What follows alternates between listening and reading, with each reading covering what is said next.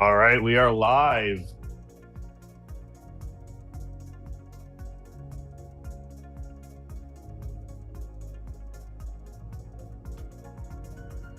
Ooh.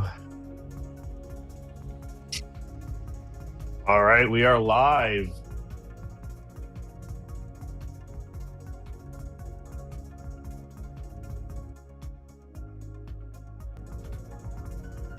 Ooh.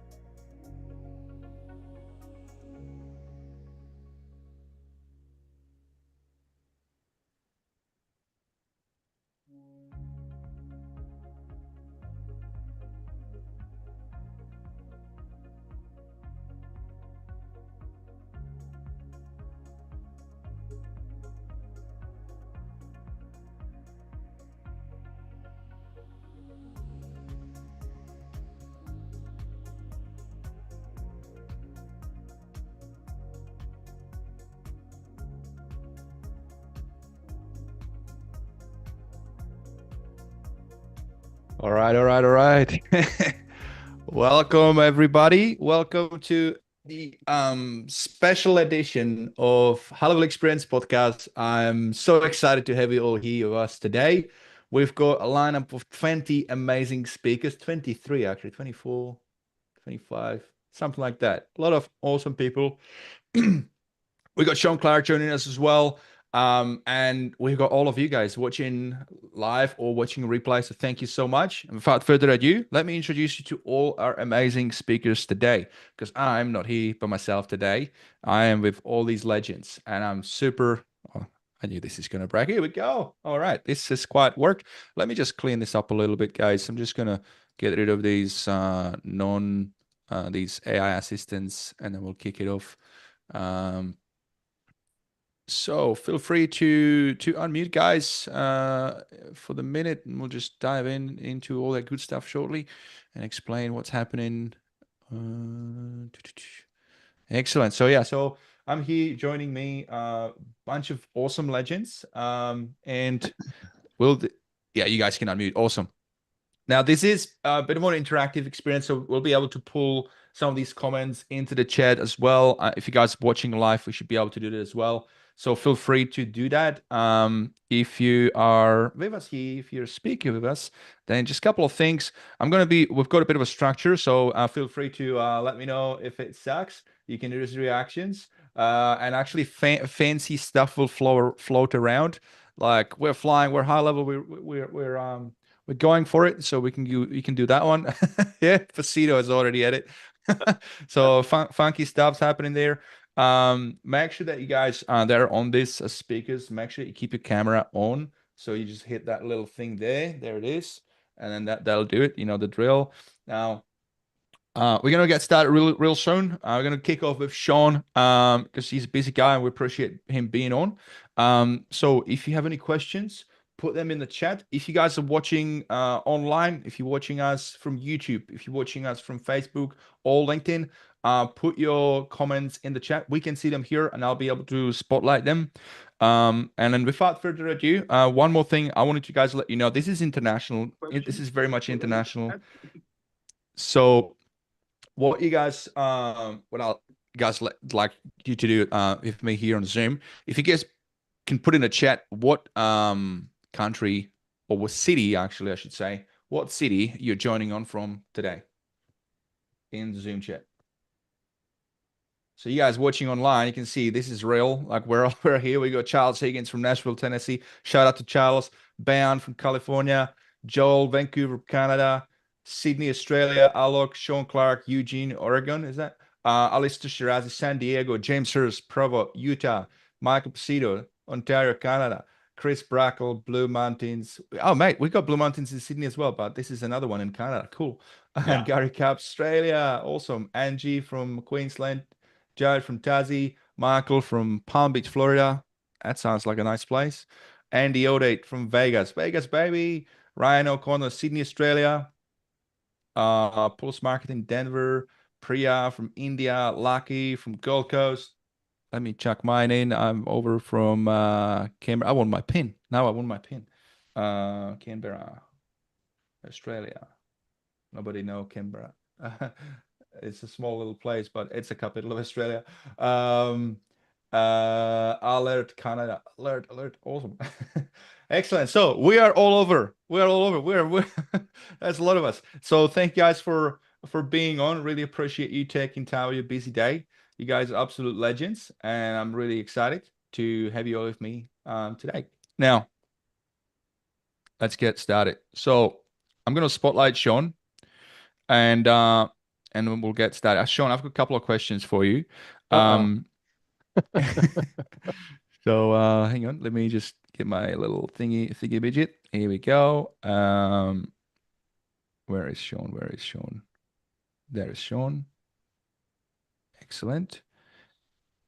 So I have a couple of questions for you, but then we're gonna have an open mic for the rest of the legends here as well to be able to ask a couple of questions. First of all, thank you so much for being on. Really appreciate you, uh, you know, joining us because I can only imagine what it must be like running such a massive company. Just one more second, actually. I forgot to do this. One more thing. Sorry, this is just my OCD killing me. I'm sure others can relate. OCD is a real thing, isn't it? Uh, all right. So thank you so much for being on. I really appreciate you. I've got a couple of questions, but I want to kick it off with the first one. What goes into putting such an epic event that you guys just pulled in Dallas? What goes into it? Gosh, that is a really great question. I think what's cool about it is it's all um, put on basically by our team. So our team plans the event, runs the event, staffs the event all the way through. And what's cool about that is they all have day jobs, right? So this is something they do in addition to what they normally do. I would say it takes about almost all year to plan. So it's a pretty big lift. But it's cool because it's also the most fun we have getting together all year with everybody. And I would say we always try to make it a reflection of what we heard we could do better or differently from the previous year. So kind of like we build our software, it's kind of a fun situation because hopefully we're kind of bringing out something that got asked for last year and this year, or trying something new that we felt like people wanted. But it is an absolutely massive, massive undertaking. Um, but it's a lot of fun to do. It's I don't know. I will say when it first got proposed many years ago, I was scared out of my mind, but now I look forward to it every year. It's let me tell you, I mean, it's such an epic event. Really, I've been to a bunch of events and nothing beats it. And the other day I was talking with a guy from India who's got like a big VA agency, and he says, "This is the first time I went to a conference." I'm like, "Oh, mate, you've raised the bar high. I don't think nobody else is going to beat it for you." Now you have to go to high level every day, every time. It's such an epic event. Yeah, really, really cool. Every time I go, it's really nice to meet all the friends and meet new people. If you guys are watching, I highly recommend it. It's worth a bit of money. It's cost a bit of money, but it's worth every dollar. So thank you Well, the so good much. I news want is to say, we yeah. net lose money on that event, so don't worry. We're not taking your money and making money off of it. We net lose money, so don't worry. We put it all back in and more. So Yeah, look, I mean, this year you've raised the bar again. You went in a different venue. I think it was really good decision. A lot more space. I'm sure everybody else can agree that there was, I mean, great for vendors especially. No longer you had that little like a hallway. It was just like really open. So yeah, well done. It's epic. Now I've got a couple more questions for you. Just with the with all the mountain of all the features that you guys drop. That's like that's not usual for companies to drop them all like that at once. Um, and you just announced a mountain of these. If you had to sum it up, what's like, I don't know, like what's like the main storyline of these new 2025 well, that's a level up good question. I releases? mean, I would say it's a good combination of AI and actually product maturity. I mean, I think one of the things I'm most proud of, honestly, is we spent a lot of this last year working on bringing the product up in all places to something we felt like could really compete with the biggest and baddest out there. And I think the team has done a fantastic job of that. When I saw the new builder drop, I was as excited as everybody else because I was as surprised as everybody else. But I was the most thrilled to see the reaction we got from our customers because I just told me the team was firing on all cylinders. Anytime you go big like that, you're gonna be imperfect. But I have to say, just overall across the whole thing, the amount of maturity I saw was really the most impressive thing for me. I love the Agent Studio and I love what's forthcoming from the AI perspective, but we live in a world now where a lot of our customers, I think, when we deliver stability or speed or UX UI improvements, there's just more real world benefit today than there has been in the past. And I'm a feature addict and I admit it, so I'll always like new features, but I really can't appreciate that the stability and the maturity that we've been bringing to the product. So I would say that's the hallmark for me. Yeah.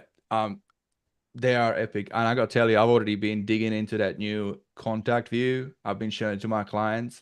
For me, the ability I've been begging for this for years. The ability to click a button and have an expanded version for email. It's a little thing, but it means a lot. So thank you so much for doing that. Agent Studio, voice AI, docs, workflows, AI tools. These are big leaps. How do you balance innovation speed with user simplicity? The best you can. It's an imperfect situation. I mean, you know, gosh, well, I will say it has changed over time quite a bit. So when we were early on, it was, uh, go ahead and break stuff if that means shipping something new. And I would say that we've gone radically the other direction. But I would say, I guess what I would say about it is I've challenged the team to try to stay as nimble as possible, as feature focused as possible. But I've also said, you can't deliver broken, incomplete products. And I'm sure that there'll always be people who will say, well, you missed this or you missed that. But I don't care about that. We're still very much part of the skateboard model, but I think the difference is the skateboard just needs to be a little more robust when it comes out these days. And I think the team has done a really good job kind of meeting that challenge. But the biggest thing I'm concerned about is I don't want to be like everybody else. Like, I don't want to ship stuff once a quarter or once every 6 months or once every year. It's just not who we are and who we're going to be. I think it's incredibly important to stay agile, and mostly because our customers are agile, right? Like all of you are telling us every day, like, hey, do you see this new thing? And do you see that new thing? And I need this and I need that. And I would hate to say, well, we'll put it on the list for next year. Like that just seems like a miserable way to exist. So we'll always be on the side of go fast and break stuff a little bit, but we break a lot less than we used to. I'll tell you that. And we love that for you doing that, because to me, that's like a model as a company. I keep looking at HighLevel as a model for any company. It's like this skateboard method just makes so much sense. And I would also say it's probably even non-negotiable at this point. Just like the rate of innovation is just way fast. So it's really, the speed is the name of the game these days. Is you blink an eye and then like a month later, you're already behind on the tech side. So you guys are on the right track. What you've been doing for the last 5-6 years, I think 2018 when you guys started, since it's just that track record just shows the model works, and we really are happy for what you guys do for us. So it's brilliant. Thanks. What's been We're thankful to all of you. I mean, we wouldn't be here without you. I mean, the thing that still holds true to this day is, we don't wake up every day and think, oh, we know what to do. We have no idea what we're doing that day. So thankfully, all of you were there to show up and tell us what to do and how to do it right. So we're very appreciative of all of you, because we wouldn't be here without your counsel and your coaching. What's been the hardest You're welcome, production Sean. decision you? Anytime. Let's open it up to the room. Let's open it up. I just feel like I'm taking the spotlight here. So let me get the folks John, here into the room. Sean, it's Chris Brakel. I just wanted to jump in and speak to the maturity of the product. I love the quality of life improvements, because when I think about the innovation that is going to continue to be stacked on this platform, if you don't clean up a bit of the code debt and everything else sitting there, and the UI debt and everything else, it starts getting crowded, and really painful for the users to adopt these new features quickly. So I love that we've got this quality of life change where users are going to take a week or two to kind of like get in that muscle memory that's there. And I think that'll accelerate our entire user base's ability to grow with this tool set. So I really do thank you for taking that on. It's always hard to balance and always hard to get that done in product management, because the new shiny stuff are what you compete on. But I really feel like someone was making the right call here to get the quality of life stuff set up. So we're not done. Don't worry. And and I would say what is also cool behind the scenes, like we just hired a brand new head of product. His name is Sean Kim, and his mission is to really help us continue to raise that bar. And across the board, a lot of our leadership hires are kind of around this idea. Just because that's not my skill. So, but I respect it. So we wanted to put some people in place we felt like could continue to hold that high standard and do so kind of out of the gate versus having to go back and clean it up later. So don't worry, we'll continue to clean a lot of stuff up, and we'll also continue to just set a higher bar for our initial launches. And I think you're kind of already seeing that, hopefully, but I think you'll just continue to see it, because I agree with you. I think we want you to be able to sit our product down next to anybody else's and feel really confident in telling your client that it's going to be robust and it's going to scale and it's not going to go down, because there's a lot of value in that. Awesome. Sean, you built one of the fastest growing SaaS companies in the world. What's been the biggest leadership challenge scaling from startup to global brand? Ooh, that's a good question. Well, first of all, I don't feel like I built it. I feel like we built it. Um, I really, I do say that in all seriousness. I really would not be here without all the amazing people, both internally and externally, that I have the pleasure of working with. So, but I would say the biggest challenge over time, was figuring out who to trust to do the things that you were doing a minute ago and that you felt really good at, but you realized that over time weren't going to scale very well. And then even things that like maybe you were sort of like half good at, but you just felt like would be really hard to hand off to somebody else. Um, but realize you kind of had to do that in order to scale. And honestly, making mistakes, like knowing like when you hire that person, like you know, you're going to make some bad decisions and you're going to hand off to some people that do bad things, and they're going to impact your customers in negative ways, but sort of realizing like long term, that's like the only process you can figure out to go through in order to kind of get to the end where you do find someone who's really amazing at it. And in my case, almost all, in all cases, better than I am or ever was at it. But and then finally start seeing the results. It's a big long transition process, and there's a lot of pain and suffering in the middle where you make dumb choices or they make dumb choices, and you still have to sort of own up to them. So still operating like a startup phase, and you are true to the core of that skateboard method, not just with feature releases, but with hiring stuff as well, and running the business. That's epic. I think that's I really love it. important, actually. I mean, as you get bigger, you get a lot of people who tell you, you need to be different or hire different people or this or that. I've hired plenty of people with really fantastic looking LinkedIn resumes that were really terrible. And to be fair to them, I don't know that they're like terrible, terrible. It's just they kind of show up with their own playbook, and then they try to run that playbook. And if that playbook isn't your playbook, like it doesn't go well, and bad things happen. So, I mean, hiring for a cultural fit is as important or more important than hiring for a skill set fit. At least that's been my experience. Yeah, I'm kind I of love curious, it. Sean, as you're going through and hiring the next level of leaders for HighLevel, you kind of talked a little bit about it, but a little more on how you decide if someone's going to be a great fit or how someone's going to be successful, or what do you look for in those hires? Sure. Yeah, yeah. Okay, so first, I don't hire anybody because I suck at that. So first, find people who are really good at hiring and have them do it. But to be fair to those, even my best people, so like all of the really, just so you're aware, anything that's like hard or of consequence or looks like it's really well done in this company, it's probably Robin or Varun who did it, not me. But if you were to ask them, I think they would still say, you can spend a lot of time talking to people, but at some point, you just got to put them on the job and see what happens. Like, um, I have yet to see anybody do better than that. And it's like the hire fast, fire fast. I don't know. They're stupid saying for this crap. But the reality is that it's just like you I would just say I've never met anybody who can hire perfectly out of the gate. And I think if you go in with that mindset and you just like try to put that person in the fire as fast as you can and just see how they perform. Like that's the best I've ever seen anybody do. And yeah, you're gonna like we had bad hires. Like we had somebody who we hired who had a really smoking great resume on the customer service side. And I thought she was gonna I thought they were gonna scale customer service to like amazing heights. And to be fair to them, I think they did great in their previous position. They just came into our world where culturally, in their previous role, maybe they were hiring like 5 people a week. We were hiring 50 people a week, and they just couldn't keep up. And they just couldn't wrap their head around the fact that like they were going to have to do things they felt uncomfortable doing.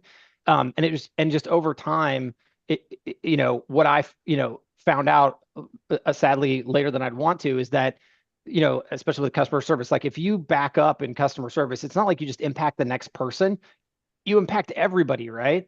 And like that. And so when my DM started blowing up, and then for a long time, I was like trying to ask questions, and this person like, don't worry, I got it, I got it, I got it. But really, it was like there was like a massive fire burning behind them, and they just couldn't come out and say like they were failing because I think they felt like that was their job. So that was a great example where, as hard as I could to say like, oh, don't worry about it, I get it, we're kind of crazy here, like pull out all the stops, like do whatever you got to do, I don't even care, like if we have to get a temp agency involved, like, I just don't know, but you just cannot have people not there to answer customer questions, like make it happen. They just couldn't figure that out. So, but I mean, going back, like everybody, I had lots of other people talk to this person and they thought they were great and their resume is smoking awesome. They just didn't work out. But how could I have seen that around the corner? Looking back, I don't know how I could have done any better. They'd been in the industry a long time. They interviewed, like I always say, like interviewing is kind of like a first date. Like if you suck at interviewing, like that's like you're really bad, right? Like no one goes on a first date and is like, I don't like to shower that much. I snore really bad, right? Like, I curse like a sailor. No one does that. And if Maybe you we do, should. The world to be a different place. well, I mean, that is the ironic part, right? But the reality is that's not how we operate as people. And so people who interview, they do the same thing, right? So I always hate interviews because I'm sort of like, in fact, what I do now, to be fair, is I try to show up later down the line, and my goal is to get on and be like, hey, what do you want to ask me? Like, what do you want to ask about the organization or whatever? Because a couple of things. One, I want it to be a great fit for them. And then two, it is interesting. I learned a lot. Like, did you bother to figure out who we are or what we do or how we do it or why it's unique? And you kind of learn a little bit of that. And I think some of that tells you a little more than not. But I just think it's okay in this case. I would just say it's an imperfect process. I've never seen anybody do an amazing job at it. I don't think it's possible. And like our skateboard model everywhere else, that's what we do here. Did you ever get into personality tests and stuff like that in your hiring process? God, no. I have a bunch of like people who did that stuff internally and blah, blah, blah. But I mean, it doesn't help me. So I don't know. I've learned over time to try to I respect the fact that it could enable other people in my organization to do something positive. So I try not to hate on it too much from their perspective. Like if they think it's valuable and it helps them, that's great. Right. And they can even, and I'll even participate. But in general, I have zero belief in it. I mean, I'm like, whatever, I don't care. Hey, Sean, Ryan here. We have software to build, man. Let's go. We got things to do. Yeah. Hey, Sean, Ryan here. I thought I'd jump in before I get killed by other people jumping over the top of me. So apologies for that. Can you hear me? Yes. And that's exactly why we didn't hire you. Actually, I don't know. I don't even know if you interviewed. I'm not sure. I don't do any hiring. I told you that. No, it's not Michael.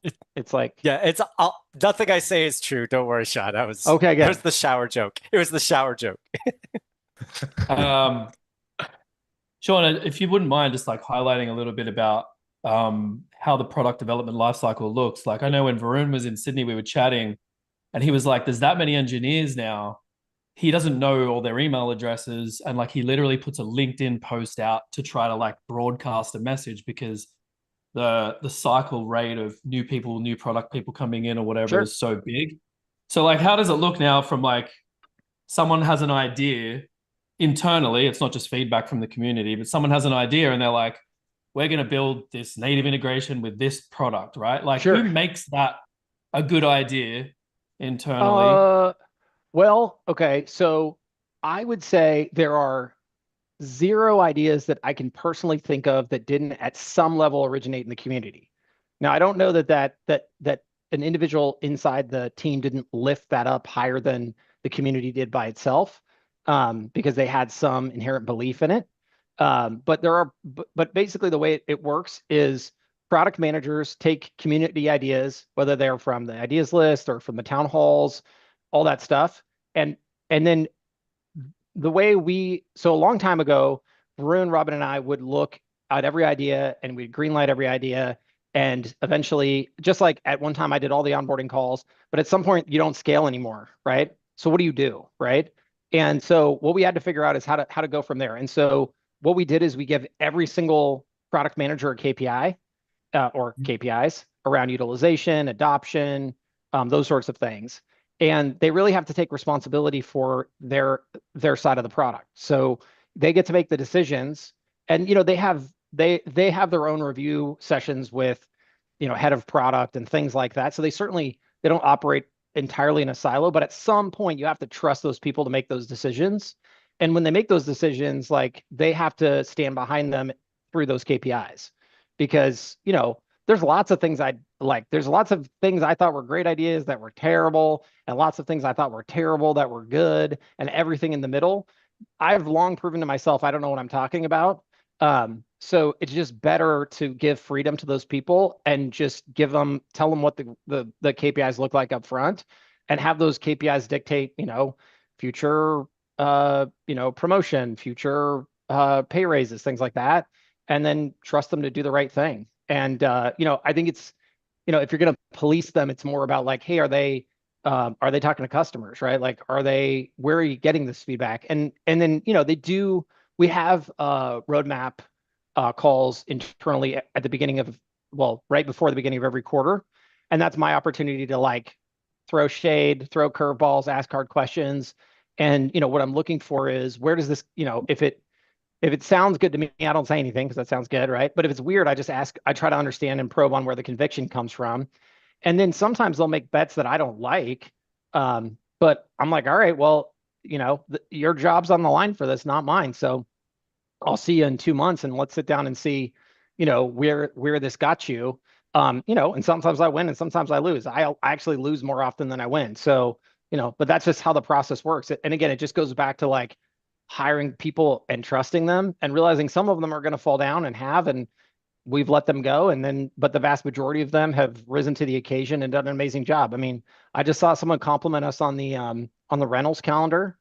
And she wrote me a page and a half of how amazing it is. And what that tells me is that team just crushed it and did a great job for that use case. And my bet is for every one person that says that's great, there's 100 other people who like it too. So that's the kind of trust that we get. But the way I'll know the rental calendar is good is in an upcoming call, I'll say, well, how many people are using it? How many rentals are being booked? How does that square with what your conviction was? Because even there was a choice, right? Like, do we go after the rentals sort of Airbnb-ish style calendaring thingy, or do we go someplace else? Do we go to like job scheduling for HVAC companies or home services or something, right? There's lots of different options. And their conviction was, no, I think rentals is more important because it has a broader customer base. And I said, all right, I trust you, go for it. So we'll see what happens. Just a quick follow-up there, 1 second follow-up. Just so like Facebook, for instance, has like 24 versions running at once or whatever it is, and they're shipping things and going like, these 7 million people use that, so we're going to push that to all Facebook users. Yeah. Do you ever run simultaneous versions? So like we could be using a different version down here and adopting it? No, I mean, we have labs and stuff. So I guess that's kind of our version of that. Okay.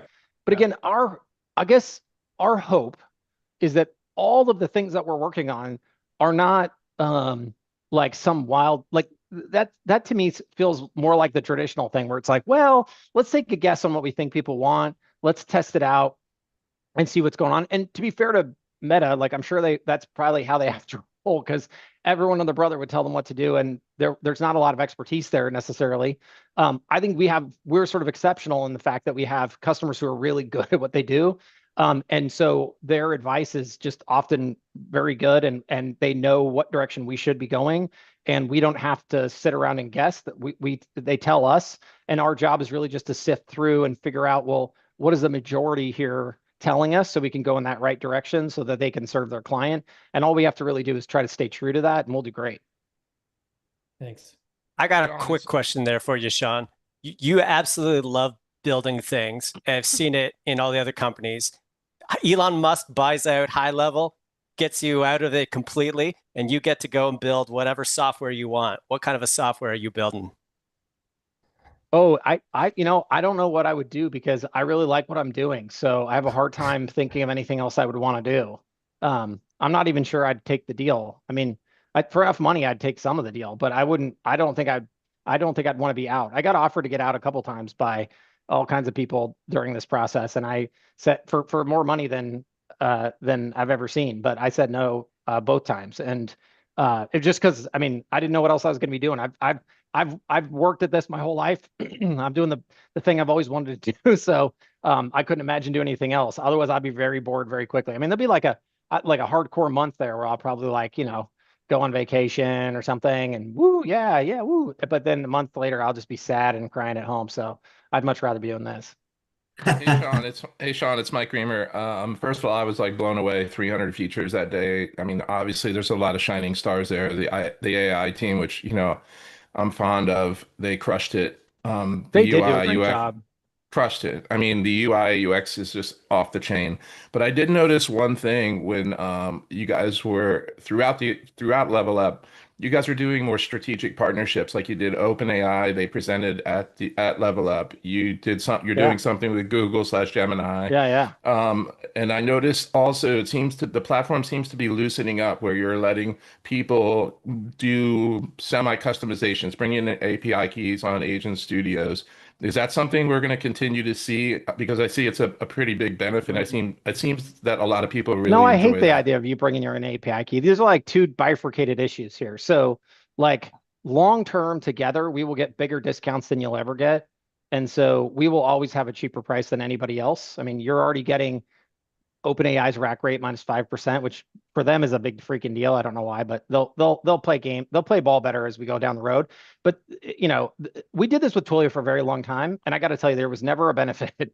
The number of people's Twilio accounts I still have access to as a master admin because I had to get on a phone call and give them admin access so I could go debug their silly problem was just prolific and off the charts. There's just no benefit there. Now, that's the second part of the question. The first part of the question, though, is although ironically, we've always had partnerships. We just realized that like we look cooler and more adult and grown up and stuff if we bring these people into our thing. So we did, right? And so that's all just good marketing. You guys are marketers, right? So, but I think again, back to that whole maturity thing, what we're trying to show all of you is that despite the fact that I don't seem very serious, we are very serious. And we have lots of people who are taking a lot of time to make sure like we're SOC 2 compliant, and ISO 27001 and HIPAA, and we're working with the best of the best, but not just working with them. We are meeting with them at the highest of levels. I've been to the fancy OpenAI office. I've talked to people with big titles there and all of that. And we're working very directly with them so we can bring you whatever it is that comes out that's really useful for all of you. We just want to make sure that we've got access. And then just in terms of like what you guys can bring to them, we think it's really important that your voice gets heard because, we don't think we're like the experts in talking to OpenAI. We know that you have a lot of great ideas. So if we can bring these people to our events, I think it gives you a lot more of a voice, which you should have anyways, and allows you to get a platform with them. So that's why we do it. We just think it's a benefit for you. I found it very beneficial, That's for just Red sure. Bull. I mean, I hope you know that. I found it very beneficial, Sean. I mean, the presentations that the engineering team did from OpenAI was a I great thought so session. too. I thought so too. I was impressed as well. And then again, by the way, events at gohighlevel.com, any feedback you guys want to give, any speakers you want to see next year, like we're really excited to do what you want us to do. You tell me who you want to see and we'll figure out how to make it happen for you. Thank you. Sean, Well, Sean, I want to bring it. I got a question for you. Sorry, go for it, Ondi. Sorry. So at what point so it seems to me that a lot of your focus is on product today. Would you say that's true versus sales and marketing? Yeah. Or is it the other way around? Yeah, because I'm a product guy. I'm a product and engineering guy. So I don't know how to sell or market. So who was responsible for sales and marketing out of you, Varun, and Robin? Oh, definitely Robin for sure. And today, if you could speak for him, what is his attention on? Is it still sales and marketing or is it on product? Oh, I mean, the problem with Robin is he's too good. So we make him do darn everything. He's like our chief operating officer. Now, to be fair, we have a head of marketing. So he works with that person. That guy's name is Wesley and he's amazing.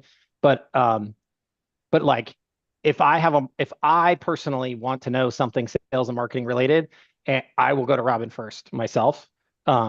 He has his pulse on all that. So at the C-suite level, where is the majority of the C-suite level attention? Is it on sales and marketing? Is it 50-50 or is it on product? Well, Varun and I spend a lot of time on product. And Robin spends about 25% of his time on product and 75% of his time on operations, and sales and marketing. Although sales is a funny one for us. We actually don't think of ourselves as having a sales team. The closest thing we have is like an affiliate team. We do have an affiliate land team these days, so that is a quasi sales team. But it's funny because they call and say, "Hi, I'd like to give you money," so it's like a little bit different. But ultimately, it's but he owns that team, so it's like Austin is affiliate, both land and expand, and also some other stuff, and then Wesley's marketing, and then Robin sits above both of those folks. But I mean, we don't really operate, just to be fair, we don't really operate like a traditional C-suite. Like I don't have like a defined set of roles and responsibilities, and Varun doesn't have this. Like we roam all over the place. I mean, Varun roughly owns dev, and Robin roughly owns this or that, but we're always getting in each other's business all the time, and we roam across the org all the time because we all three together want to see the best outcomes. And if we feel like we can add something to some place, we go and do it. We don't wait around. Last question here on the KPI that you were mentioning earlier. Yeah. If the product team or whoever you give KPIs to, are you giving them coaching if they miss their KPIs? Well, Or they are have you a fi- boss, right? They have like a head of product. And I mean, at some point, so it all depends on where you're at. Okay. So like as a realistic thing, like you could sort of take a snapshot in time, but if you think, but these things evolve, right? So early on, we didn't have any KPIs and early on, we didn't have any product managers, right? So like as you bring people in over time, you sort of like, you give them a lot more leeway at different points because you sort of like, if there wasn't KPIs before and I just give you KPIs, it's like you kind of need some time, right? And then just so slowly over time, you're kind of like turning up the heat. And so at some point, you're like giving them coaching because you're like, well, this has only been happening for a couple of quarters, maybe, and this is kind of a new motion. And it's not really fair to ask them to like go from just because the biggest challenge for us, right, was like, how do we get just a product manager who can take a list and run it down? Like, you don't have to think, you don't have to like be creative. I'm going to tell you what to do, and you're going to go take it to the team and you're going to make it happen, right? That was motion number one. And once they were really good at that, then it was like, okay, now how do we get them to make their own list?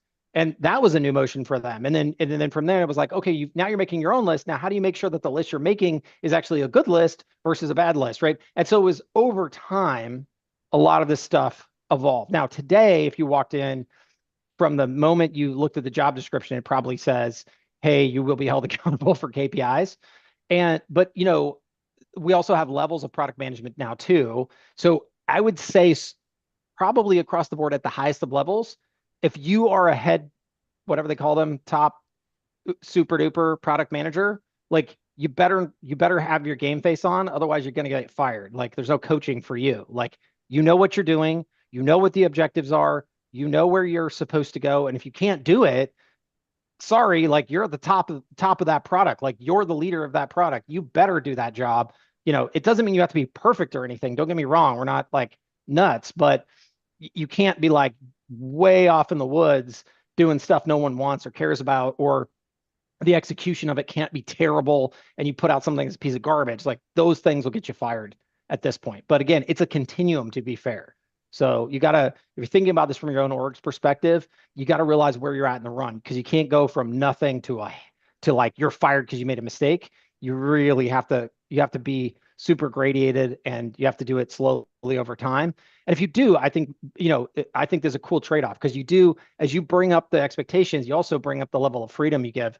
And for the right people, like it's amazing. You'll attract real winners that way. Phenomenal. Thank you. Yeah. Brilliant. We're gonna give the mic to Charles. You were next. Yeah. Sean, great to see you as always. Hey, Charles, thanks for everything, man. Your feedback's awesome. Appreciate it. Well, and that's, I'm a product guy. I love product. But one of the things that I really feel has been super special about HighLevel is the town halls. Everybody knows I love some town halls. I love the town halls too. They're awesome.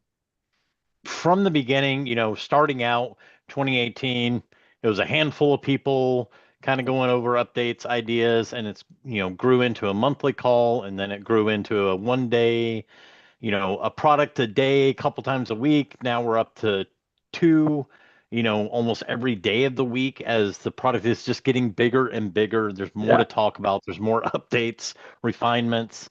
And it started to pick up attention. A lot of us are pushing people to these town halls. That's good. I'm glad to hear that, by the way, because early on I was wondering, do we just get a bunch of super experts in there, and then do you end up having to be careful? Like you get people in there who are super nichey, and then you have to tell your product managers like, well, be careful, because just because that person says this one thing, you don't necessarily want to build that, because maybe it only works for them. So I'm glad to hear that more and more people are going. Yeah, and that's kind of around my question. So as the product keeps expanding, we're already up to 2 calls a day. Obviously, this takes time away from devs, product managers, miscellaneous people on the team. But it's been such a great benefit. From what I've seen, interactions I've had with product managers and devs. How do you see this expanding as the product continues to get larger? Do you see this expanding maybe into even something else where you have, okay, these are the people that we feel like they best match our thought process through these town halls. We've watched them, we've listened to them in town halls, and now we start to create these little advisory panels maybe for that are just about one particular part of the product. How do you see this expanding? Because obviously at some point we've got to, maybe change it again. There's never been a master plan, and there probably never will be. So I'm open to all things. I couldn't have told you before we had the town halls that we're going to have the town halls. So the answer is I have no idea, right? I think the current structure as it stands is actually very scalable, because as the product splinters, the product managers will splinter, and you'll get, like you said, more and more calls. But as far as like advisory panels and things like that, what I don't have a personal answer on, and that doesn't mean somebody else on the team doesn't, or you don't, or other people, but I've long heard this idea, and like it's like one of those ideas in life where when you hear it, I think it feels super obvious on its face. But then when you really have to think about how to implement it, it becomes chaos, because first of all, who picks who and why and when, and then who's losing and who's winning, and people who lose get upset and they complain. And then did you pick the right person? Because maybe you didn't. Maybe you thought they were so smart and they weren't, or it's like on and on and on. So, and I get this criticism of like our ideas list and all of that. And it's democracy and meritocracy at its best. It's messy, right? And I'm not saying there's not a better idea. I just haven't heard one yet. I would love it if I could get more concise answers from a smaller group of people who somehow just magically knew better. And and the funny part is I'm certain they exist. I just don't feel confident personally how to in sifting through all people and saying, oh, well, now you're the CRM expert or whatever. And I will say, and again, this is just a personal failing of mine. Like, I've been fooled before. I've had people, back in the day, like at first it used to be like the loudest person in the Facebook group would win. Man, we built a lot of stupid stuff because of that. And then I would have people show up to these town halls, and they would just like bang on the counter, like, I've been in CRM for 200,000 years, and this is what you are missing, and I can't believe you idiots, and da da da. And then we went out and built it, and then we would ask them, oh, by the way, okay, we built it. So how many customers do you have again? I'm like, oh, well, I don't actually have any customers yet, you see. But you're like, what the heck? So I needed that so I could get customers, Sean. No, I get it. I get it. So I've been fooled before. And again, I'm not saying this is a bad idea at all. I'm just saying I'm not smart enough to figure it out. So for the moment, we'll just keep kicking on. But again, I'm also not as genius as I must appear for all of you. I am not the sole decision maker in my company for a very good reason, because I'm not a genius. So all things are possible. You just have to be willing to sort of like put yourself in our shoes and say, okay, how do you choose winners and losers and do so in a really good, methodical way? And how do you maintain it and scale it outside of what's currently being done today? And if we can find a great answer together, then I'm game. I'm all for it. Yeah, I just want to commend, on how you guys have rolled that out. I mean, town halls, I think, have been so instrumental in so many I things. love them, right?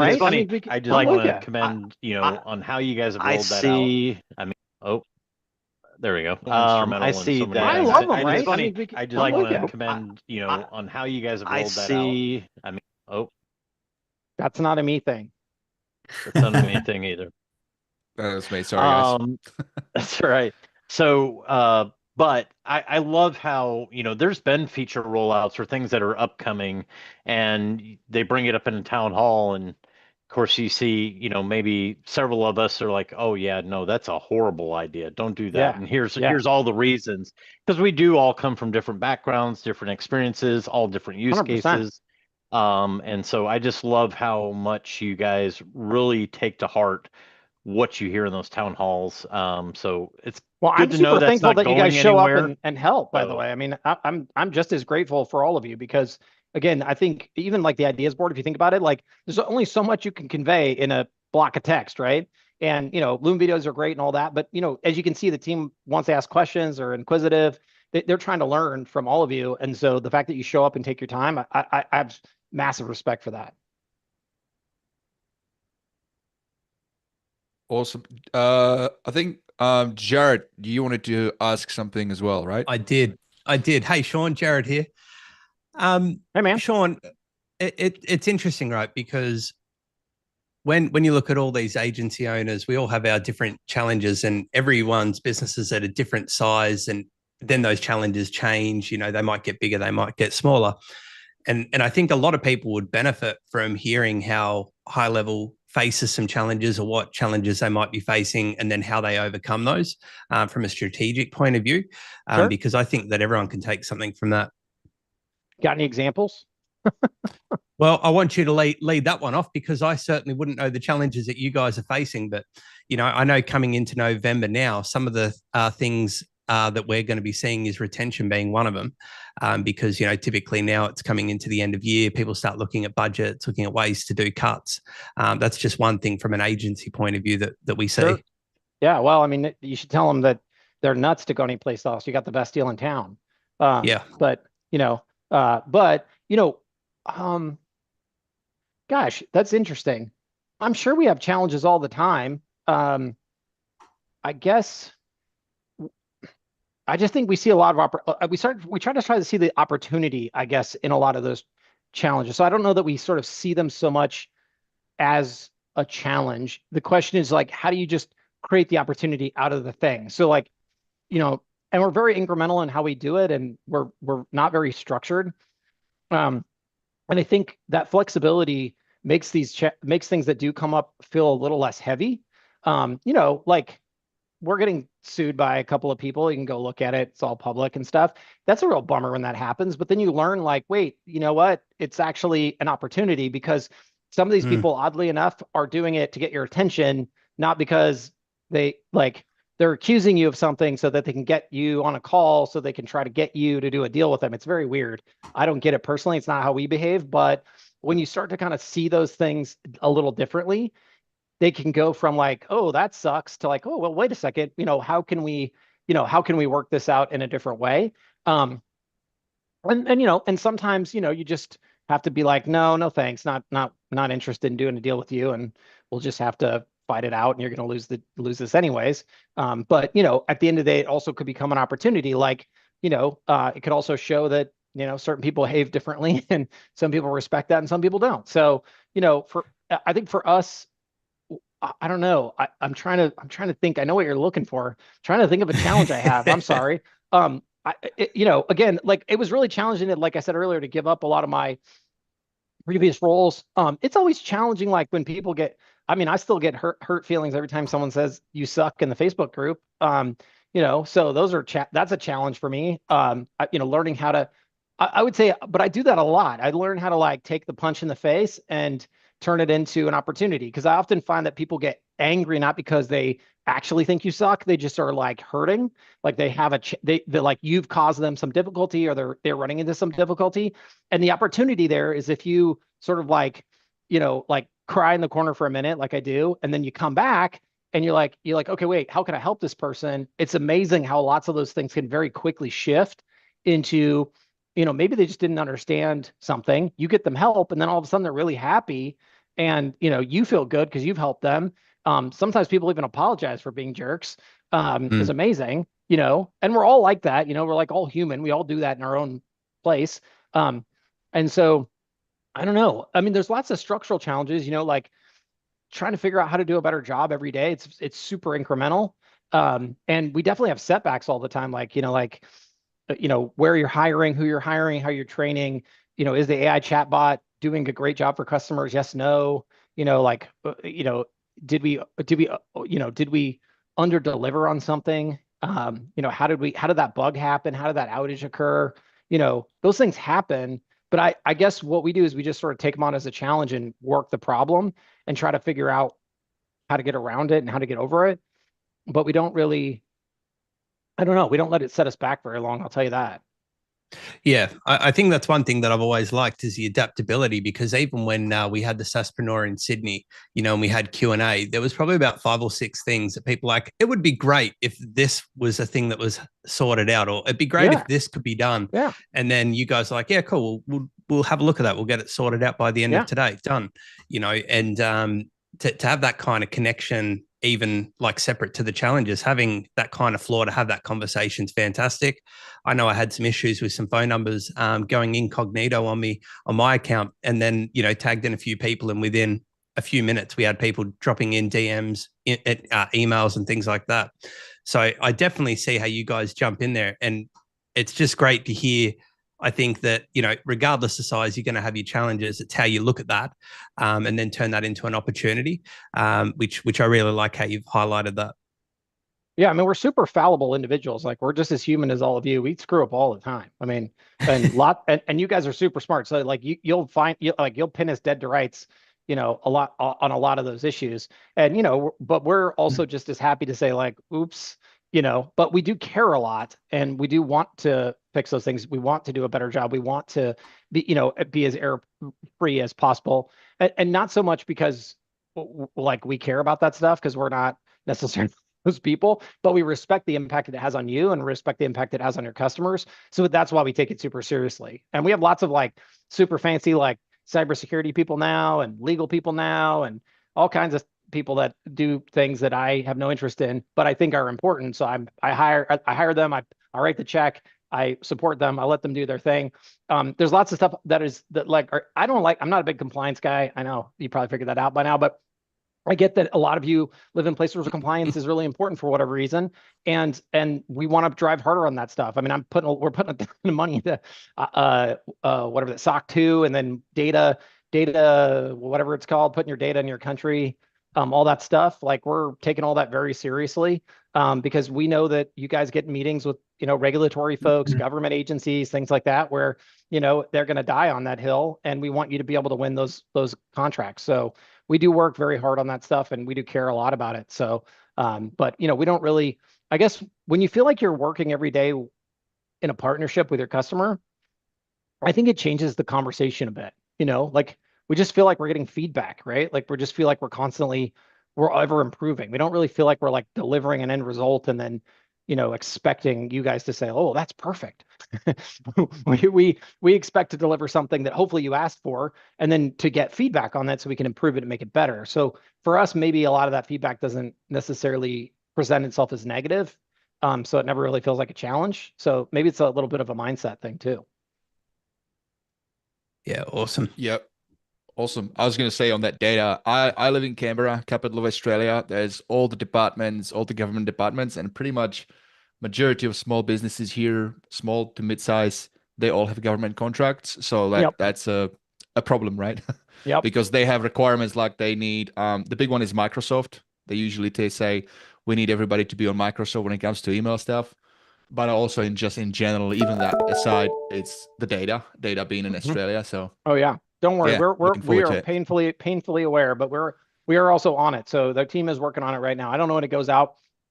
I don't know if it's Q4 or Q1 or whatever, but I'm sure there's a town hall on it. Or if you want, you can bug Varun at gohighlevel.com. But it is something the team is very much working on, and Varun actually is spending a lot of his own personal time on it, just to make sure that when it ggets done right. I'm not worried. I tell you this, I hear from some customers like, you guys, you don't have this, in our HighLevel version or whatever, when I'm talking, pitching to businesses, like, you don't have this thing. You know what? I stopped caring about that, because it's always just a matter of time. Well, there's that. And honestly, I always tell people, look, do not get into a feature fight with your customer, because you're never going to win. Because if they bought anything that has that feature, they're going to feel compelled to go to the mat on that, and you're never going to win that argument. Plus, it just puts you in this weird situation where you're telling your customer they're an idiot. It's just better to talk about outcomes. Be like, and it's ironic, because on almost any other vocation, no one ever does this. You're not like, okay, Mr. Remodeler guy, do you use Makita tools? Because if you don't, I refuse to let I have some Makita tools in my garage, and they're the best. Like, no one ever says that crap. They just want the outcome. And I think if we focus on that as practitioners, we are going to get much, much, much farther than focusing on features anyways.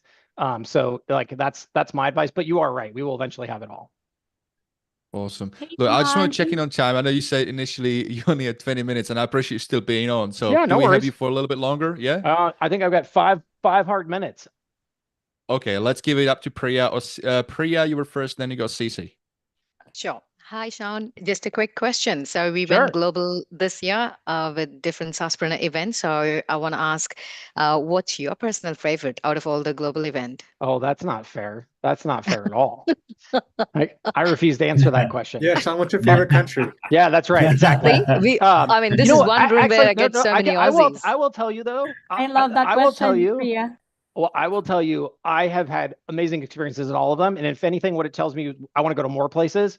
We have team members in the Philippines. So I went there for an extended period recently, the last couple of years, and it was awesome because I got a chance to kind of go behind the scenes with them and actually see a little more of the city and the history and all that. And there's a really killer fort. Well, there's like a cool fort there. And if you haven't gone there, you got to go. It's all part of World War II history. It's really neat. But at the end of the day, like what I would say I learned is how unique. I've traveled a lot, but I think when you travel for business and like just what you learn putting your feet on the street, it's just impossible to explain to people until you've done it. So like, when we went to Australia, it was really interesting to me to see how many people, like, the whole Buy Australia concept is really big there, but it doesn't feel like nationalistic per se. It's not like a personal thing. It just feels like it's historic. It's like we all got thrown on this island together, and if we don't pitch in and if we're not all like working together, like, bad things are gonna happen. So we need to like be a team.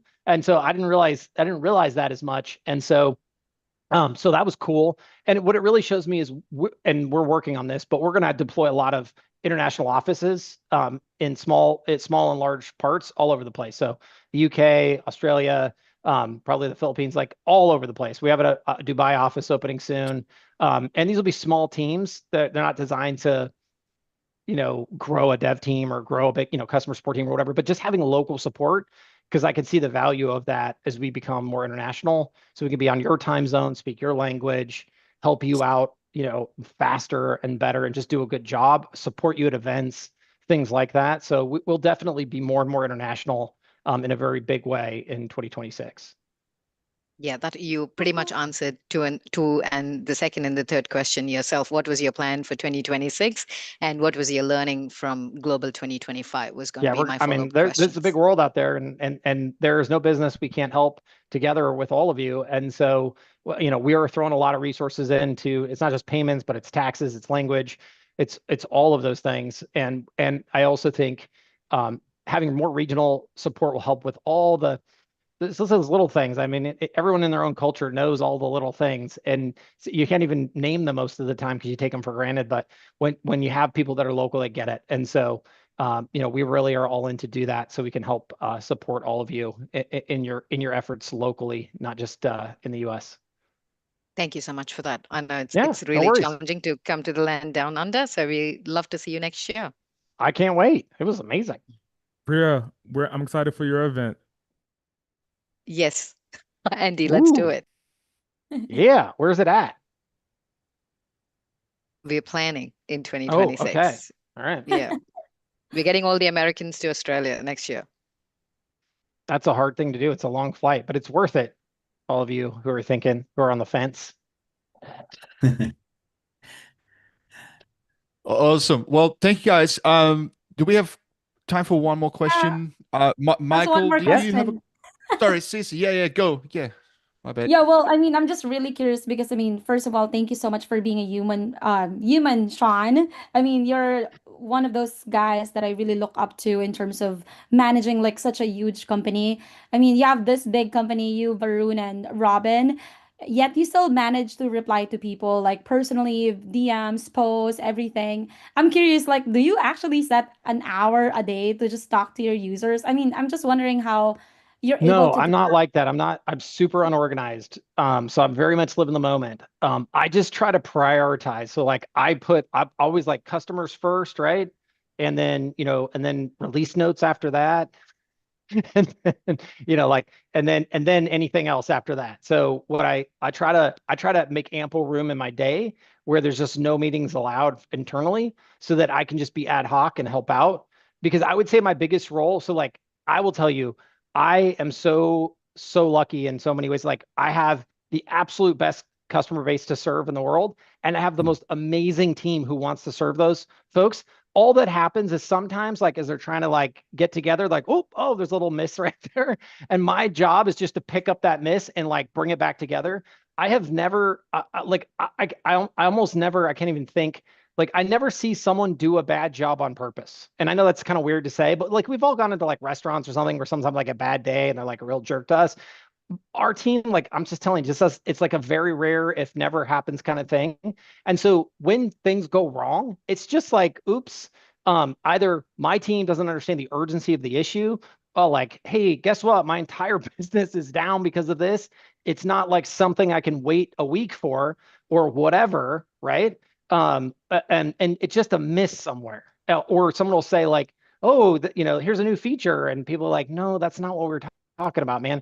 And so my goal is to jump in and fix that issue immediately to try to connect it, but then also to then double down and say, okay, well, what happened here? Because I know there were great intentions on both sides. Like, why did we not do a good job for you? So for me, that's like, that I would say if someone says, what's my job? That's my job. But the way I do that is I just try to keep like as much room open in my schedule so that I can be available for people who are in that situation.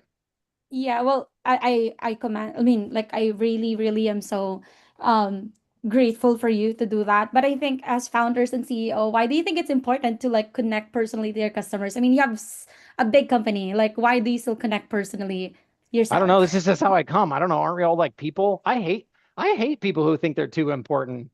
Those people piss me off. I've always hated those people. I hated those people when I had when I was when I was a nobody and I but I will also say I had the opposite experience. Like I got to meet all kinds of really cool, amazing, highfalutin people when I was when I had zero connection, zero anything, and they made an impression on me. Like I was and many of them helped me get here. And so I'm just like, how can I not pass that back to other people? Like I feel so fortunate to have had all the help I've had, because I mean, I didn't come from a family with entrepreneurship. I didn't even know what the word entrepreneur meant. My mom was a mechanical engineer, single mom, only child. Like I didn't, I love my mom to death, but she like, if I said, hey, I want to start a business, how do I do that? She had no clue what to tell me. And so I had to seek help elsewhere, and I got help from some really amazing people along the way. And like, to the extent I could pass any of that on and help people, I feel super lucky to have that opportunity. So I just feel lucky to be here. Thank you, Sean, and see you in the Yes, Philippines. thank you very much. And on to the more important and smart people who actually know how to do stuff. But thank you for having me. It was great to be here, and I'll see y'all later. Bye for now. Thanks so much, Sean. Take care, Sean. Thank you.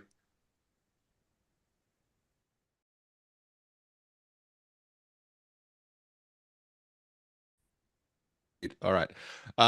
Awesome. Well, that was amazing. I don't know about you guys, but let's bring it into the room.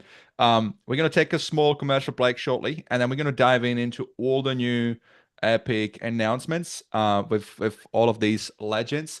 So stay tuned.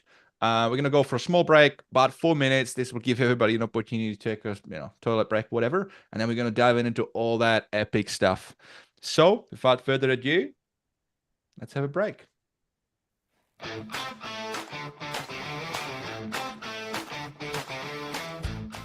Hey guys, it's Gary here from MyCRMSim. Quick question for you. What if you could get set up and start sending iMessage blue bubbles through HighLevel for less than $1 a day using your iPhone? Well, now you can. With MyCRMSim, it's fast, it's easy, it's ridiculously affordable to get set up, and you can be sending iMessages today.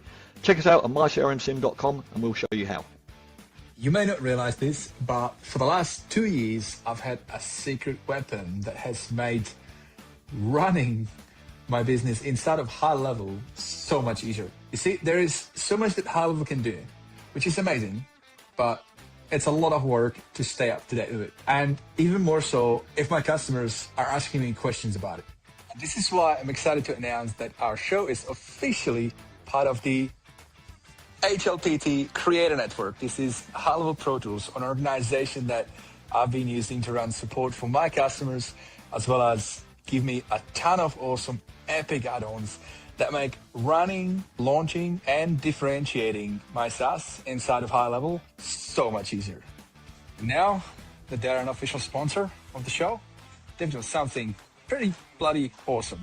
If you go to hlpt.com/experience, you can get one of their incredible tools absolutely for free. No purchase necessary, just for being a listener on the show. So head over to hlpt.com/experience, grab that free tool, and I promise you this is going to improve the conversion rates on your page. Check out all the other stuff that they offer and tell them that Pete sent you. Running an agency is tough, especially when you're buried in tasks that pull you away from growth. That's where VA Hub Pro comes in. They're one of the few VA agencies I trust when it comes to helping me find quality talent for my business. From GHL integrations to CloseBot, account managers, and executive assistants, VA Hub Pro plugs into your business like an extension of your core team. Personally, I've been using them for 3 months and it's been transformational. My VAs are pros. They show up, know HighLevel like the back of their hand, and help me stay in my zone of genius. And just for the HighLevel Experience listeners, they're waiving the $297 onboarding fee. If you want to focus more on growing your agency, go to highlevelexperience.vahubpro.com and grab your slot before they're booked out. You know what's wild? There's a smarter way to grow your agency and help more local businesses without adding more stress. That's what HighLevel does. It's your all-in-one sales, marketing, automation, and AI system. No more duct taping tools together or paying for 20 different subscriptions that barely talk to each other. I've been using it for 5 years with my own white-level version, Stand Out from the Pack, helping Aussie businesses like Dimitri, a Canberra electrician, who now runs his jobs, quotes, calls, and follow-ups with our built-in AI employee. If you're an agency, HighLevel lets you do exactly that. Support your clients in new ways while building stable, recurring revenue every month. And if you're a local business, partner up with somebody who knows your market and your industry. If you're in Tasmania, my mate Jared from Boulder Digital, for example, has you covered. If you're in Canberra, that's my turf. Check out standoutfromthepack.com.au and we'll get you sorted. The point is, there's probably a high-level agency or SaaSpreneur near you. We're seasoned marketers, tech-savvy super nerds who love helping local businesses grow. We're global, we're connected, we're high-levelers. Now, I've got something really special for you guys.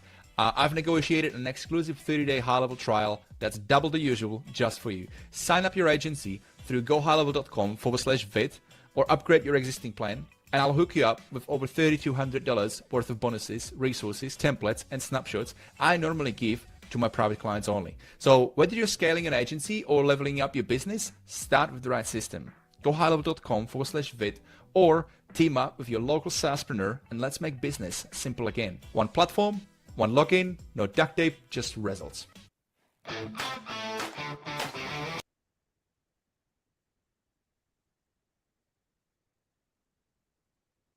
You be muted, Vit. You muted, Vit. Rookie mistake, huh? All right. Hopefully you guys had a bit of chance to refresh yourself, because now strap yourself, guys. You are watching as well on YouTube. Strap yourself too. We're gonna dive into all that good stuff. I feel a bit more refreshed thanks to HighLevel. I had an opportunity to snatch 3 of their drinks in my luggage, and this thing, I don't know what they put in there, but it's bloody awesome. All right. So you're here with me. I'm not here alone. And so let's dive in and have some fun. Make sure that you guys have your camera on so that everybody can see you. I'm going to just remove these non-video AI assistants. They will stay on the call. It's just no thumbnails. So cool. Nathan, great to have you here, mate. You did just join in. Awesome. All right. So here's how we're going to do it. I've categorized it into like, let me see, there's like 83 features. So we're going to have a rapid fire. Some of them will stay a little longer. Some of them will stay a little less, right? Some of them are like little tiny things.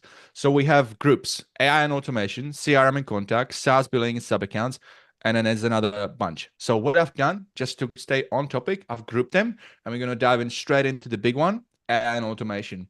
And so I'm going to bring my thing in here, and then we'll bring it into the chat. So let's kick it off. The first one is AI is AI. So we're HighLevel's introducing an intent-based routing in Agent Studio. What does it mean?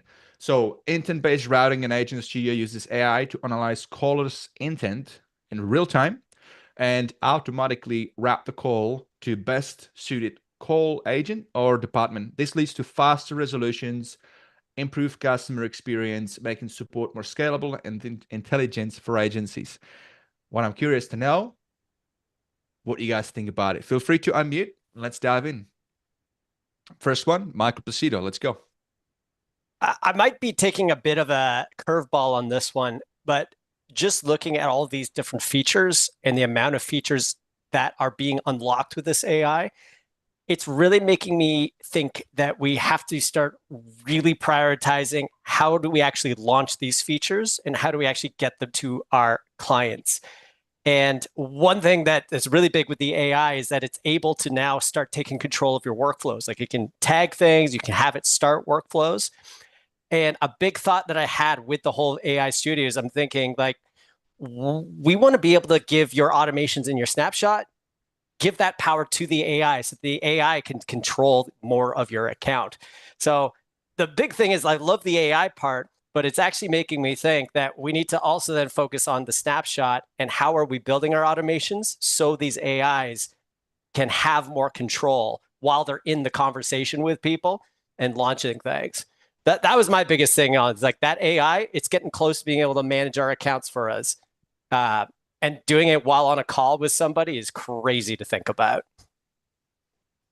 Yeah, absolutely. I was talking to somebody yesterday. I said, I'll give it 6 months with MCP service right now, be able to talk to them. I mean, shout out to Lucky. He was showing me that he's just built his own front end for MCP. That you can speak to it and it'll do stuff. I give it 6 months and then it'll just be where AI actually does its own decisions and handles it for you. So you actually never have to really do much and just focus on your services. But I might be wrong, but I feel like that. I think it's also designing things so that it'll be easier for these MCPs and easier for AIs. Because a lot of people I've seen behind the scenes about thousands of accounts, and people often just build things in a kind of scattered shot. So these AIs, it's hard for the AIs to parse through all that when everything's a spaghetti mess. So I think it's going to be really separating the people who can use HighLevel or the people that are able to better structure their accounts, better structure their snapshots, so that the AI can then use it way better. That's my thoughts. Michael, man, I'm sure you're thinking about that. Yeah, for sure. I've been in the agent studio for, about 4 months now, roughly. And when I first got into it, it only had like I think it had 4 tools total. And I equated that to like going to Home Depot and buying a barbecue grill and, you take it home and it's missing parts and there was no manual to put it together. So that's kind of how I equated it to, because there was no help documents. There's nobody to call. You just they threw me to it and said, figure it out. So I went at it systematically. The first agent I built in there, and basically you could build self-sustaining agents in there. So I built a content creation agent, which is basically, analyzes YouTube, pulls in the scripts, and basically writes the, video, goes to HeyGen with avatar, B-roll, music, and posts it to the social media planner all on its own. Then I said, you know what? I want to take this thing to the next level. So I built 11 agents in there already. One is like a client onboarding agent, market research agent, lead nurturing agent, client success agent, lead generation agents. So that's what it's going to take the workload, I think, off of everybody here. It's a pretty powerful feature for sure. It may not be for everyone because there's a bit of a learning curve, but I think if somebody grasps it, they're going to really take advantage of maximizing on this particular feature. I'm kind of blown away with it. Yeah, and thank you for bringing up some use cases as well, because that's important. There's a ton of great features, but it's easy to just look at it and it's like, well, that's just the technical bit. It's important how we actually bring it and relay it into a plain language for business owners, because really that's where the magic happens. That's when they get it, it clicks, they sign up on your version of HighLevel and you support them and everything is awesome and everybody wins, And right? Hey, Vit, the biggest thing too, honestly, and I'll turn it over to Charles. He's got his hand up, but basically, one of the huge feature sets here is that it's going to be integrated with every other piece of HighLevel. So to me, that's, amazing. That's the big benefit. It's like a synergistic effect. 1+1 = 3. So that to me is the killer part of the whole thing. Charles? Is that amazing or is that not scary? Sorry, Well, Charles. it's amazingly No. well, Yeah. Charles is a little scary. Yeah, I agree. Well, and so I think kind of touching on, and Michael very softly hit this, but one thing I think is really important for people to realize, especially with this agent studio, is self-restraint. You have to find the use case. Don't just go in there and start building like crazy. I mean, all of us on this call, we've seen this time and time and time again. New feature comes out and we watch this agency get totally derailed. And so I think you really have to find the self-restraint in this. I was on a call with Michael the other day, and it's funny, you can do all these amazing things with Agent Studio. And I always try to look at some of the features. I'm like, what's the simplest way that I could actually create and sell a product or service based off of this new feature? How can I strip it down and use it at its very core and create a sellable offer? And I told Michael, I was like, think about how many times we hear of companies, and I was just in a group chat today that was talking about it. They have intellectual property that they need to be able to get out to their employees, to their internal staff. All this documentation and quick answers, for offering support to their customers. We'd love to be able to use a large language model. The problem is it exposes that IP to the entire world. Well, now in Agent Studio, coupled with Ask AI and with the integration with the knowledge bases, now you have a sellable solution that literally all you have to do is spin up an agent with one module, the knowledge base, load all your IP into that knowledge base so that it has all those documents, all those training assets, all those FAQs. And now you've just created a huge asset to these companies that can't afford to go out and build a localized model to protect their IP. And that's an offer all in itself. And it's literally just taking the smallest pieces of it and leveraging what they've been able to provide. And that's the power around constraint. And that's kind of what I mean by that is, yes, you can go do, I love what Michael's doing with it, doing all this original content, taking, what's trending, turning it into content and generating it through different APIs and MPCs. But it's really have the constraint to know what your customer needs and deliver on that service or product. It doesn't mean you have to blow the whole feature out of the water, use every bit and piece of it. Think about what you can deliver. And that was one of the things I loved about the Agent Studio. Coming from the corporate world, I was like, man, boy, wouldn't that have been nice to have, several years ago. I literally posted about that, taking documentation. I think we're in a spot where AI is the target of your documentation now and not humans. And that is something that every single business could use, because how many people are reading those documentations? How many people here love going through HighLevel's documentation? No. How many people want to ask a question and have it actually get answered? So I think making AI systems for documentation systems for companies so that the information actually can get out there, man, that's going to be, that's my big bold prediction for 2026, or right now. I think we're in that spot now. Absolutely. Speaking of documentation and snapshot, we actually have a couple of slides on that, so we'll get to that. In closing, on this particular one, I just want to say what you said, Charles, is having the ability to keep our proprietary and have a bit more control, I think is going to be even more important as the as we go in time, because more and more businesses are going to be using these different tools. And now that Michael, I had you on the interview, couple of interviews back, you talked about you're big on it as well. Because at the end of the day, you do want to make sure that if you're putting your time and effort and your intelligence into something epic, I think it's important that you keep it buttoned up for sure. Now with that, let's go into the next one. So what is the next feature here that's pretty epic is, let me bring here, drum roll please, conversation AI. So we have now enhanced smarter prompt logic, and I know we kind of went on some edge cases. So what I like to do is let's just see if we can stick to that particular feature release. It might be my OCD though, so feel free if I'm wrong on this spot. That's just kind of what I'm thinking here. Just go really rapid fire. So let me talk to you about this one. If you guys watching, conversation AI now features improved prompt logic, content handling, AI-driven responses sound more natural and on topic with better understanding of user intent. Agencies leveraging AI for chats and lead engagement will achieve higher conversion rates and provide prospects and customers a more human-like experience. Anybody like to chime in on that? Just like raise your hand up. We can just chime in on that for a minute. All right, we got Ryan. Awesome. Let me just bring you in, mate. Let's go. Yo, what you got, mate? Can you hear me? Good, mate. Yeah, great to have you. Yeah, I can. Yeah, great to have you here, mate. Am I going to be joined by anybody, or is everybody too scared? It's all on you, mate. You're in the spotlight. This one annoyed me a little bit.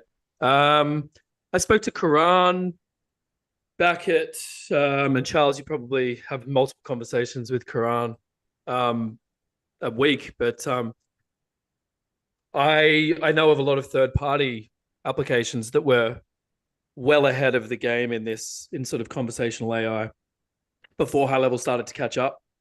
And there was, a meeting that me and my team had with Karan and the conversational team.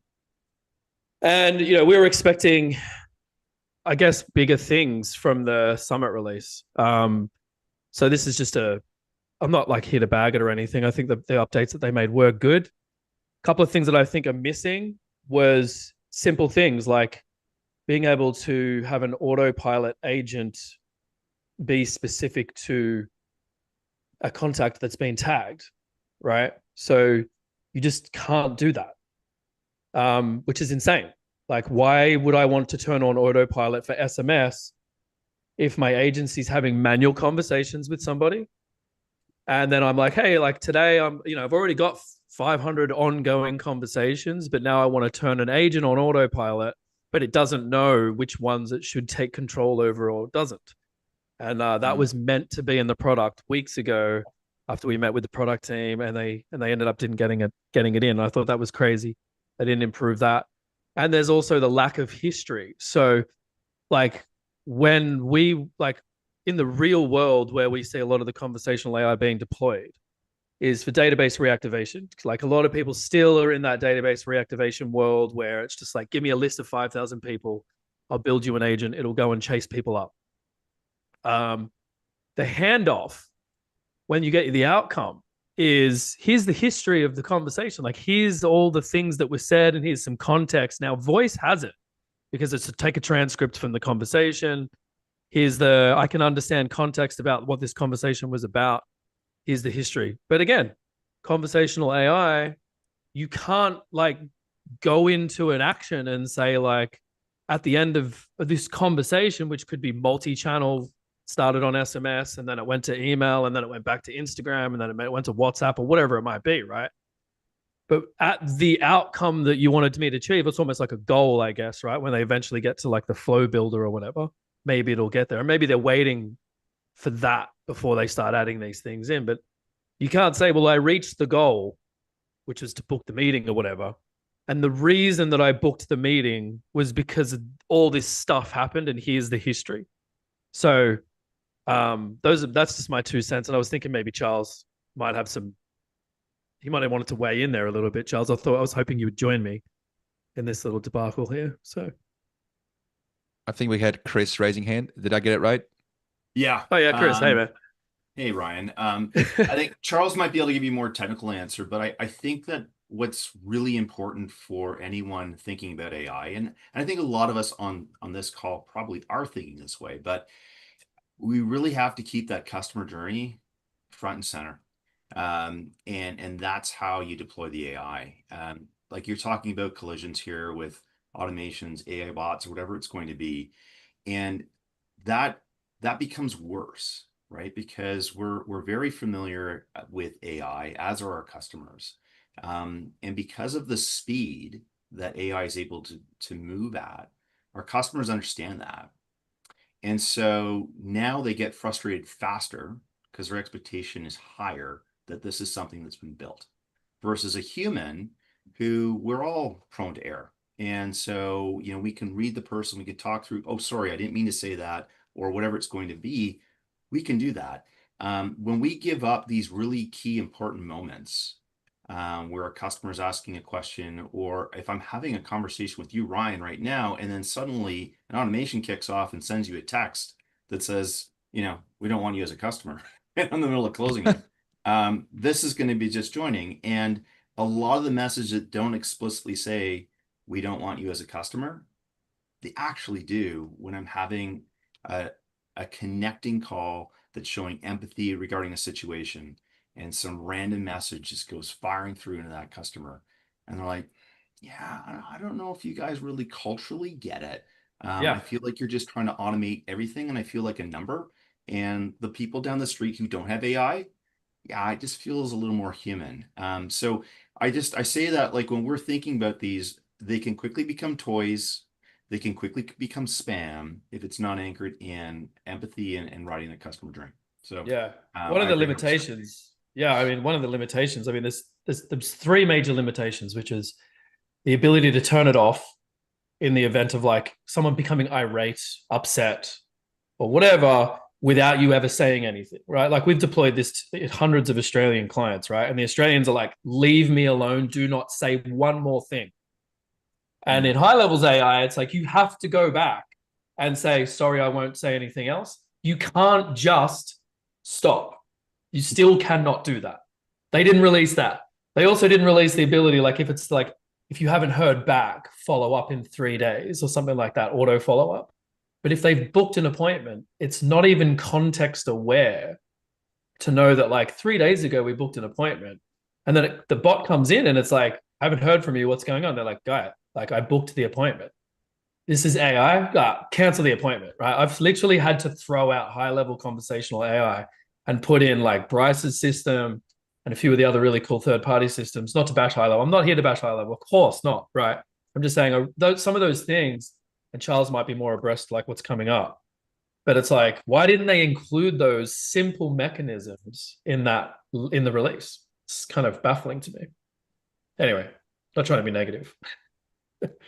I've been doing the AI stuff for the last like 3 to 6 months, and it's like every time we do a real world scenario, some simple things like don't message me again ever, right? Like unsubscribe, don't message me again. You can't turn it off.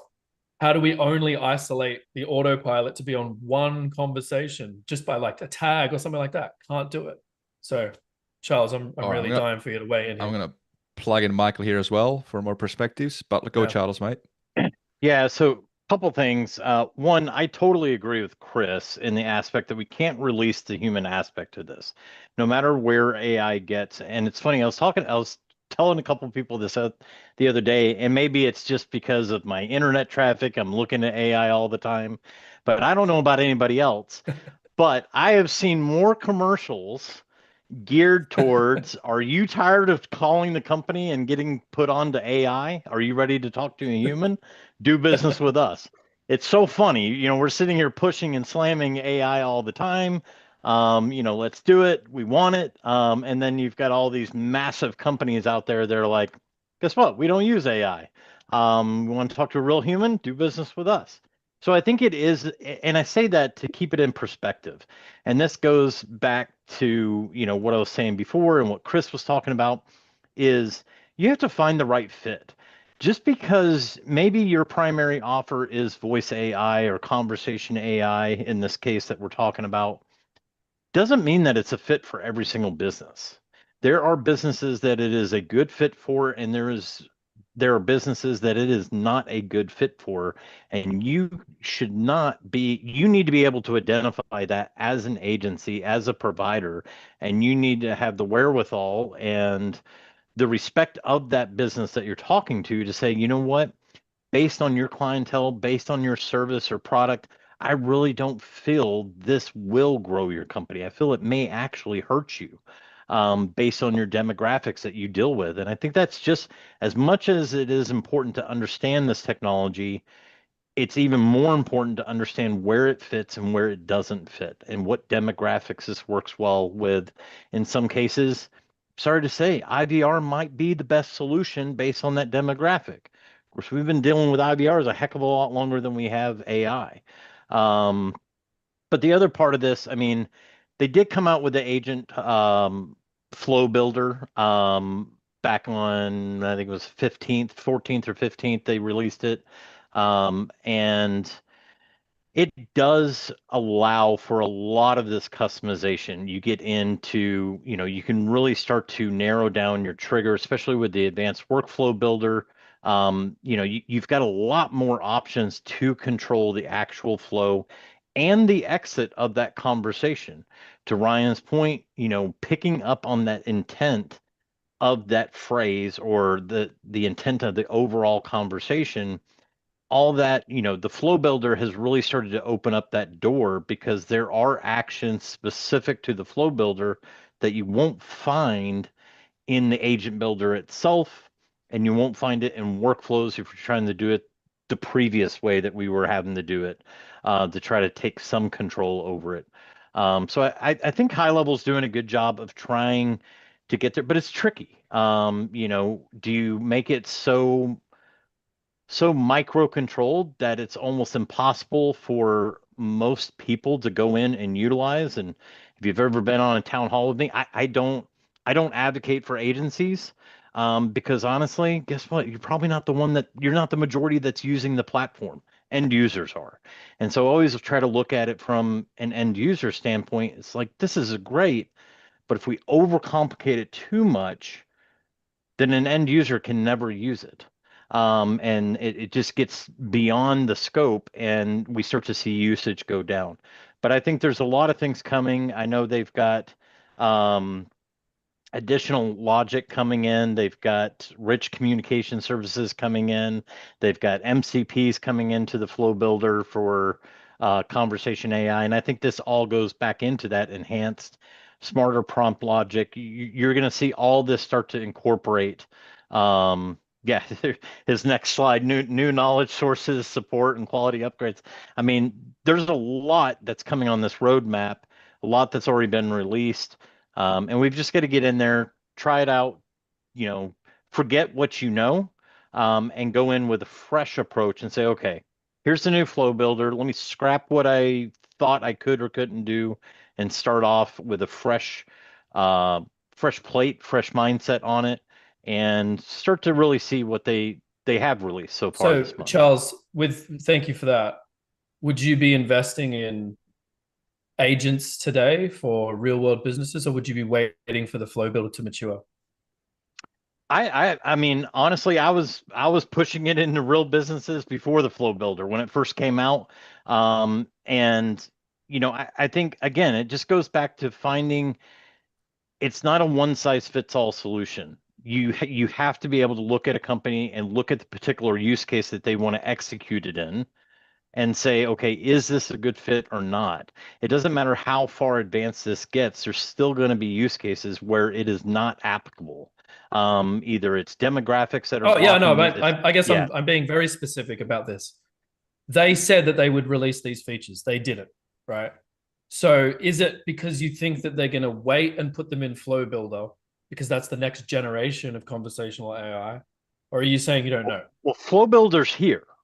Flow Builder's here. It is released. Is that for voice or conversation? Conversation.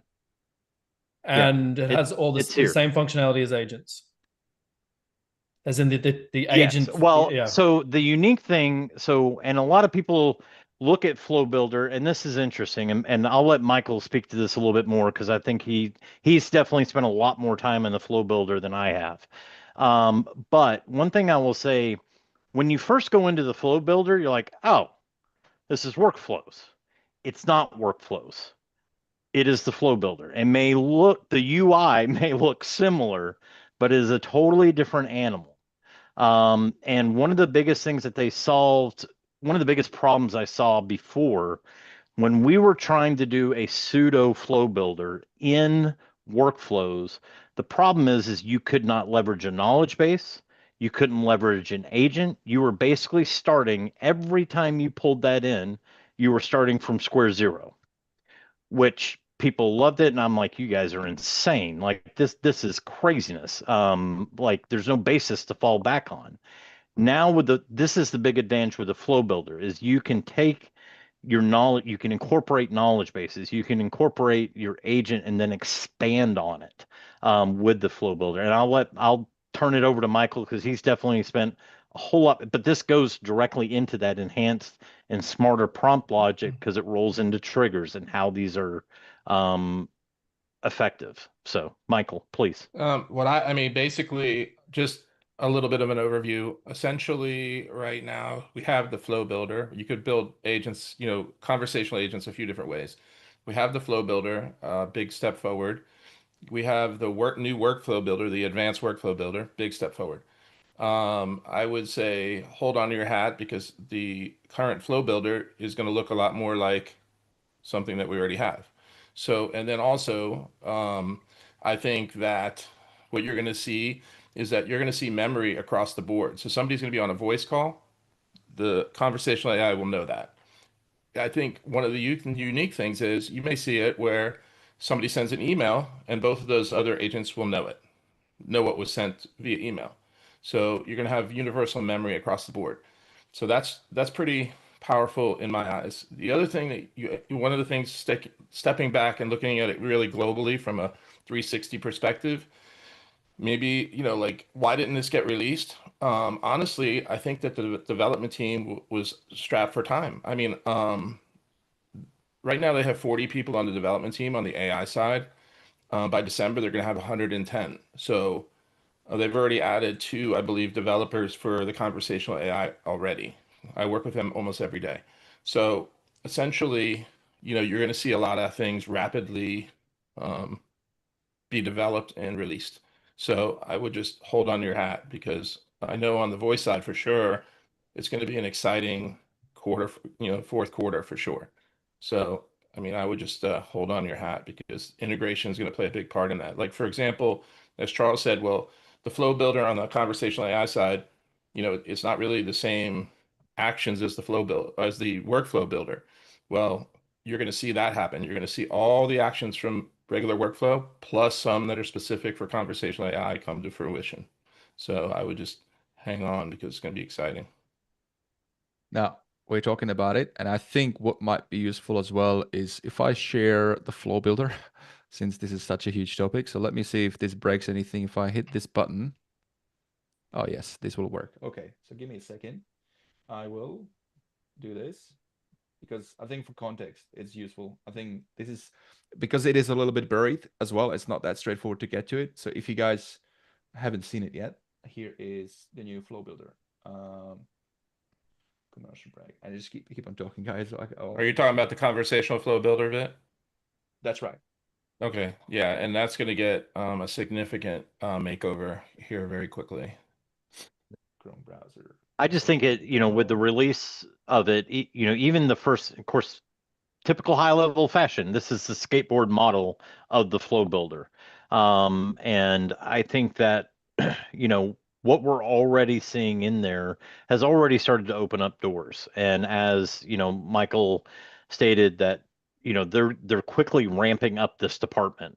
They're really pushing heavy into this. And I think in a very short amount of time, we're just going to see this explode. And you're going to be able to get into those micro use cases, very specific. I think, like Michael said, memory is going to be a huge part of this. So with respect, these aren't micro use cases. These are just everyday use cases. Turn it off when someone says, stop talking to me. Don't follow up if they've already booked an appointment. Only have an autopilot on a conversation you want to take over. These are very basic things. Karan already said that he was going to ship those features. He didn't ship those features. So I was thinking, and my question to you guys was, again, a very simple question. Do you think that they're going to ship new features into agents, or are they going to start focusing on Flow Builder as the new evolution of conversational AI? Two different features. I mean, two different teams working also. So Agent Studio has a completely different development team than conversational AI, and the voice team is totally separate as well. All under Karan, obviously, but I think you're going to see more. I know for sure you're going to see more agent features coming out because I requested a few that I think that they needed, and I know they're working on those. But I think also on the conversational side, you're going to see a lot more features released as well. Yeah. So I think you'd be in the next month or two. I mean, I think you're going to be pleasantly surprised. Yeah. Awesome. The reason I say it is because it's skateboard model's great, but when you've got customers asking for it, trying to give you money, that doesn't you don't get money for that, right? You have to revert to a third party or revert to a different solution whilst you're waiting for them to build a plane. So, if you're doing 10, 20 AI installations a month, come back to me and tell me if you got a conversational AI as it stands without Flow Builder doing real world stuff. Anyway, Vit. Yeah, so I was just gonna as we're talking about it, I'm just gonna bring it into the view, guys, so you can have a look at this. because I think it's important. So let me bring this up. So if you've been in, where did my go? Here. So how do you find it? Is in your account, guys. You're gonna go in AI agents, hit the conversations AI tab, and then creating a bot now gives you that new option to create a flow builder. Right now, it's free until end of December. After that, I think there's some. I haven't looked into it. Is it a usage based, Michael? Well, some of the actions are, but you're paying well, it depends on the plan that you're on too. So if you're on unlimited, you're not paying, AI costs are different. They're running specials now. Oops, hold on one second. So yeah, there's there you go. So yeah, it depends on the plan that you're on. And also they're running some specials. The payments right now, they have a document in the help docs that tell you what specials are running and how much the stuff costs. So I don't really talk pricing. So yeah, it's somewhat confusing to me.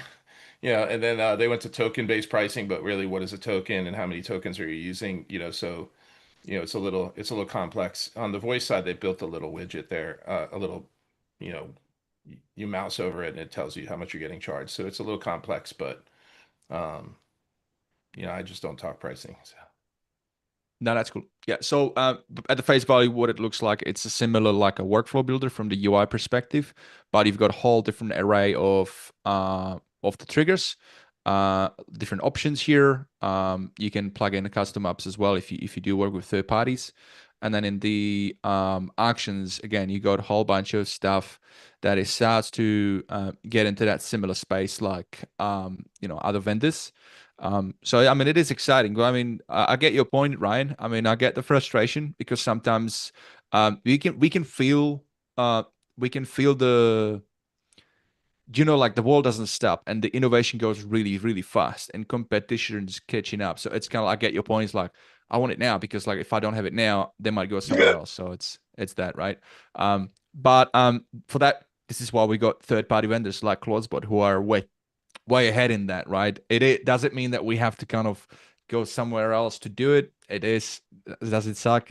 It does. Is that an opportunity for us to capture some market if we do that? Yes. So I guess that's where it's at, right? Let's go to the next. Sorry, Vince, Yeah, before mate. you go on to the next, Yep. I think one of the things to think about and remind yourself in terms of if we step beyond this roundtable and those who might be listening, for many of us who've been in the tech industry for a long time, we've probably heard this term, but I think it's important to remember that if you're on the cutting edge of technology, you're going to bleed sometimes, right? And when you're talking to your customers and them understanding that we're in AI and pricing models are changing and integrations are changing and all these things are moving, like literally on a month-to-month basis, things are changing. It might make sense for some of those customers to just take a step back. You don't have to be on the bleeding edge to still be using AI. 9% of the population is even aware of it. And still have great impact for your customer base and drive growth or retention, whatever your goal might be.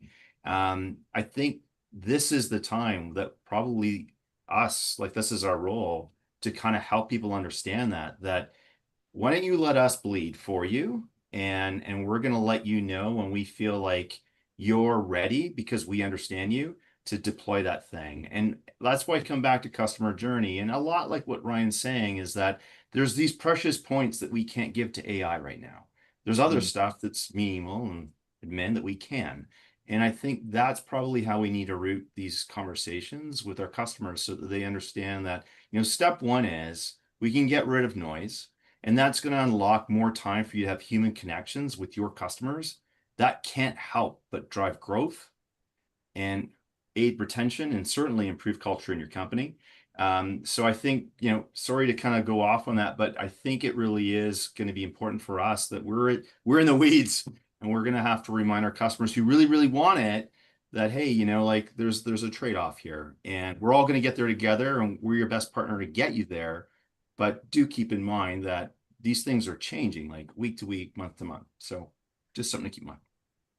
Yeah, no, thank you for that. And that's bringing that human aspects because it's so easy, like for us to get nerdy. And like you said, we've been at it for a while, so our bar is way higher than like you said, what the businesses actually appreciate is way less.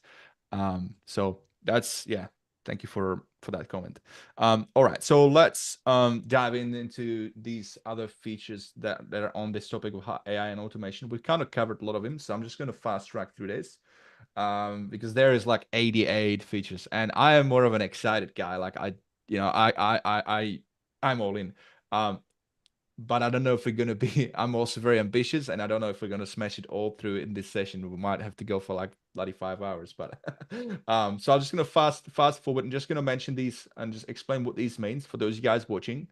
If we have anything to add to those, we'll add, and then we move to the next category, which is, let's have a look here. The exciting one, which is the day-to-day really. Using the system CRM in context, with some really cool stuff there. So new knowledge base sources have been waiting for this. This is now available. It's really exciting. You can now plug in a lot more stuff. You can plug in documents. You can, I believe, tables are there. But let me just read this out. So conversation AI can now be trained on additional knowledge base sources, documents, FAQs, website data, and now provides more natural context-aware replies. Agencies and customers can build smarter AI assistants that lead to more accurate engagement with leads. This makes a significant improvement in AI-driven communication, enabling more intelligent and useful conversation. So there is, if we look at real quickly at the help articles, by the way, HighLevel has done, I'm not going to try and like replicate it. They've done the work for us. Okay. So if you head over to, let me just bring it up here into the view, HighLevel, I should have had that open up. All right. This is the one. So if you go to highlevel.com/post/level up-2025, or just put this in a Chrome browser, you'll be able to get to this article. Hopefully you haven't been living under the rock. You know that HighLevel has released a ton of new features, and they have released this article pretty much the day when the Level Up Day, which was on Tuesday at the summit, went out. So this, whatever we're not going to cover, it's not humanly possible, let's face it, to go through every single thing. I wish we could, but time is precious, right? So definitely dive into this for more.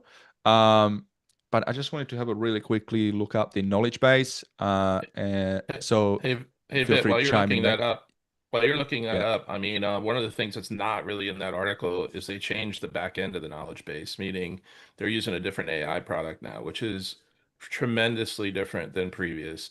It went from like number 15 on from a level, it was like number 15 as far as like number one being the best. It was down like number 15 as far as ratings go. Now it's at number one. So they've changed that with their partnership with Google. So that's huge. But also this is conversational and voice agents are using the same knowledge, same knowledge base structure.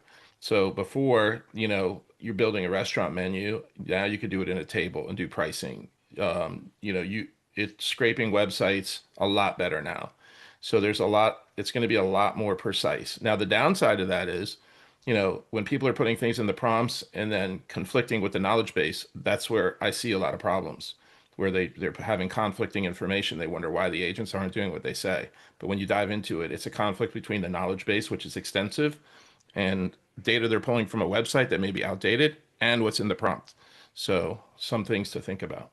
Michael, That you is find definitely that by moving stuff into the KB and getting it out of prompt that you're getting a performance spike? That's been my experience. Basically, you're going to get a little bit of latency there. I mean, because you're doing basically like an API call, basically. So you're going to, depending on what you got going on, they did also increase on the voice side. They increased the prompt size to 3,000. I think it's 3,000. Somebody told me it was 4,000. I think it's 3,000, but I could be wrong. But I try to keep everything in the prompt itself to eliminate that. Realistically, I built, I think, 2,500 voice agents so far, roughly. And I think I've only used a knowledge base maybe probably less than 5% of the time. The other thing is you can plug in more than one knowledge base. So here's where that problem can escalate to, right? With the conflicts with the data. So that's another important one to point out is if you are connecting more than one knowledge base to an AI agent, make sure you manage both. Interesting thought about that one. Like, have you found that use case? Like creating more than one knowledge base? Yeah, I mean, I did one Yeah. for an electrical company where they wanted the whole national electrical code in there and was used for technicians internally. So it wasn't for external customers. It was just for their technicians. Say, hey, how far does this fuse have to be from this, or how big is a wire for this? So their electricians can call it up and say, what's the code? So we have all of those broken into separate knowledge bases, in each chapter. And it did pretty well. I mean, it was pretty much spot on. They couldn't believe it. Yeah. So it's See, kind and of I like think that's one a knowledge. great. I was just going to Sorry. say, see, I think that's another great example of finding the proper use case for the business.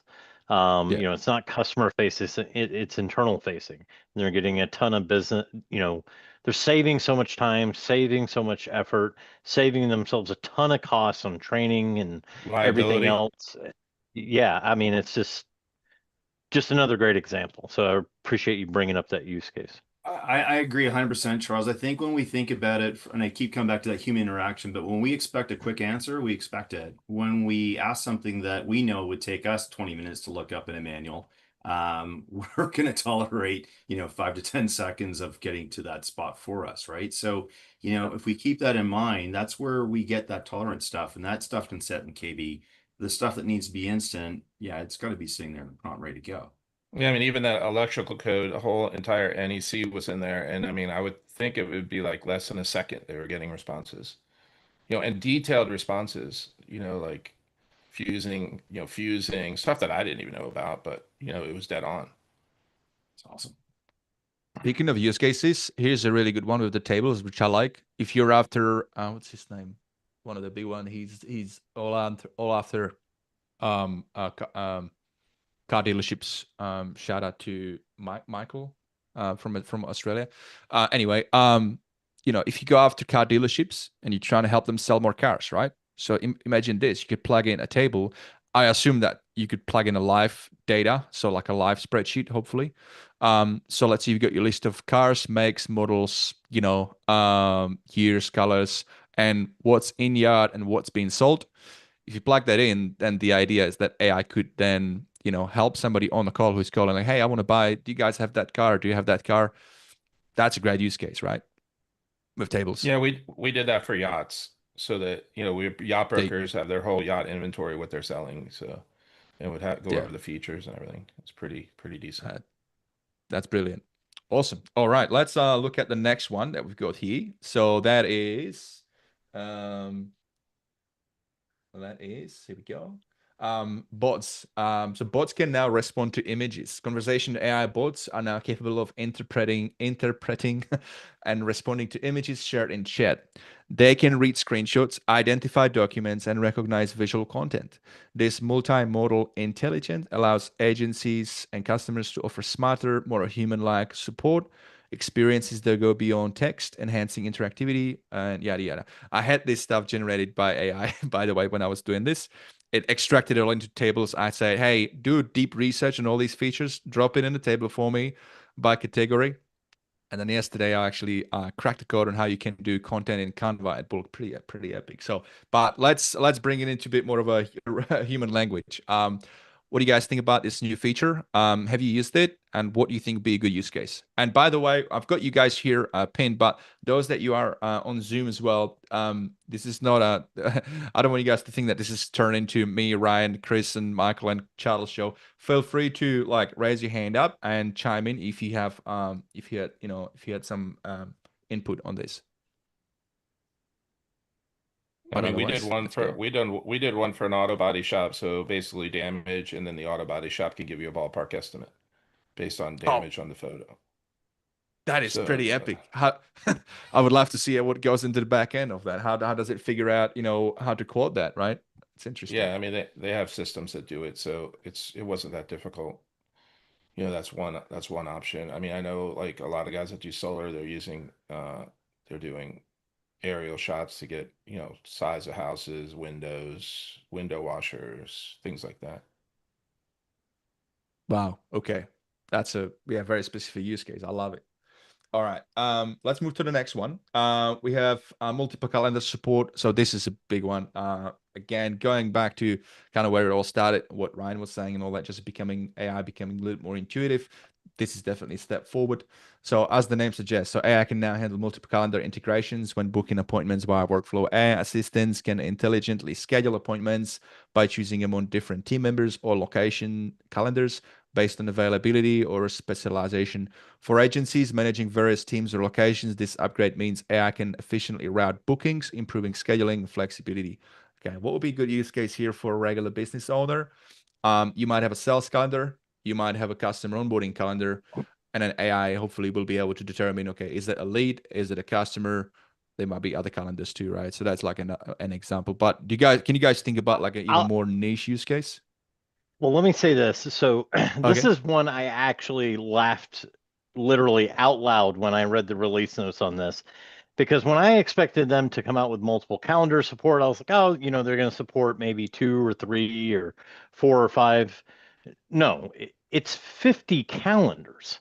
Like how insane is that? Like I read the release notes a couple times because I'm like, good Lord, 50 calendars, but I think it's amazing as we get into service calendars, we get into rentals and things like that. It's going to really blow this wide open. I think that's where we're really going to start to see this leveraged eventually. But when it comes to the big thing is they've done a great job of, and I brought this up in one of the town halls. You've got the calendar itself. You can put in a title, a description, and with the support of this multiple calendars, yes, it will look at that, but you can also in the builder itself, in the agent builder itself, you can add in a custom description and you can go, because let's face it, we want to make sure that the AI is going to pick the right calendar. So we may want to provide a lot of information so it knows exactly what the purpose of that calendar is in the agent. However, we don't want that showing to the end customer because it's too much information. We don't want that description to be that long. And so I think they've done a great job of this, being able to jump from sales to service to warranty, whatever it may be. Business development centers, you've got different agents, remote business development centers are really taking off with AI right now. They're leveraging the heck out of it. I know in automotive they are. I've got several friends that run BDC companies remote for a number of dealerships, and now they can, hook into all these different dealership calendars, switch between them, and be able to really know, okay, we're working with a multi-rooftop dealer that deals with Chrysler, Ford, maybe they've got a Chevy store, they've got a Ram store, and how do we make sure that they get on the right calendar with the right department, with the right sales team? Is it commercial vehicles versus, non-commercial? Is it truck versus car? And so now you open the door so wide open by having this multi-calendar integration and being able to really narrow down on that description. And one of the things I know, they haven't released it yet. We were talking about it. I was talking with the dev team the other day. They're going to make this a little bit easier on us by pulling in a AI enhancement in the calendar description in the AI agent builder.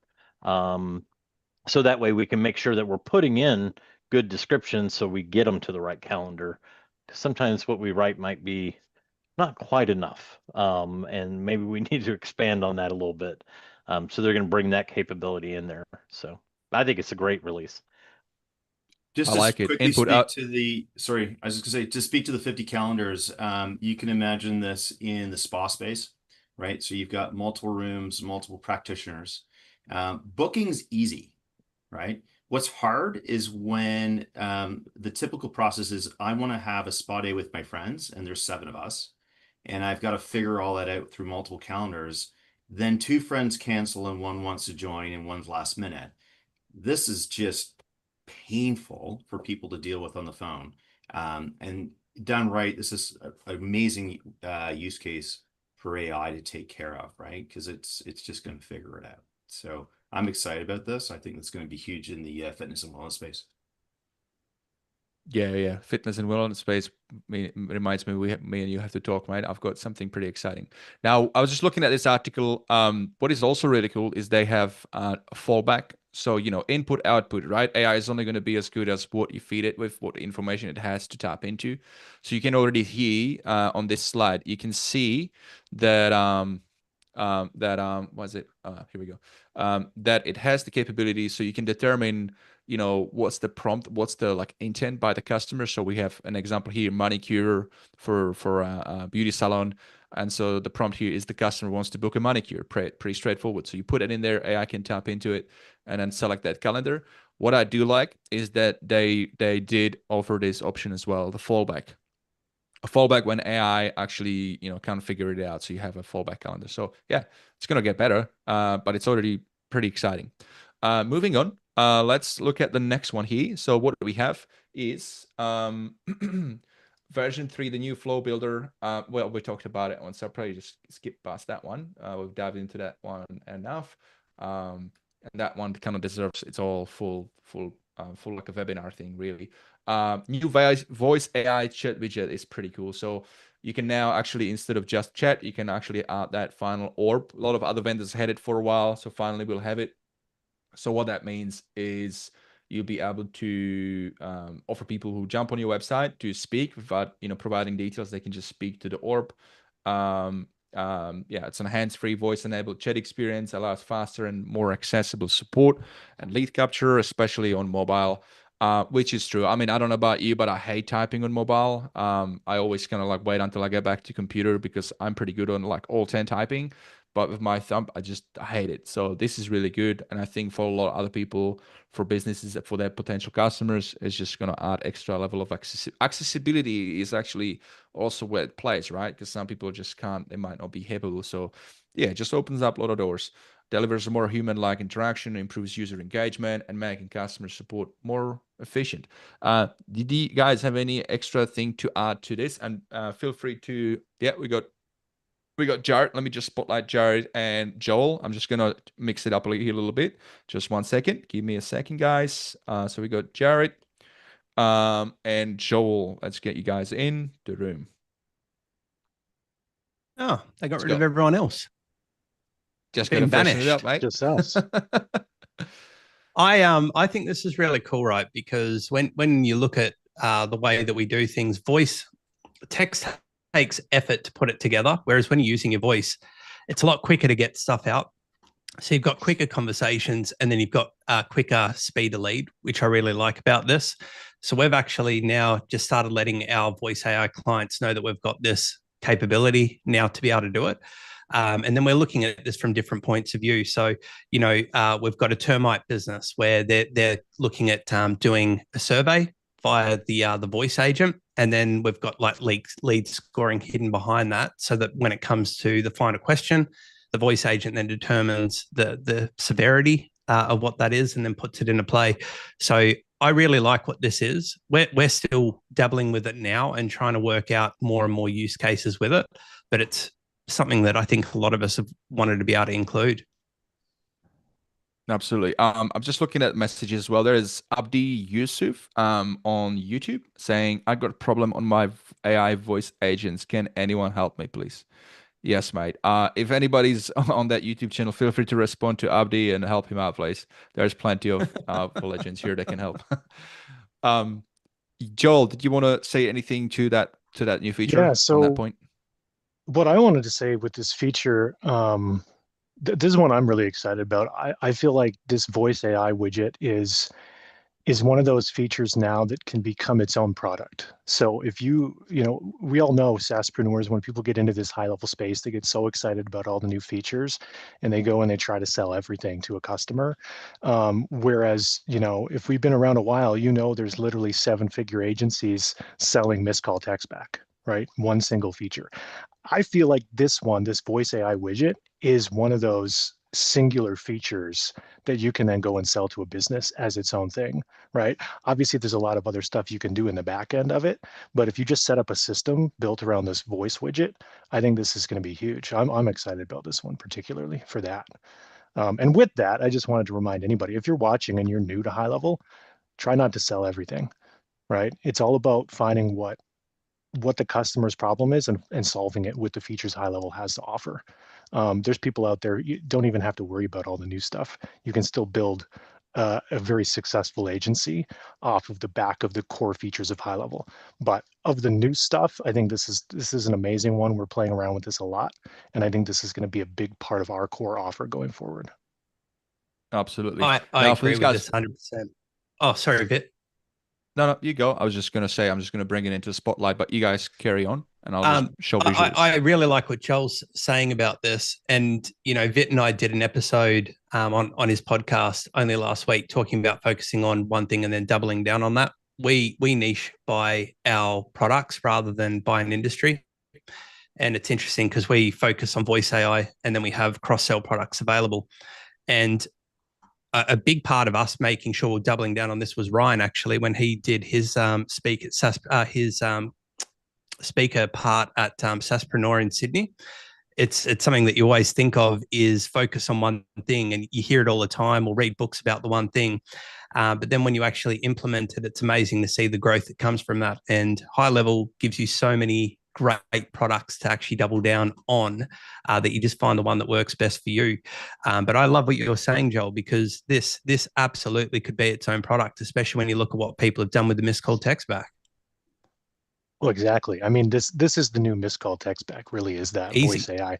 Not even just the widget, but just the inbound voice AI, because you don't even need the texts anymore, right? There are no missed calls. You've got the voice AI agent in there to take those calls. But I think being able to put this on the website, as was being said, accessibility for everybody.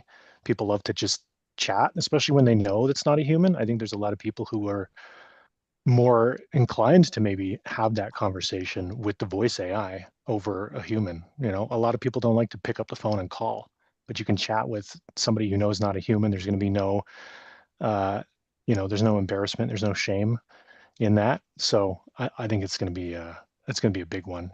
I'll just give you an example. My wife hates to talk on the phone. She won't call anybody to make an appointment, to order food, right? I'm the one in the house who does all that kind of stuff. But I think somebody like that might be more inclined to, I need to make a hair appointment at this salon.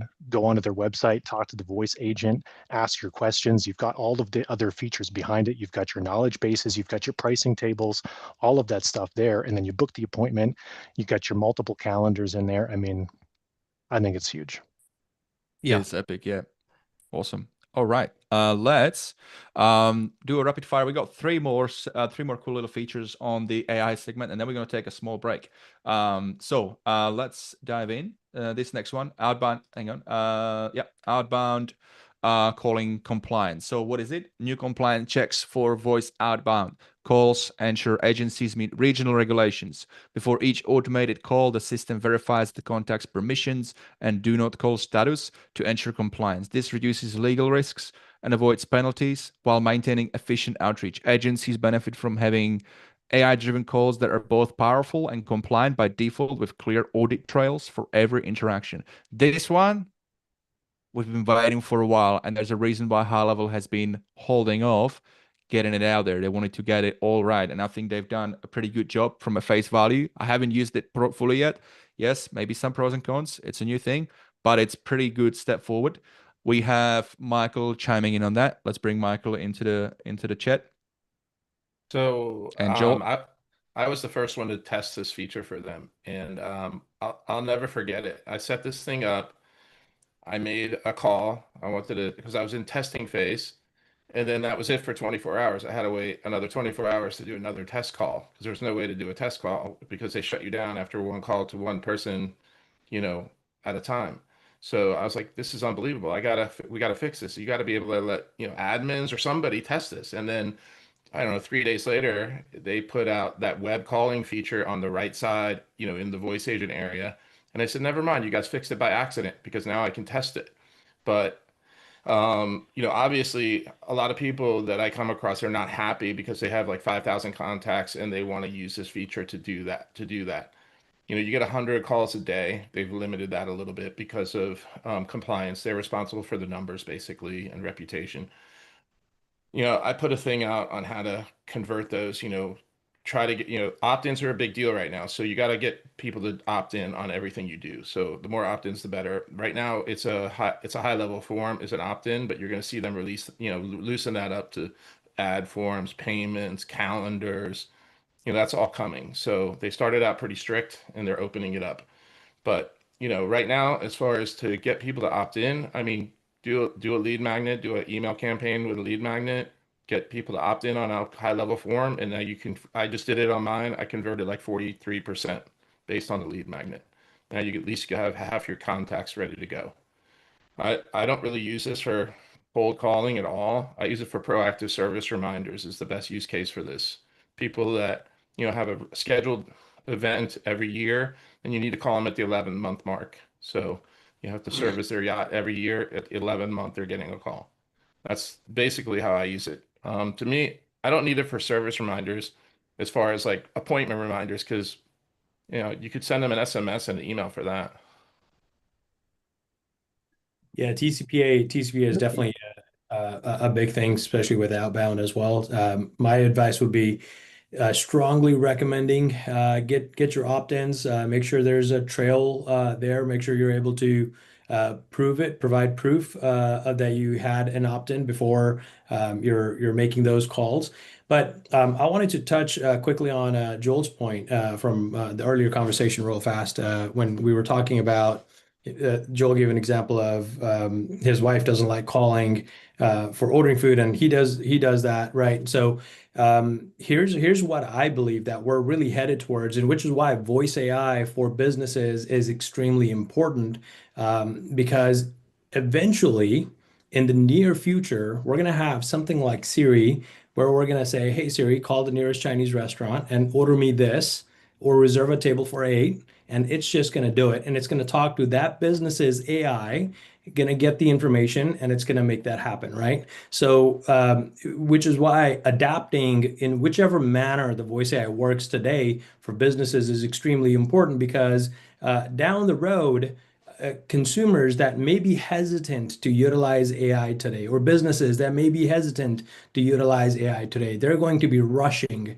to AI agencies, asking them and begging them, put this in my place because I'm hurting for, because now consumers are going to adapt that portion of it. As soon as they start loving and talking to the AI, they're going to absolutely be on board with utilizing it, because now it's making their lives more efficient. They don't have to stay on hold and wait to talk to somebody with perhaps a bad mood or not having a good day or not being able to understand the accent, whatever the case may be, right? All they're doing is telling their own personal assistant to do X, Y, Z. That might just be ChatGPT, who knows, right?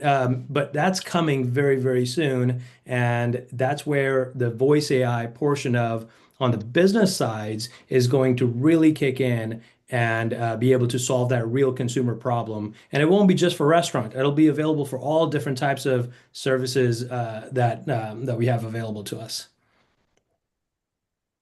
Awesome. I just Thank you, wanted Brad. to touch on the compliance stuff specifically. So we got access to this a little bit before the HighLevel summit. So we've been playing around with it, and I went in. You have to go through just if anybody hasn't enabled this in a sub account, you have to go through ID verification. So they want to check that who's behind it. So there's compliance there, which I think is great. And what I really like is that they do have a tool when you enable it in the sub account that scans all of your forms to see if you have compliant language for opting in to be contacted by voice AI. So I love that. It makes it really, really easy if you're going to enable this in any sub account to get it ready to be compliant, to have all your language correct. It'll tell you if the language is or not. It gives you pointers on what language needs to be in there. And then it's like a one-click update, and you can update your forms through the entire sub account. So all your funnels, all your opt-ins, whatever you have, it's really simple to update. Once I did that, I actually went and tried to run myself through a workflow because there's an outbound workflow action, and it didn't fire because I had not personally opted in. So it does actually check the opt-ins, which I think is really huge. So I actually had to go and opt in myself on that compliant language before the system would even allow me to call myself. So I love how they're rolling this out. I do feel like it is a little bit strict. Again, I don't think this is as Michael was saying, this is not a cold call type system. I think there's a lot of different use cases for it, but I do hope that they, and I think they mentioned this in Dallas, they're going to loosen the reins a little bit. They're starting off a little bit more strict to keep not only us and our clients safe, but to keep themselves safe. But I do think over time they're going to loosen up those reins a little bit more. Awesome. Epic. Thank you, Joel. We'll give a mic to Alok, and then we're gonna move to the next one. Yeah, so I just wanted to say what Beyond was saying as well. So the founder of Perplexity, Arvind, there's a YouTube video where he explains exactly what's the future, and that's exactly what Beyond also said. Like there will be a time very soon where every business will have an agent. I mean, Mark Zuckerberg has also said that. So every business will have its own agent. An agent will talk to the other agent and do the deals. You will just be observers, and you'll just make the CEO level decisions and all that stuff. That's where we are heading up to. So what Beyond said is like, hey, one of those would be like personal phones will have Siris or Geminis, right? Based on the phone you have. You would literally just give a command. And we've seen like 3 or 4 years ago a demo from Google where Google's AI calls a salon and books an appointment and all that stuff. That was 4 years ago, before today. That was a very early on version of the demo, but all that is coming. That's where we are heading up to. So this is the perfect time of bringing every business on board. But I have a question for the group. So obviously outbound AI, the biggest use case which I also see, but I don't think so it's possible right now, and I may be wrong because I haven't been able to explore because I'm in Australia. Outbound is not live yet. So yes, opting in and all that stuff through the forms or the calendars is good to check the compliance and all that stuff. But the biggest use case is if you're running paid media, paid ads and all that stuff, someone's opting in through a lead form. That's an official lead opting in, right? Would that be opened up for outbound AI anytime, unless someone has an answer? Because I'm trying to find that. That is a big use case. Yeah, that's next. Yeah. That's next coming. Yeah. So yeah, because that's exactly what I see is a big. When I first started testing it, it's still active in my account, so I can use that. But then, because I'm a little nervous to upgrade, because it's technically a downgrade, so I didn't want to tell them that. But yeah, right. Like right now, I can do lead forms. It's like a little loophole because it keeps telling me to upgrade, but I'm not upgrading. It's like I'm sticking with my old system. But yeah, you could do that. But you could get around that by just doing a form and then a calendar behind it, or a calendar and then a form behind it. So instead of running a lead form, just running to a landing page with a form. Yeah, I mean, but that's double opt-in as well. So I mean, you'll have less conversions that way. If it's just a lead form, obviously we have direct integration with HighLevel leads coming in through the API. So I see that as a big use case. Or could be just a qualification call which goes out right away and all that stuff. So yeah, this is a great feature for many use cases. Definitely. Now, Ryan's saying Bayan has first-hand experience on his other business with the pizza restaurants. I think that would be really cool if you wanted to chime in, and then we're going to move on to the next feature. Is that cool if I spotlight you, Bayan? He's muted. Is Bayan still with us? He silently agreed. Yeah. All right. Silently agree. Let's do it. Okay. Let me just spotlight you guys. Let's bring Bayan in. Yeah. Let's go. Yeah, I have HighLevel's native voice AI for quite some time now. Ever since I want to say November, December, January, that time period is when I started originally testing it. When it came out last year, Level Up when they announced it, and slowly rolled it out. Now it's at 8 of my locations, all 8 of them, and it's been working really well. It helps answer lots of questions. It's reduced the number of calls that the staff needs to answer directly. It provides the customer service level questions, and it battles with some of the spam calls as well. We get a bunch of calls related to, we want to verify your Google business listing, this, that, and the other. And those calls just don't get transferred to the staff, and the staff doesn't need to run to answer those, and they can continue doing what they're doing. So, having firsthand experience at multiple locations, I can strongly vouch for the fact that the voice AI product is worth a try. And it solves real business problems. Since you've applied it in your pizza shops, I know you had them for a while. How much increase have you seen in a business growth? Sales wise, so what it's not doing right now is it's not taking phone orders. The phone orders are still being transferred to the employee, and that's because the lack of integration with Toast. We use Toast as a POS system. The AI itself is capable of taking an order, and I've tested all of that, totaling the order, and through custom actions, even shipping it off to like a spreadsheet or something, wherever you wanted to have it go. But in order for my stores are high volume, so I can't rely on sending it via email and then having them check on the order through an email. So it needs to go directly to the POS, and then the POS needs to be able to print in the kitchen printer as well, so that the kitchen staff sees that order come in through. As soon as that integration is available with Toast, I'd be the first one to jump on that and solve that problem as well. Now I can calculate real ROI based off of order volume that it's taking, instead of just saving time for the team. The ROI is already there just because what I've been able to see that it's able to do for the business directly. Now we're talking about just the pizza stores, but I also have a security company where we've used the voice AI as an after-hours answering service agent, and the previous to that, we had irregular, your standard after-hour answering service available, which roughly was about $1,200 to $1,500 a month of cost to us. Now that's been replaced for well over 7 or 8 months at this time with the AI agent, and the AI agent does a phenomenal job. We've had no complaints, and there's no hold times. There's no call drop-offs during the time it gets transferred to an agent as well. So overall, it's working really, really well. I used to work in a busy pizza restaurant because my background is a chef by trade, and every Friday we would do about 500 pizzas. They had a massive beer garden, one of the biggest places here in Sydney. On shout out to the Oaks Hotel in the Neutral Bay. And I can tell you, when you get that many orders, all you do is just focus on efficiency in the kitchen, just getting it out there, getting it out there. I can't imagine if I had to check an email. So I totally understand what you're saying. And if you connect it with the print like that, literally, I was in front of a bench. I had my ingredients and making the pizzas, and that printer would just kept printing, and then somebody else would just slot those those orders in front of me, because you don't have time for anything else. So you're onto something there, and thank you for sharing. Over to Charles. Yeah, Well, absolutely. and on that point, you asked about, how much is this adding to your profit line? Are you doing more sales? And the first thing I thought about, I was like, shoot, forget the sales. How much happier are all the employees? How much more productive are they?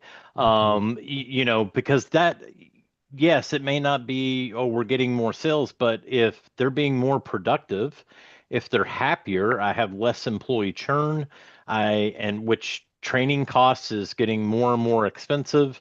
Every new hire, it seems like that dollar per hour just keeps going up every time you have to hire the next person.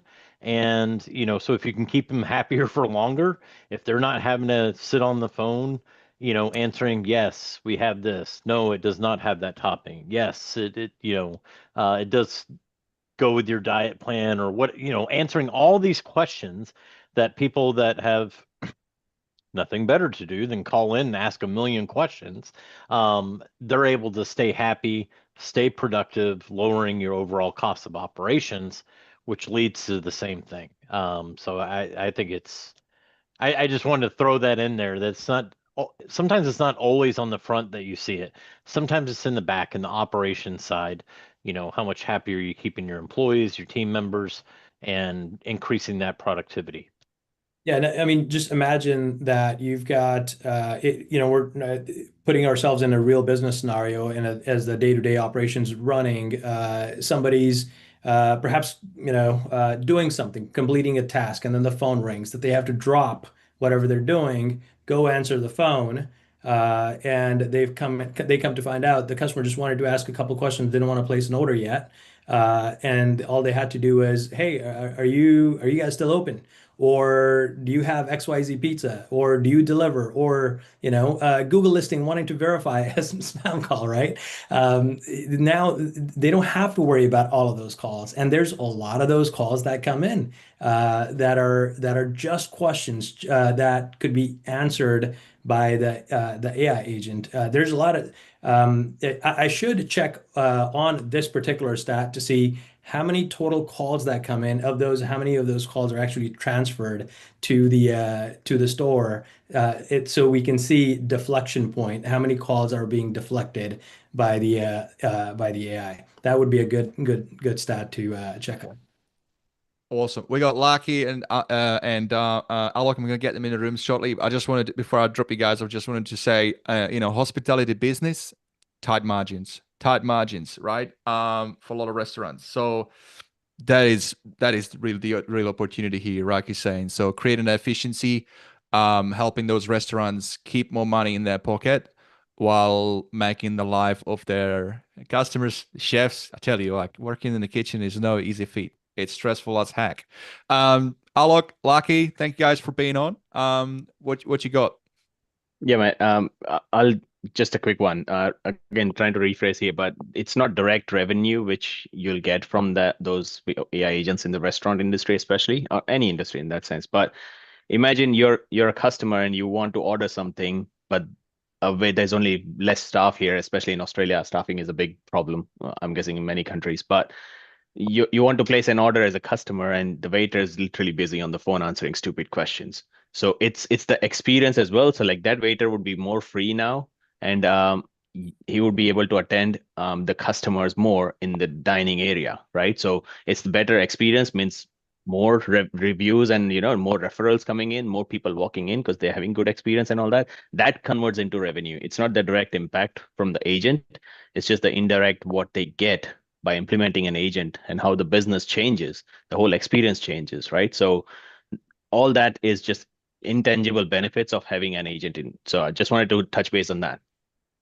Yeah, absolutely. Thank you for that point, Matt. Makes total sense, because just before I head over to Lucky, I just lost my train of thought. The experience. Yes. So this just brings up the importance of how do we explain the value of what we're selling? Because sometimes it's like, it's not the direct thing, it's the indirect thing, right? And so, yeah, good point. Lucky? Yeah, look, I would totally agree with that. Like, we've had a outbound AI voice for probably a year and a half now. I'm super excited to see GHL's brought it in. We will just transfer straight over.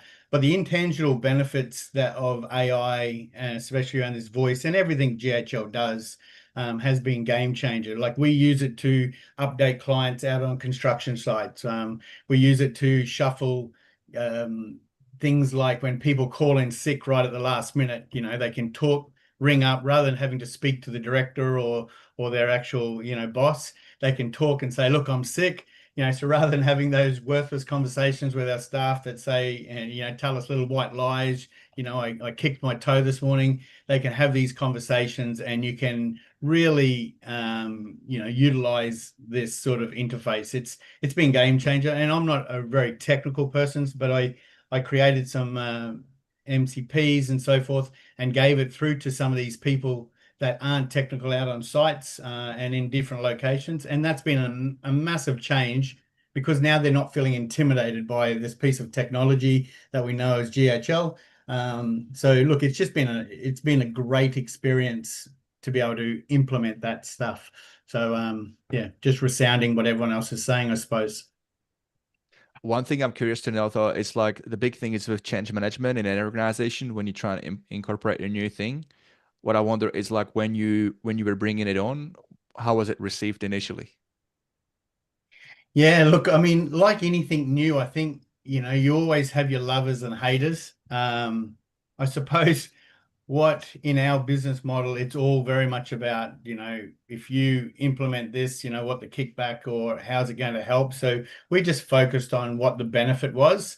And I didn't necessarily give everyone an opportunity to say no.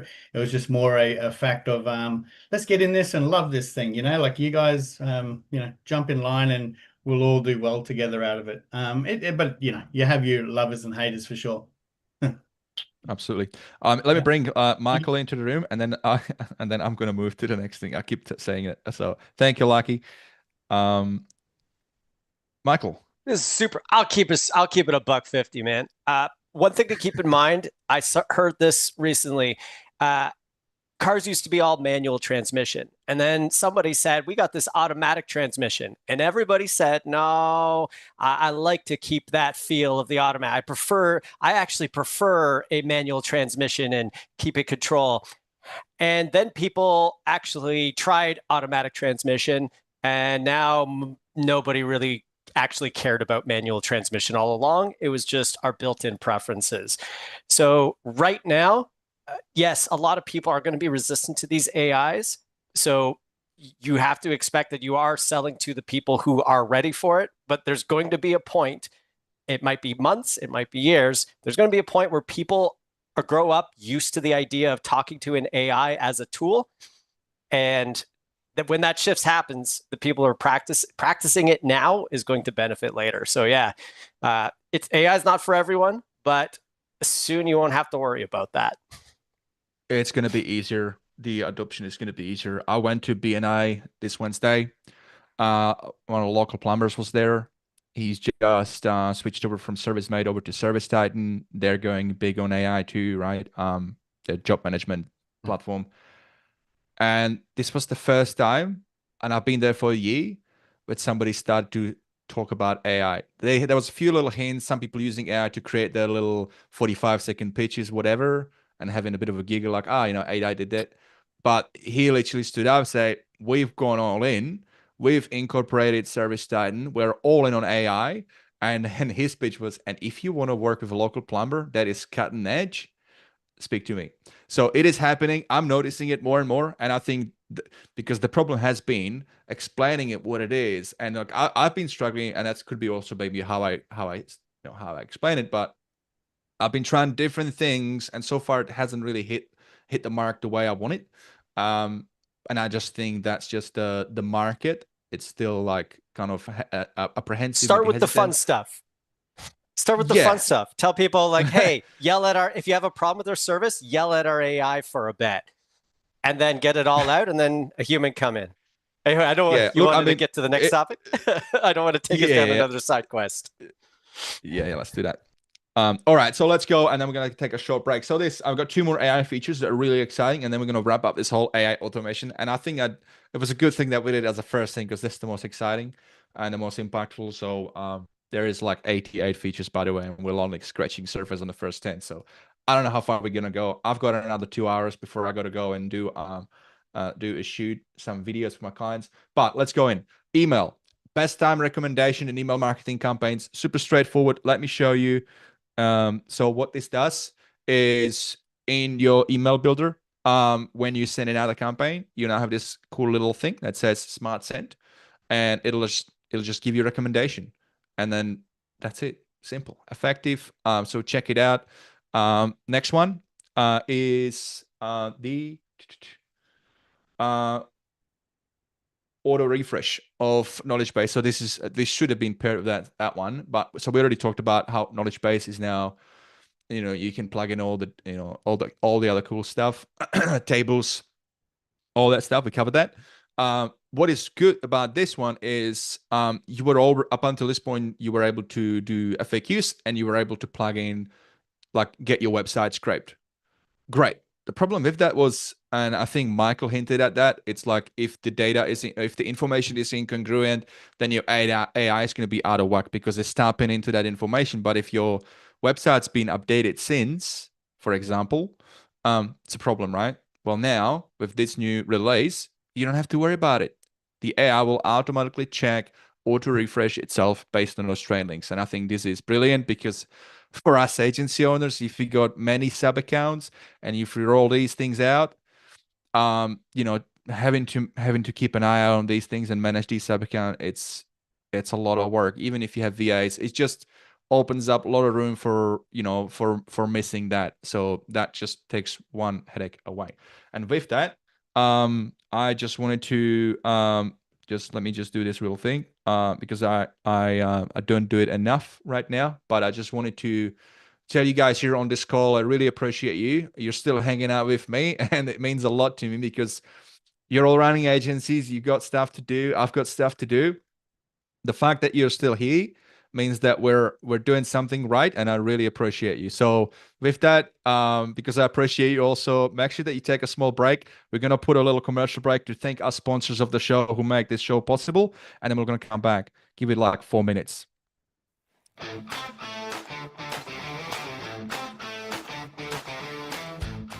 Hey guys, it's Gary here from MyCRMSim. Quick question for you. What if you could get set up and start sending iMessage blue bubbles through HighLevel for less than $1 a day using your iPhone? Well, now you can. With MyCRMSim, it's fast, it's easy, it's ridiculously affordable to get set up, and you can be sending iMessages today. Check us out at mycrmsim.com and we'll show you how. You may not realize this, but for the last 2 years, I've had a secret weapon that has made running my business inside of HighLevel so much easier. You see, there is so much that HighLevel can do, which is amazing, but it's a lot of work to stay up to date with it. And even more so if my customers are asking me questions about it. And this is why I'm excited to announce that our show is officially part of the HLPT Creator Network. This is HighLevel Pro Tools, an organization that I've been using to run support for my customers, as well as give me a ton of awesome epic add-ons that make running, launching, and differentiating my SaaS inside of HighLevel so much easier. Now that they're an official sponsor of the show, they've done something pretty bloody awesome. If you go to hlpt.com/experience, you can get one of their incredible tools absolutely for free. No purchase necessary, just for being a listener on the show. So head over to hlpt.com/experience, grab that free tool, and I promise you this is going to improve the conversion rates on your page. Check out all the other stuff that they offer and tell them that Pete sent you. Running an agency is tough, especially when you're buried in tasks that pull you away from growth. That's where VA Hub Pro comes in. They're one of the few VA agencies I trust when it comes to helping me find quality talent for my business. From GHL integrations to CloseBot, account managers, and executive assistants, VA Hub Pro plugs into your business like an extension of your core team. Personally, I've been using them for 3 months and it's been transformational. My VAs are pros. They show up, know HighLevel like the back of their hand, and help me stay in my zone of genius. And just for the HighLevel Experience listeners, they're waiving the $297 onboarding fee. If you want to focus more on growing your agency, go to highlevelexperience.vahubpro.com and grab your slot before they're booked out. You know what's wild? There's a smarter way to grow your agency and help more local businesses without adding more stress. That's what HighLevel does. It's your all-in-one sales, marketing, automation, and AI system. No more duct taping tools together or paying for 20 different subscriptions that barely talk to each other. I've been using it for 5 years with my own white-level version, Stand Out From the Pack, helping Aussie businesses like Dimitri, a Canberra electrician, who now runs his jobs, quotes, calls, and follow-ups with our built-in AI employee. If you're an agency, HighLevel lets you do exactly that. Support your clients in new ways while building stable, recurring revenue every month. And if you're a local business, partner up with somebody who knows your market and your industry. If you're in Tasmania, my mate Jared from Boulder Digital, for example, has you covered. If you're in Canberra, that's my turf. Check out standoutfromthepack.com.au and we'll get you sorted. The point is, there's probably a high-level agency or SaaSpreneur near you. We're seasoned marketers, tech-savvy super nerds who love helping local businesses grow. We're global, we're connected, we're high-levelers. Now, I've got something really special for you guys. I've negotiated an exclusive 30-day HighLevel trial that's double the usual just for you. Sign up your agency through gohighlevel.com/vid or upgrade your existing plan, and I'll hook you up with over $3,200 worth of bonuses, resources, templates, and snapshots I normally give to my private clients only. So whether you're scaling an agency or leveling up your business, start with the right system. Go highlevel.com/vid or team up with your local SaaSpreneur and let's make business simple again. One platform, one login, no duct tape, just results.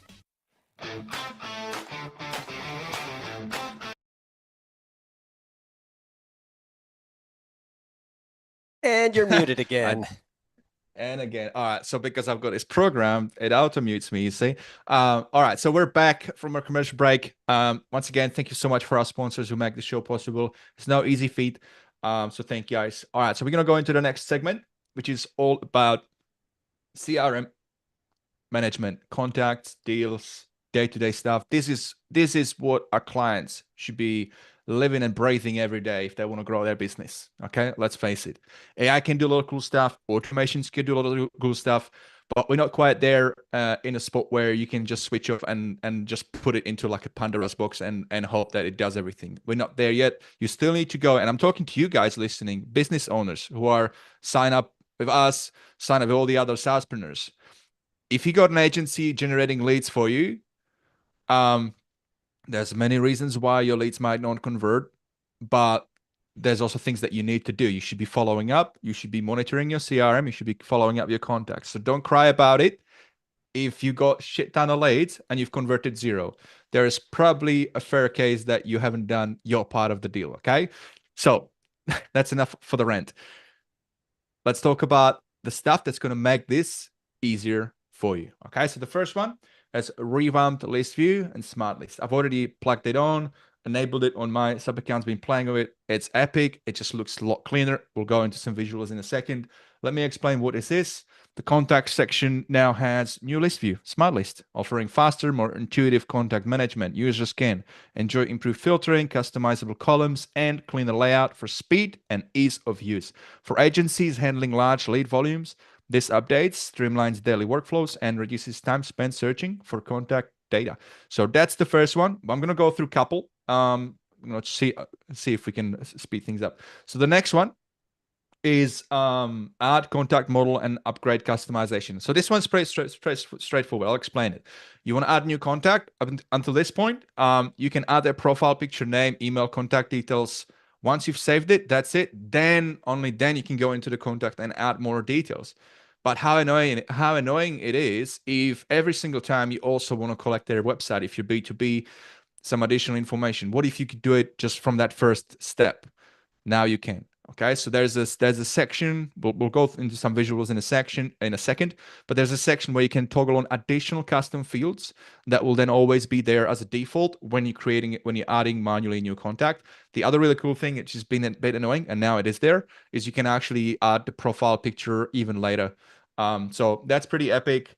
And then the third one, let's just go 3 at a time, huh? So the third one is multi-object task association. So tasks, great, helps you, keep your OCD sane and nothing gets missed. Well, now you can associate task not just to one contact, but let's say it's a family.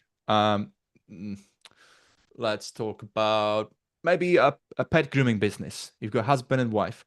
Husband has dropped the dog. The wife has got to pick it up. So you're gonna create a task to remind them. I don't know. Remind them, hey, so and so. And so you got a task about the dog, but you can associate both the wife and the husband. Just for example, I don't know if it's a good one, but that's just explain what it is. But let me just read this out. So tasks can now be linked to multiple records simultaneously, including contacts. Also companies, you can associate a company, not just a person, or an opportunity, or even a custom object. So this multi-object association gives deeper context for follow-ups and team activities by tying one task to all relevant entities. Agencies benefit from no longer needing duplicate tasks for related items, resulting in cleaner task list, more accurate reporting, and better cross departments. So the other thing I'm going to say on this, and I'm a culprit on this as well. When I built some snapshots and I help my clients, I go heavy on reminders, making sure they get notified, making sure they get tasks created so they don't miss it. But that can also result in clients being, hey, Vit, there are so many things. I'm overwhelmed. So I like that this will kind of help tidy things up a little bit. Now, those 3 features, we got a couple of hands raised. We got Charles. Anybody else want to raise their hand? Raise your hand, but we'll just go one by one this time. And then let's go. Charles, you are in. Let's go. So on this one, on these 3, I just wanted to point out, like the add contact module where the customization is coming into this. On the surface, it may seem simple, but I can't tell you how many times I have seen where we've had to build so many forms, or if you're using the marketer's toolkit or a customizer and you're having to add contact buttons to try to get more information that's related to that business that you're working with. This was one of my favorite updates because now you have the ability to not have to deal with, why am I just getting their contact information, time zone, and D&D status, and then I got to create the contact, then go into the contact record and get the information that I actually care about. And so now, just having the ability to really customize that form so you know that you're capturing the information that is important to your business. That's one of the things I love about this. And for all those that have asked for several years now, yes, you can finally upload a contact profile image at any time you want. So that was another thing that came along with this. I know a ton of people had been asking for that for years. But I love this new module and how they did it. And they really did a good job of really letting you fully customize it, pull in custom contact fields, custom object. I mean, they've just done a phenomenal job with this, and it really streamlines the process. I love the slide out panel that they put it into. It's just seems maybe like a smaller update, but in the day-to-day operations of a business, it has a huge impact. That's the Big time. reality of it. Yeah, sometimes sometimes the not so flashy updates make the biggest difference to the end user that's sitting in the seat using the platform and their daily operations. So, love this update. Yep. Awesome. And I know you're big on pure SaaS, selling SaaS, so you don't do any custom stuff for your customers. So that just highlights, you're in that space. You're not really building anything for them. You're helping them use the platform. So yeah, what you're saying just rings the bell. And let's get Alok in the room. Alok's got some extra perspectives to it. And then we're gonna go Thanks, on man. the next three.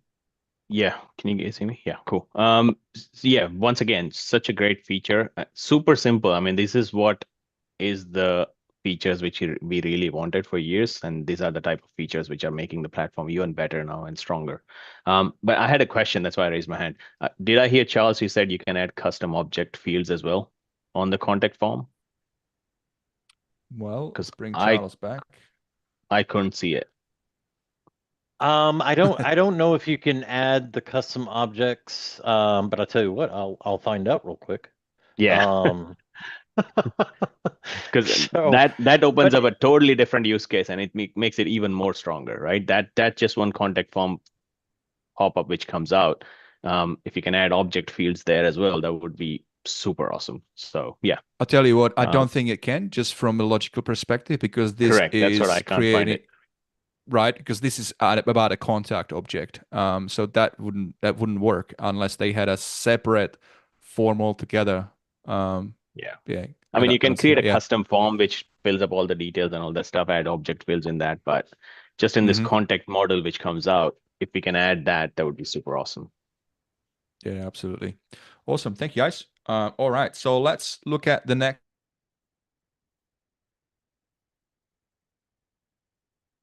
I think we lost you again, Vit. Mute. Okay, here we go. I'm back. All right. So the next couple of features. So bulk SMS upgrade. We have the bulk SMS feature has been rebuilt to handle higher volume messaging with improved deliverability, which means agencies can now control send pacing and throttling, ensuring messages are delivered reliably at scale without carrier issues. I think that's a pretty big one, especially if you're in database reactivation. Enhanced analytics, track delivery, and engagement within the CRM. This upgrade makes campaigns more dependable and scalable, which is crucial for agencies running large outreach and or nurture. So that's epic. I love that. Manage and merge duplicate. Okay, manage and merge duplicates. This one is brilliant, actually. Because we're always going to get duplicates. And I don't know about you, but again, I'm super OCD. And if I've got somebody's email address and phone, whatever, and then they message me through Facebook, that automatically creates a separate contact. I like to be able to merge them. But up until this point, it was very tedious manual task. Not great. well, now this handles that. So we'll go into that in a second. But what this is basically tool that automatically detects potential duplicate contacts by name, email, or phone and lets you merge them in a few clicks. It intelligently preserves important data like notes and activity history while merging.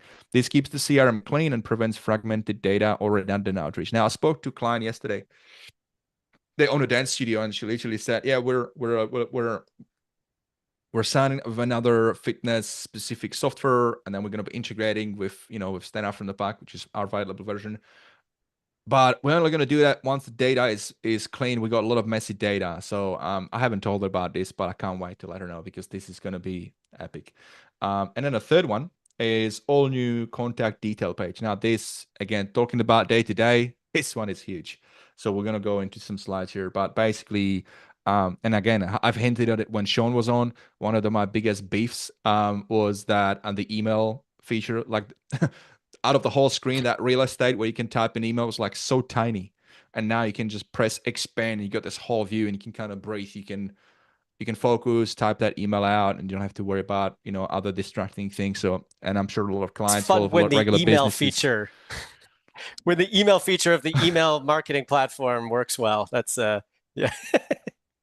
way to drop in, Michael. That's what I do.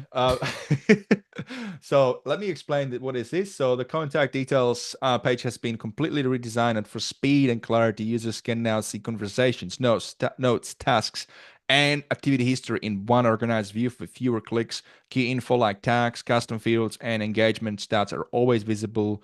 This streamlined layout helps users quickly find information and take action, making managing each contact more efficient.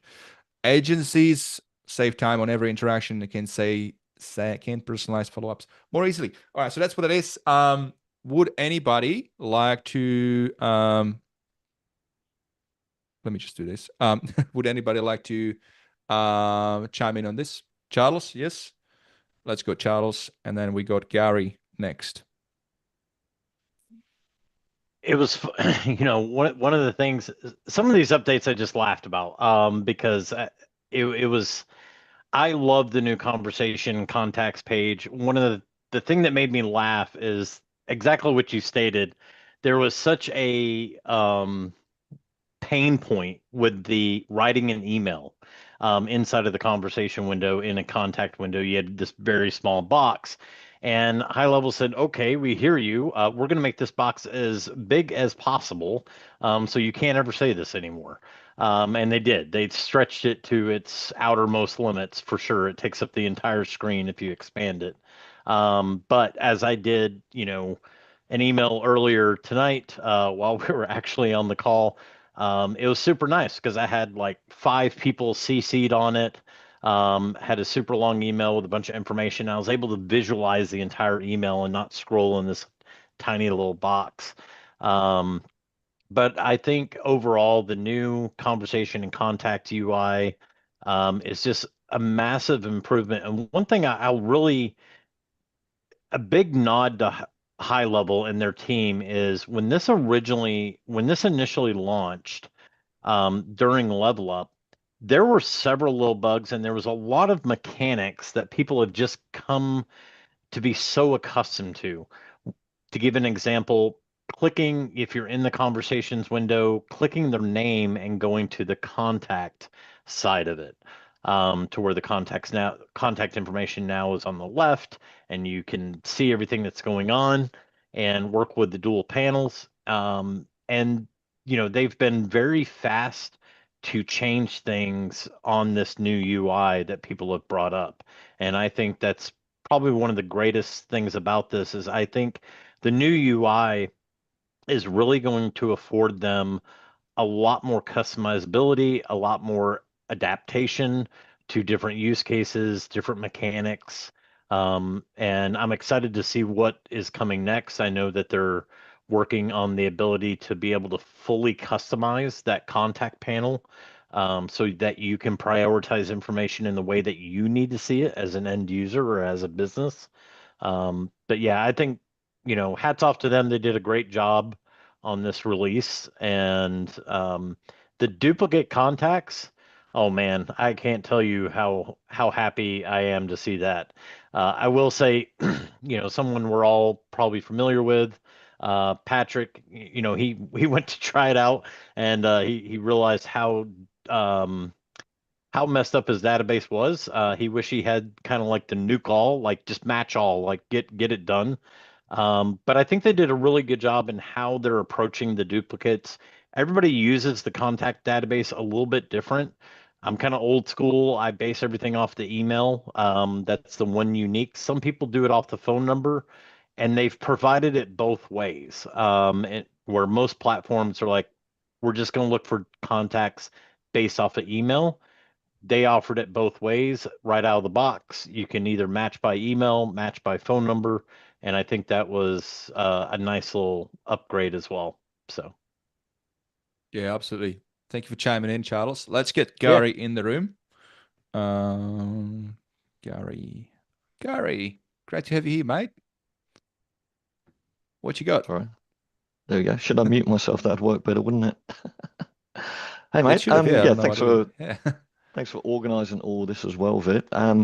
Mate, I've got to get into some of these updates because I've only been back from the States for like a week after Level Up. So I've got my list of things here and I've got them highlighted, the ones that I've got to go and check out. So I haven't got to actually test them all yet. But with that bulk SMS update, and also you've probably got this one coming up, but I'm going to tip the two together. There's an update for the drip mode as well, apparently. And I'm hoping that's resolved some things because there was issues with drip mode and bulk, and if people put things on pause, the workflows and stuff could carry on running in the background, and then if they unpause them, it would suddenly just punch a whole bunch of messages through and cause problems for people in campaigns. So I'm excited to see if they've resolved that, because I spoke to the dev team about this ages ago, and they said, yeah, we're fixing all that, so when they pause workflows and so forth, it will actually pause things from happening rather than letting it all run through. So this is on our board of things to check out for our clients to make sure that that's working as it should now when you get to pause things rather than letting it run in the background and then just dumping a load of messages through at once when you unpause stuff. So this is kudos to the high level team for sort of, listening to all that feedback and pushing things through that we talked to them about. So excited to see next week when we get to check this out and make sure that it all works as they've told us it's going to. Absolutely. Yeah, mate. And obviously for you, especially with the product that you offer to the market, which is brilliant, by the way. Guys, if you're watching this, by the way, if you're in a market that you're paying a ton of money for Twilio fees, you should check out my CRM Sim. It's just a way how you can lower the cost for you, for your agency, but also for your clients. And that's what Gary does. It's a CRM solution. You've got WhatsApp there now. You've got the Blue Bubble now. So it's pretty cool. So check it out. You can head over to highlevelexperience.com/sponsors. Gary's got special offer for you guys. So go and check it out. All right. So I just wanted to thank you, Gary, mate. I'm just gonna do this and then just real quickly show you, because I really love this. So check this out, right? So this is the new contact view. You had 3 sections. You got this section here in the middle, the contacts details. Then in the middle, you've got the comps. And the right-hand side now, you've got these icons, which is what we were used to for the last couple of months using in the inbox view. And it's just been brought into the calendar, into the actual contact view. So you can actually collapse it so it doesn't show up. This is pretty cool as well. So you can go between all fields to DND to no action to actions. So rather than have to scroll to the bottom to click through to get to see what workflow particular contacts in, these are always on top. So it just makes it again super quicker, more efficient to deal with is what I want to say. And I like this with actions because really when it comes to actions, is it either workflows or adding tags or courses. Now the tags, they're always on top actually. So this is even better. You get a couple of extra things.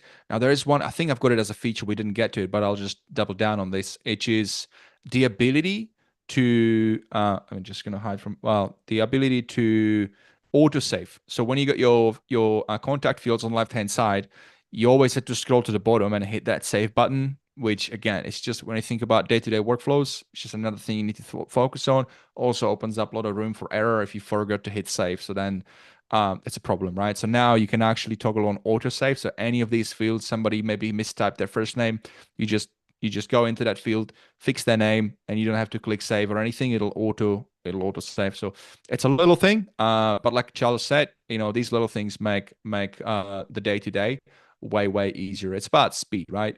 And then lastly, this section on the right hand side, this activity view that you've got there is brilliant. It's been there before, but like I said, now you can you can click that little cross button top right corner, and that whole thing collapses, which gives you a lot more real estate when you're handling that middle bit, which is where most of the stuff should be happening, in that middle bit, which is looking at emails, looking at comms, looking at SMS, looking at anything you need to follow up with the person, and then have that focused space for it. So kudos to HighLevel team. I've been watching this. I know that Varun was talking about it, and shout out to the guys, because they really went over and beyond. It took them longer because they wanted to make sure they release something that's actually going to be working really well. They understood this is what our clients really use day to day, and this is where it just increases value, because there are other platforms, HubSpot, Salesforce, that up until this point they had it a lot easier to use, let's face it. And so it's really good that HighLevel is leveling up. I haven't checked their platforms. I don't know if it's still better or worse, but to me, this is definitely improvement for me and for my clients. All right, let's move on. Let's go to the next three. Let's fire away. So we have restore page revamp, still under CRM and contact. So the restore page is for deleted items. So that's been overhauled with new filters, faster loading, and smoother recovery process. Agencies can view all deleted contacts, campaigns, assets, categorize and restore them. So again, if you make that mistake, now you've got a peace of mind that you can actually recover things. So that's pretty helpful, pretty straightforward. So we're not going to go into that too much. Accessibility enhancements, top bar, help, and drawer. Okay, I think we're going to have a look at that one, because that one opens up a lot of room for I think, is that the one that I'm talking that I'm thinking is, that might be another one. There's basically now an alert thing for us agencies to push alerts into the sub accounts. I think that might be a different thing than this. This one is about does anybody know? By the way, I haven't been able to go through all the features in detail, so if anyone knows this, raise your hand up, otherwise we'll move on. And then the import Stripe products into SaaS configurator. All right, so now that's the next category. All right, so restore page and that one. I think. All right, we got Charles. All right, Charles can chime in on that. Let's do that. Thank you for saving me, mate. Let's go. This is why I go to every town hall. So the top bar, that tray is on the new contacts page. So they totally revamped that top bar. We used to have all the actions and the icons across the top, and on the contacts page, they have done a really good job of reworking the smart list and the actions that you can take, and also the advanced filters where you can create even better filters than before. And honestly, just to be able to bulk select the contacts in your contact list, and it exposes the most commonly used bulk actions, but then instead of just having this long line of actions, they put it into a drawer. So now you click more and you start to see, bulk SMS, bulk email, WhatsApp, review requests, managing opportunities in bulk, triggering automations, verifying emails, merge contacts, and so much more. So they just cleaned up that contacts page UI quite a lot, opened up a lot of room, just made it visually more appealing, easier to navigate, a little bit more condensed, which will lead to more opportunities to putting even more tools in there in the future. So yeah, I love it. So I'm just in my account here just to show you real quick. Again, so the top bar, is that the bit up the top here? Is that what you're talking about? So if you go to contacts and smart list, looks like you're on the conversations page or the contact detail page right now. Yeah, so I don't have the incognito mode currently is broken because of the new UI. So HL Pro Tools got to catch up with it. So I can't show because I got real data, so I can't go there. Okay. But I want to show you guys this one here. So in bottom right corner, you click that little keyboard, and you get this cool little keyboard shortcuts. And I mean, I'm a big fan of shortcuts because once you learn them again, it's just become like a ninja, right? So you've got these contact actions. So that's one of those things. The top bar is, I know what it is now. Yeah, okay. So I'll see if I can show you guys real quick on that one. But yeah, this is epic. So I see what you mean now. Yeah, so it's in the contacts view. So let's go back to smart list here. And I don't, yeah, okay. Well, we could do that. I can show if you want to. I've got it Yes, pulled up if you- here if you want to show it. Yeah, see if you can do that. Oh, you've got it there. Oh, perfect. Yep, got it there. So right here, I'm on the contacts page, and of course I've got my contacts information hidden, but what they've really changed is how the smart lists are lined up here. So, before it wasn't really easy. If you had a lot of smart lists, it wasn't really easy to see them all. So they've been able to expand this with the new layout. Also, we used to have a bunch of icons across the top with, add to workflow, email, SMS, and it was just getting super compacted. Just way too many things in the previous UI. And so now they have this top bar here when it's only visible when you select contacts. So if you go into here and you're like, where'd all the bulk actions go? You have to select your contacts first. Once you do this, then you can see the export, everything they're used to seeing. And then they've got this action drawer here where you can get into your bulk SMS, your email, adding tags, remove it, everything you're used to seeing. But they've also done a really good job of, creating more advanced filters. So you've got, pretty much any data inside. You can filter by, create smart lists. It's easy to add smart lists and see your existing smart list, and you can search your smart list now. So that's nice. Easily manage them, and then importing contacts, and then you've got some more settings over here.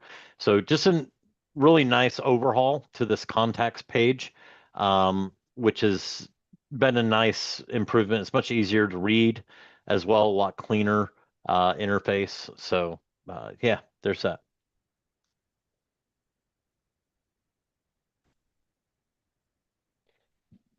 Mr. Vitt, you're muted again. Don't worry, I got you, buddy. Here for you. Thank you, mate. Awesome. All right. So we're gonna fire away to our next segment. We don't need to take a break just yet. So we're gonna go into the SaaS. We got SaaSpreneurs here. Shout out for SaaSpreneurs. Give it drop one in the chat if you're more in the SaaSpreneur space. This will be a good chat. SaaS billing and sub accounts related stuff. So we got import Stripe products into SaaS configurator. We got modify SaaS plan category and plan level. I love that one. Allow downgrade with configure deflections. I've already set that one up, and it's brilliant. I already just had one client who wanted to downgrade, made it easy. Unified payment options across all SaaS locations. What else we got? Special prices for SaaS sub account. This is if you want to sell a special plan like on an ad hoc basis without having to create a whole new thing from scratch. You got product specific cancellation reasons. This is useful. Again, data and feedback is important because without feedback, you don't know what to take action on. So that's useful. This is the one I was talking about. Okay. This one is probably really exciting out of a lot of those for me. Introducing banners management. I do weekly workshops for our customers. So this is going to be another touch point to let them know. What else we got? Managing granular permissions for payments, very useful. And that's it. So then we're gonna go into funnels after that. So let's start from the first one. SaaS right here. So what this does, have basically ability to import existing Stripe products if you already have them directly into GHL SaaS configurator. What does this do? It makes setting up or updating SaaS plans much faster by eliminating manual product re-entry, right? So with simple sync from Stripe, you'll be able to reduce admin work and avoid errors, ensuring billing plans in HighLevel match what's in Stripe. This provides smoother, more seamless alignment between HighLevel SaaS accounts and Stripe billing. I don't think there's much more to say about that. It's pretty straightforward and pretty epic. modify SaaS plans category in plan level. Okay, so now this has been actually a bit of a problem for me. I've created a couple of different categories, and then I wanted to move the plans into the other category, and I couldn't do that. So that's what this does. So if you're in the same pickle, plus, you know, we only have limit to like 20 SaaS plans that we can set up. So this helps. This doesn't help with that, but it helps with moving things around and making it a little bit more neat. Because let's face it, if you got a plan and it's in different category and you want it to offer it in the other one, so that your customer can see it, so it just gets added into the upgrade downgrade path, well, now you can. So it lets you do that fairly easily. Restructure pricing tiers and introduce new packages. You can adjust plans without disrupting active subscription. That's a big one. And this feature is key for maintaining scalable and adaptive pricing models. So agencies can evolve their SaaS offerings over time without painful migrations, keeping their revenue streams and client subscriptions running smoothly. So that's epic. Feel free to raise your hand up at any point if anybody's got an extra thing to add to it. But otherwise, we'll keep going. So the downgrade path, this is epic. I'm actually going to go and show a little screen of that one. So you're now able to create a downgrade path. So what that means is somebody wants to downgrade, you can not prevent them from doing it, but you can persuade them to stay on the current plan. So if you got a plan A, I don't have to show, I can explain. If you got a plan A is 100, let's say plan A is $300, plan B is $500 a month, and then plan C is $800. Somebody's on the middle plan, $500, wants to downgrade to $300. You want to keep them on the middle plan because it's revenue. Well, the deflection is they get a little pop-up and says, hey, instead of downgraded, why don't you stay on this plan and here's a discount for the next 3 months, and then you can customize how big the discount is. So let's say you give them $100 off, so they go from 500 to 400. So you're still better than getting 300, and you've kept the customer on. So it just gives you that opportunity, and it's fully automated, and so I think it's pretty epic. Okay, so let's get some comments as well. We can do it this way as well, speed it up. So Charles is saying this only supports coupons for up to 12 months. So there you go. You can add coupons as well. That would be, I think, under the where does that go? Under which section does it go? It'd be on the downgrade. Coupons. It'd be on the downgrade. It's just in the when you go to create a coupon, you can create it to run forever. If you're under payments and you go to create a coupon, you can run it forever. However, in the downgrade cancellation deflection setup, it only supports applying a discount for up to 12 months. It's not an actual coupon. So it's only going to support if you say, hey, look, if you stay on the middle tier, I'll give you $50 off or $100 off, whatever it may be. It'll only run that for up to 12 months, not in perpetuity. So just something to keep in mind. Well, that's good. That's a good thing, right? Otherwise, you could easily get people taking advantage of it. So yeah, so if you head over to SaaS Configurator, this is for you guys, SaaSpreneurs. SaaS Configurator, you go into the downgrade settings, and then obviously you need to toggle that on, and then it gives you the option to select also what is the reason, so you can customize it. This is great if you've got like custom questions you want to ask, but by default, the ones that are there, I didn't really fiddle with that. I think that those are pretty good. Caveat to that, it's not available for V2 plans yet. I've got a beef with that V2 thing, but let's not open that can of worms. But yeah, if you're on V1 SaaS plans, then yes, here you can allow sub accounts to receive discount offer more than once. Okay, so is this the one that you were talking about, Charles? Yeah, that's the one I was talking about right there. Okay, all right. So yeah, so this is okay. So somebody downgrades, doesn't downgrade, takes advantage of that, and then 2 months later they want to do it again. If you keep this toggled on, then they would get that discount again. Yeah, I don't like that, so I didn't toggle it on. Yeah. There you go. Pretty useful. All right. So let me just see if I've missed anything. Charles raised. Did you want me to spotlight you still, Charles? Yeah, if you don't, I'd like to touch on one thing, and you kind of touched on it softly. Let's go. And this is more of a public service announcement. I did this in a town hall earlier today because we had a SaaS town hall. SaaS V1 versus V2. Let me just tell you, if you're watching this, please listen to this. V2 is not a better version of V1. That is the biggest misconception. Even HighLevel has acknowledged that they named it wrong. It should have never been named V2. Long story short, they had a problem they needed to solve. The problem is not everybody uses Stripe, and they had people signing up for SaaS mode that didn't use Stripe or couldn't use Stripe because of regional restrictions.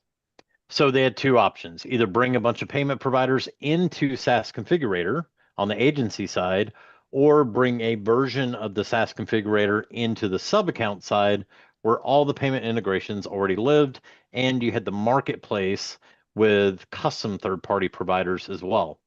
That is the whole premise behind V2. It's not an upgrade per se. It's if you are doing another payment provider aside from Stripe, you have the option of going to the V2 version and being able to use things like PayPal, Square, NMI, Authorize.net, Marketplace custom providers like Numeric and some others. But the other part of this is you'll notice on that downgrade offer, and this is also on the cancellation offer, and it's in a few more spots, there are releases that are not compatible with the SaaS V2. And I highly encourage anybody, if you're on Stripe, do not switch to SaaS V2. They are not going to be developed simultaneously. V1 will always get the newest, latest first, then V2 will get it at some point. So it's just something to be aware of. This is a huge confusion point within the SaaS configurator and all these additional things that have come into SaaS. So I just want to make sure that everybody kind of understands what the difference is between the two. They're pretty close right now, but they're fixing to release some more updates that aren't going to be available for V2. They're only going to be available for V1. So just something to keep in mind as you're looking into the SaaS V1 and V2. Absolutely, Charles. Well, I've got you here. I'm gonna share a screen on this one and get your take on this because this one is also really important. So, HighLevel's released this new unified payment option across all SaaS locations. Right now, let's just bring it into the screen. So, let's say you want to subscribe a sub account, one of your customers for WordPress. It now gives you an option to pay using the card that they have on file, so that the card would show up in here, or you can add it in here if it isn't, or you can choose to charge them from their wallet, or you can pay for them, which is the third option. Now, there still is, I don't know if it's still the case, but when somebody cancels your subscription, because these things were add-ons and like a separate thing, if you don't cancel those, they'll keep on running. So if somebody cancels and you keep that account suspended, those other things will still be there, and you'll be paying for those unless the customer has a credit card on file. I know I posted in a group as well a while back, and there was a few people kind of saying the same. Sarah was saying, she had the same issue with that one. So you have to kind of keep an eye on that. So I don't know if this is a way to mitigate that or not. But certainly by using the credit card and making sure the credit card is still valid is a way to do that. But did you want to add anything to that, Charles? Yeah, so this kind of preps for something in the future, but right now the biggest thing with this is there was a big issue around if I am selling a SaaS offering and they buy WordPress hosting. I'm giving them, let's say, $20 into their wallet as part of a subscription. Guess who's paying for that WordPress? The agency. Because it was only taking it out of the wallet. It wasn't charging it separate. There were certain features that were directly charged to the wallet instead of to the customer's credit card. So you're getting this $20, maybe they use $10, it's funny money until wallet money is funny money until it's actually used. And so they released this to kind of solve that problem. This way you can do it any way that you want. You can either charge the card directly as a separate subscription. You could have it come out of the wallet, and if there's $10 in there and you're charging $10 for WordPress, well, then any usage fees, they're just going to have to refill their wallet. or you could include it. You can include it in your offer, and it just directly bills to the agency. The other part of this that this is going to lead into is retention of products after the cancellation of the core offering. This has come up a lot around domains and WordPress hosting. Domains are one of those things that once you sign up with a provider, you normally never change providers of where you're buying your domain from. It's very rare that people, they just don't change it because it's not something you have to mess with all that much. And so when we started selling domains, we're like, okay, well, what if they cancel their SaaS? How can we keep billing them per their domain? Like, it may seem silly, like it's $10 a month, but heck, I mean, that's $10 for eternity, basically. Who cancels a domain?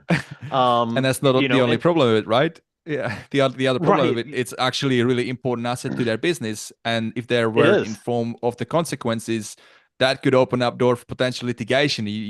That's exactly a lot of can of worms here. Oh yeah. And then, you think of WordPress. Same concept. Well, how many times does a business actually change their WordPress hosting provider?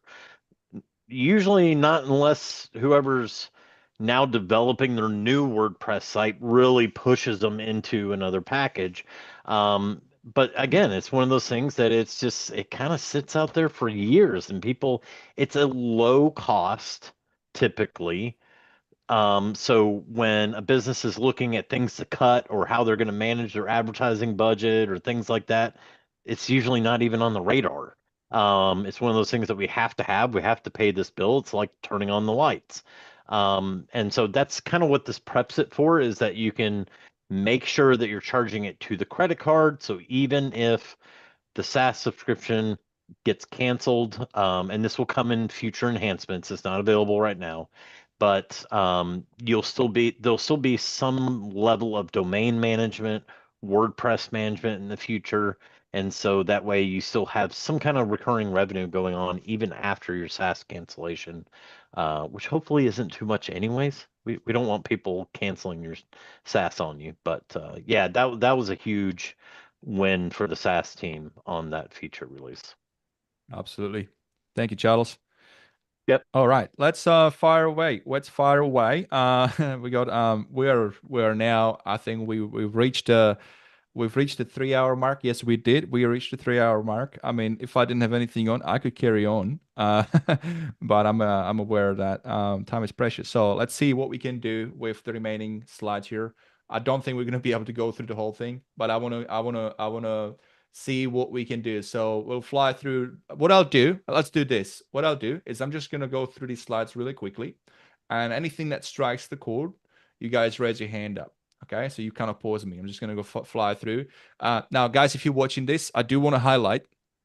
Don't feel obliged that or not obliged, but don't feel like you're gonna miss out if we don't cover everything in detail. Like I said, HighLevel has done the work. Okay, HighLevel has done the work. The only thing that we're adding is just our own perspectives and use cases. So that's obviously valuable. But otherwise, this article is brilliant. That's what I'm using here, right? So all right, so that's that. Let's go back here and let's talk about it. So SaaS prices, we talked about on product specific cancellation reasons. That's upsell products. So when client cancels or downgrades the subscriptions, you can now capture the reason why tied to a specific product or subscription. So we're talking about like upsell features that you want to find out, not just a core offering, but let's say they want to cancel just that one extra thing. So this is useful. The banner management, I do want to have a look at that one real quick, and then we'll banner management. Yeah, this one is pretty epic, so I think it's just really worth to dive in that one really quickly. So basically, what it is, it's a client-facing control, so you can turn eligible HighLevel provided banners on or off at any time. It gives you a centralized control to what you want to show. Is there a slide? There is a slide. Okay, so you've got basically a view of all the different things that might pop up. Oh, hang on. So it's not what I thought it is. I thought it was custom banners. Okay, so my bad. So well, still, nevertheless, it's good. So you can see what you want to show and what you don't want to show and how frequently, and then toggle it on or off. So I believe that's right. So that's what that does. Okay. Never mind. So custom banners, not a thing, but I must have been dreaming. All right. Well, if you dream it, you could believe it, you could dream it, it might happen, right? Especially if you attend to town hall sessions. All right. I'm pretty sure that's a feature which is coming as well. There you go. Yeah. So it just makes a lot of sense, right? Imagine this: if you're running weekly workshops or something, and you want to like let account wide all your customers know, or Black Friday, you want to upsell them on a service. A lot of really cool use cases, so can't wait. Granular permission for payments. So fine-tuned control over which team members can view, edit, or manage financial transactions. So that I think this is important. We're seeing more and more granular permission control per users, and I think it's really important, and it's great that it's there. Now getting into funnels and websites. So let me see what we got here. We got funnels, element templates in Page Builder. They were already there, but this is probably an additional improvement there. Template library now available on all plans. So that's good for you guys if you're on 97 to 97. Previously it was only 497. So that's good. Built-in image editor. It's basic, but it does the job, especially when it comes to resizing and stuff. So that's handy. So that, and again, it's about workflow. Saves you time having to go to Canva and things like that. Website performance report for WordPress. Custom values were added. This is actually a big one. So my argument has always been, you're better off building it in GHL because you can personalize heck out of it by incorporating custom values and UTMs. Well, now you can help customers who don't want to do that and want to stick to WordPress. Now you can help them make their pages even more personalized. Websites and funnels now have all new AI page builder. Now this is where we get into the space, right? We talked about it, where this product is more and more becoming easier and easier to use. Maybe not on the AI front, but on a lot of these type of tools, it is. Where you can bring a client and can literally pitch them. Look, you don't have to pay a lot of money for a website if you don't have budget for it. We've got AI builder and happy days, so it's pretty epic. We got Michael Pacito raising hand. Mate, it's not snapshots yet, but let's see what you got, mate. Dude, this is, well, I deal with snapshots touches everything, right? I'll just put the hot take that needs to be said. This goes back to why HighLevel is not an AI company, and this is one of the areas where I think it shows. The workflow AI builders and the funnel AI is not there, and I think they're going to create more problems for your clients than they're going to solve. If basic templates that you set up is too complicated for clients, giving them an AI that kind of throws a bunch of stuff onto a page and they're going to be someone's got to tech support that. I think that's all that really needs to be said on that. I don't think anyone really disagrees with that, but sometimes people want to say that. But I don't know. Has anyone actually used it successfully in that scale? I mean, it's an interesting viewpoint. I am the last to talk about imperfection, and done is better than perfect because I'm a massive perfectionist. But it is true that done is better than perfect. If somebody doesn't have a website at all and they can't afford it and anything, then this is perfect tool, and then you can always go from there, right? Nathan, great to have you. Look at that. Look at all that musical instruments there. That's epic. I think Michael was about to chime in there. I'll let him finish his point. Yes. Nah, man, you go, dude. I haven't heard from you all the time, so jump in, my dude. Cool. So yeah, I totally agree. Funnel AI is not there, but the new funnel builder, so the lovable version of it, is actually better than I expected. What they've done incredibly smart here is to allow you to keep it open, so you can use the old editor and fine tune. If anyone's used any of those sort of vibe coding tools to be able to build pages, it's a decent competitor. So if you're a power user of a lovable, then it's not going to compare. But if you look at what the original funnel AI was, which is let's throw in random templates and call it AI, that wasn't an AI builder. That was a sort of stopgap. The new funnel AI builder, the lovable version, is actually really good at what it's trying to do. So it is trying to bring that Ask AI, the lovable interface back to everything. I'll go against what Michael said before about it not being there yet. The workflow AI builder is decent enough. It's your Zapier. I want to create this, and it goes and says, here's half of it for you. N8N have just added theirs as well. So everything's going that way. It's going to be chat first, get me 80% there, and then I'll finish it off. It's a time saver. It's not a do it for me. It's not do my job and finish it off. It's let's get most of it there. It's like being in a town hall and someone giving you a snapshot, giving you a template, giving you the start, and then you go and add your own piece to it. So it actually took a little bit to find. So that new builder is you have to go and toggle it on first, and then there's a new way to start the whole thing. So the old funnel AI is still there, and I think that's confusing people as well. So like, oh, I tried it again, and it's still not much better than last time. It's actually, that old one hasn't changed. The new one is that fantastic. could be it, dude. Like that could be it. And just sorry for jumping in. One other clarification: when I speak, I'm usually talking about at scale, where it comes to like tech supporting. Like when you're at the smaller side, where people, you have more time to let them get started, play around, and you support them. But there's that certain point where it's just like, really, you should be giving people a template for their niche that works, that has a fast, they don't want to spend 3 hours doing stuff, right? Most people don't even interact. So just that two caveats is maybe I got the wrong. Yeah.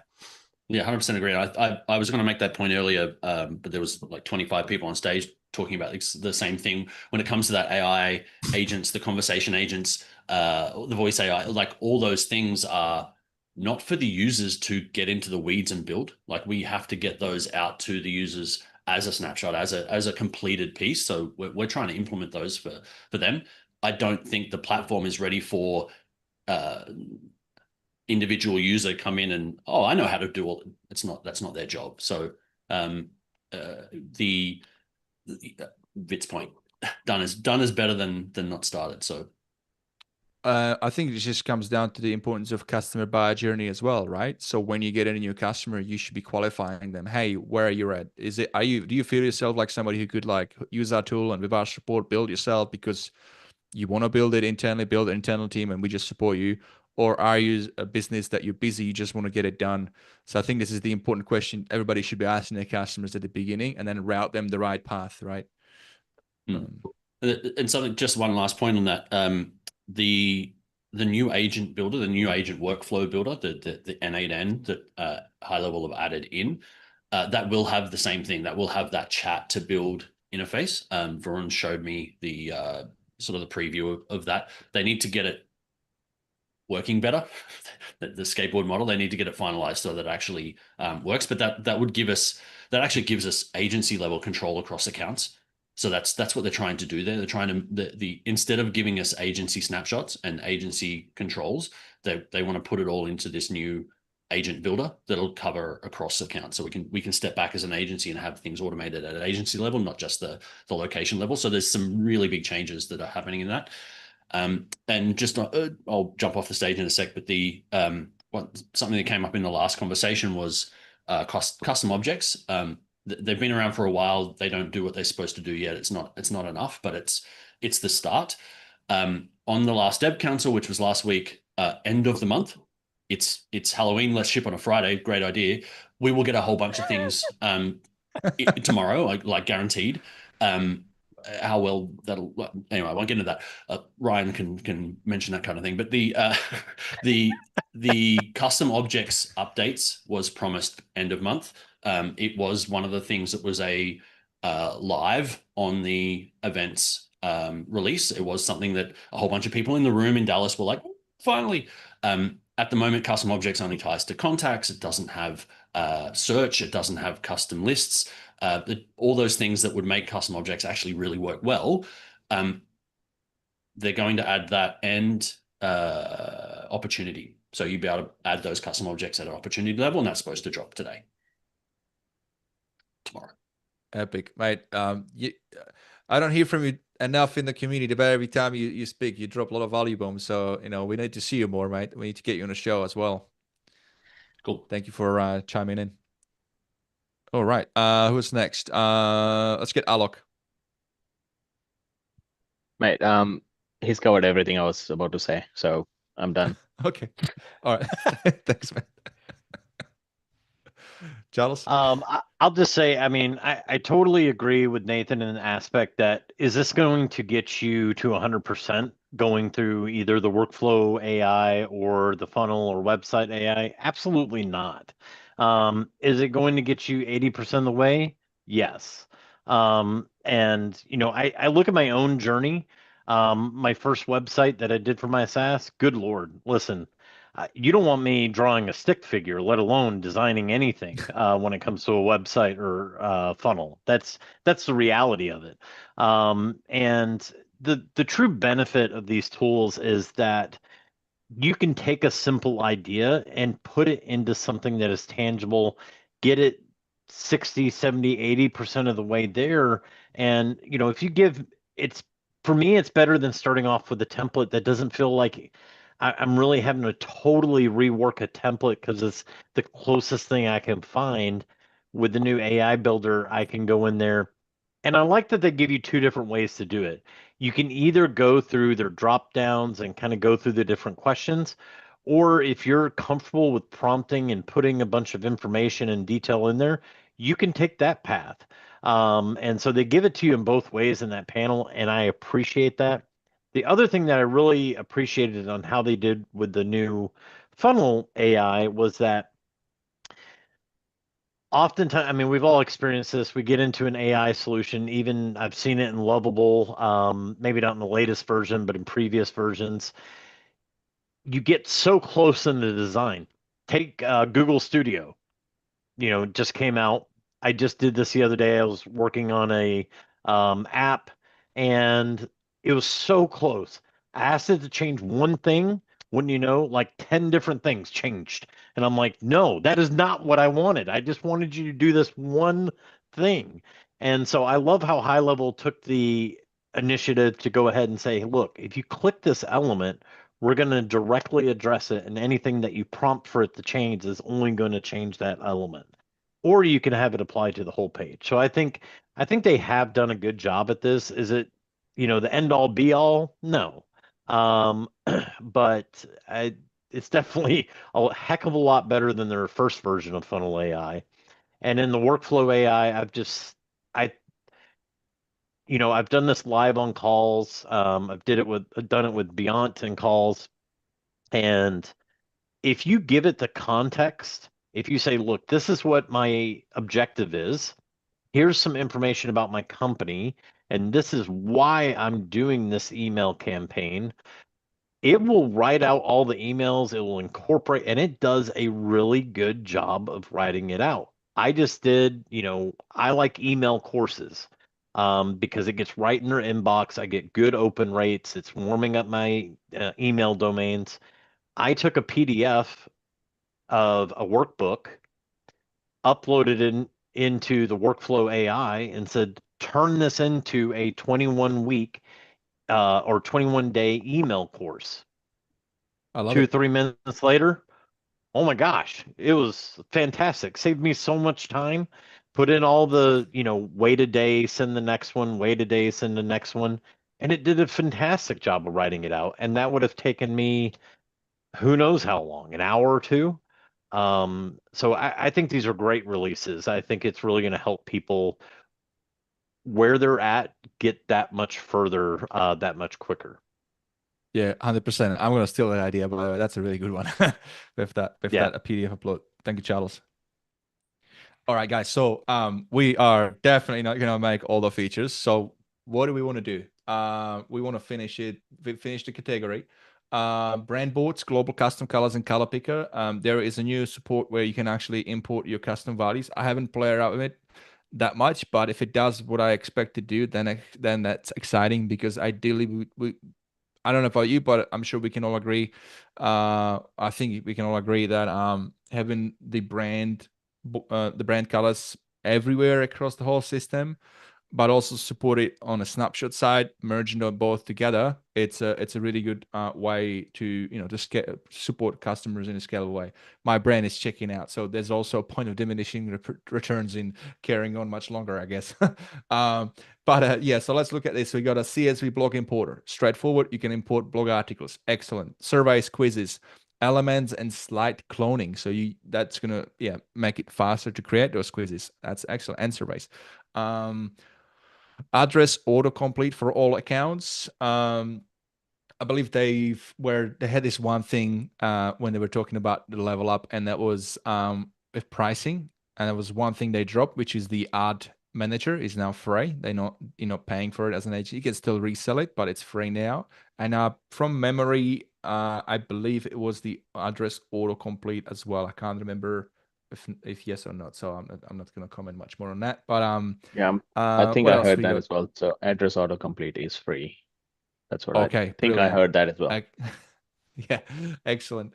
Manual and smart collections for products. So think about it like smart lists for contacts. This be smart collections for products. So if you're an ecom business, if you didn't know, you can run your whole ecom business in HighLevel. So that's a really good step forward. Continue on that. We also have shipping charges based on product and up shipping profiles. So that's good. If you sell something, if you got to ship something that's heavier, that's going to calculate that. So make sure you dive into the more details for that. What else we got? Custom HTML pages, great. Meta ad widgets and insights. So this has been requested a lot, especially for ad agencies. It's one of those really like easy ways to help customers run ads and help them with lead conversion. But a lot of times, they will ask for additional insights in the reporting. That wasn't there. Now it is. Excellent. I feel like I'm moving into a Sean style. We're gonna like wrap it up kind of thing. So let's just go. Dashboard and reporting. Create widgets using custom objects. So okay, so that's a big one. The custom object thing along it just makes HighLevel just a full-fledged flexible CRM for any use case. I know there's pros and cons of custom objects. There is some feedback, things maybe not as much as they would want it. We're getting some comments here as well. Alok is saying reviews AI price as well is lower to 0.01 cents instead of 0.8 for reviews AI. So that is great. Oh, Stripe fees were lowered as well. Nathan is saying there were some changes that went without fanfare, but something that bucks the industry trend. We've added features and we're not raising prices. We made some stuff free. Yes, that is unheard of. That is unheard of in a company to do that. They could have easily charged us more, and I would say a lot of us would still not object. So Lucky saying is good to go. Well, thank you so much, Lucky. I will touch base with you on that. Michael saying there's just a lot of features that are there. They're good, but they don't feel like they are going to change how your business runs. Some of it will, some of it not. Yes. Let's fly through those. So what else we got? Sub-account dashboards and custom reports. Sub-account dashboards and custom reports on all plans. Now, I believe this is not, this is on a SaaS plan and an agency plan. So if you haven't enabled it, do it. I've done it this week. You can create smart lists. So I've got smart list 1, people who are active, people who are paused, people who are canceled, people who are on trials. I'm talking about SaaS customers. You can do all that. And the new UI, it's like you can see a lot more accounts in the view. So that is something I really like. And then the third one is you can see all your sub accounts listed. And then on the right hand side, you can see the reports on, how many new contacts they got in that period. It's really, really good. So definitely check it out. New custom reports for snapshots. I feel like this is going to be something where we should see a hand up by Michael Pasito. We'll get into some snapshots here. QR codes, bulk action, renaming, copy link. I do use QR codes a lot, so that is great. Awesome. We'll get Michael here in a second. I'm going to see if there's anything else related to snapshots, protecting PDF customization. All right, let's get Michael in the room. He's been eager and waiting to get his snapshot side covered. So let's dive in, mate. Let's dive into that. Oh, this one. Well, this one isn't. That specific feature is not a giant conversation. That's just it's what that feature is talking about. There's a new screens for managing your snapshots. They have version history, which is really cool, and they show you a list of all the assets. I think that's a really good first step. It's definitely helpful for a lot.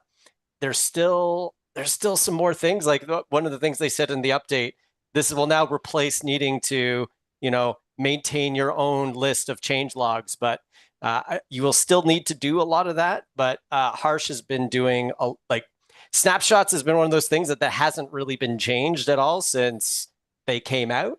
And in these last couple months, more changes happened in the last 6 months with snapshots than the last 4 years. So there's a lot of cool things happening, and I have some insider information that a lot of stuff's going to keep going.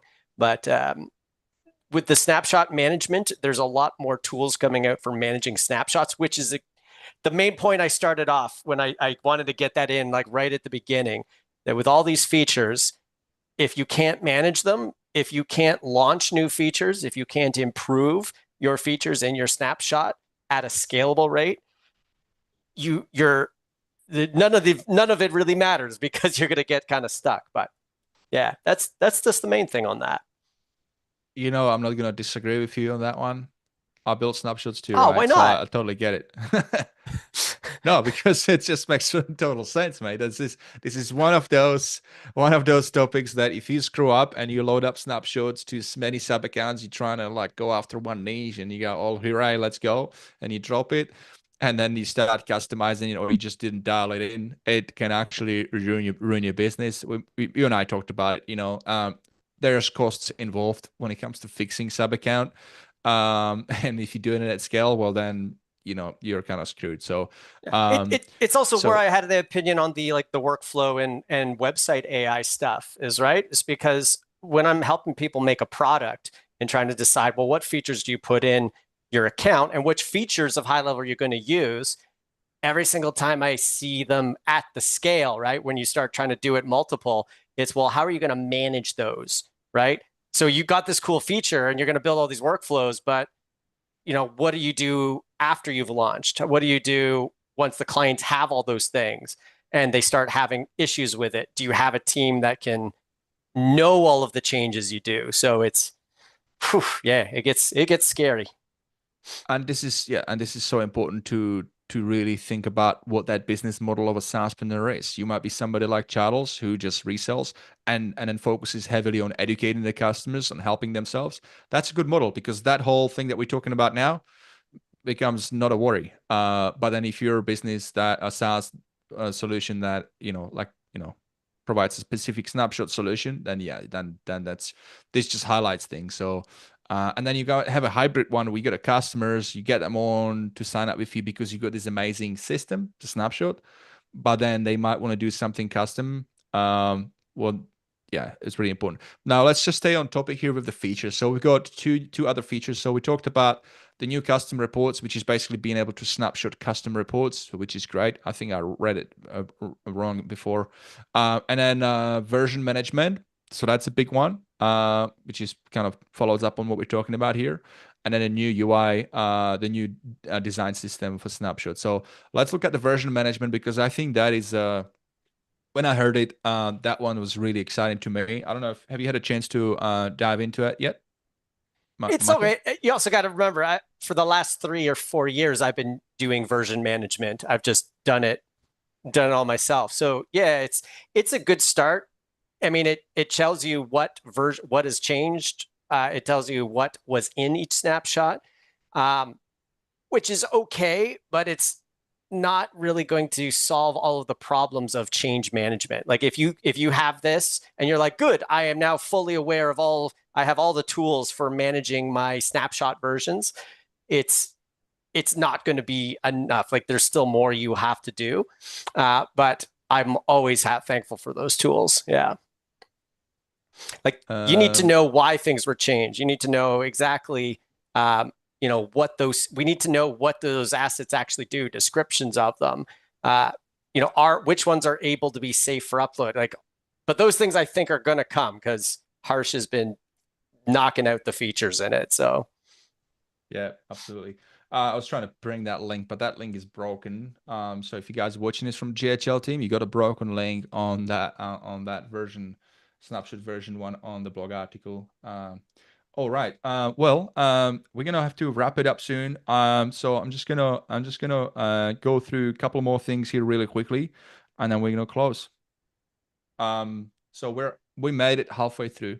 Full disclosure. Ambition is a thing of it's a common trait with entrepreneurs, right? Ambition. So if you're not ambitious, then maybe don't go into business. I don't know, but it also means that sometimes you're not going to get to where you want to get to, and so you just gotta learn and then do it better next time. So it almost feels like we're pretty much halfway through. We could do it again in like second part. I don't know, but there is ton of new features. I'm just gonna fly through these really quickly. We're not going to go into them anymore. And then you got the article. So let's go. Prospecting, PDF customization in marketing audit reports. Chat widget attachments in live chat. Very cool. Configure AI agent name and call recording notice. Really important for compliance. You've got complete redesign built for speed and clarity and control when it comes to conversations. That's the new UX, UI. Set and track response time goals for SLAs. So think about it. If you what it does, it measures how quickly you respond. So this is good if MIT did a study 2007 called Speed to Lead study. This is what this do. So if you got customers, going back to my rant before, they're saying, hey, you're generating leads, but they're not converting, or leads sucks, the lead suck. Then you can go into their account and you can show them, oh, look, it's taking you this long for you responding. So maybe do you want to upsell? Do you want to purchase our AI agent to help you with that? So that opens a lot of doors. There's a use case for you. Social planner, comment management, very important. New drip mode architecture, we kind of went over that one. Company-based workflows, I haven't dig into that one, but it's basically creating workflow based on a company object rather than a contact. Advanced builder, new era for workflow design. Nathan tapped into it, touched on that, really good. There you go, version management on snapshots. We talked about that one. Color-coded pipelines with smart tags. This is another, when you're talking about day-to-day, making life easier, sales teams, managing your pipelines, being able to color code pipelines with smart tags is brilliant. I'm definitely going to be touching in that really soon. New pipeline permissions, rentals, multi-day booking. This is a pretty much straightforward use case for hotels. Really good one. Or like a equipment hiring. We've got centralized availability management to managing schedules across multiple calendars. Really, really cool. PayPal support for calendars and services. There's WhatsApp notifications, SMS notifications for so I mean, we've been doing it through workflows, but you can kind of configure it directly on the calendar, so that's useful. Recurring webinar event settings, definitely going to use that one. I've got a ton of webinars that I've done lately. Support for taxes and processing fees. There's a lot. Add messaging and social channels to GBP profiles. Make sure you do that. That'll improve your local SEO. Use template library for create branded review request emails. Yep, straightforward that one. New competitor analysis. You can have up to 3 competitors on your reputation management. It's great. You can show it to your customers where they're weak or where they're strong, and then maybe what they can capitalize on. So I was showing it to one of my customers. He's a tradie, he's an electrician. His competitor has got a lot of reviews, but what this does do, it analyzes all the reviews and then gives you strength and then weaknesses. And then the weakness said that his competitor is really weak on communication, which is affecting reputation. So what he can do, what my customer can do, is go double down on marketing, how well he communicates with customers. Really easy way to use that, right? Sending bulk review requests for contacts. Okay. Personality style quizzes and editor upgrade. Have a look at it. Section and score tier control for quizzes. I gotta be honest, I haven't tapped into quizzes that much. I built my own thing, but it's good that it's there. Go live. I will definitely be going live through my groups and communities. You can turn members into growth partners with community affiliates. So that's great. So it's basically taking another step in the whole affiliate program that's already there. Live streaming and video calling, I'll be using that for sure. There is external forms with tracking scripts. So that was a big one. Somebody said, is this going to replace, is it the Hyros platform? Hyros.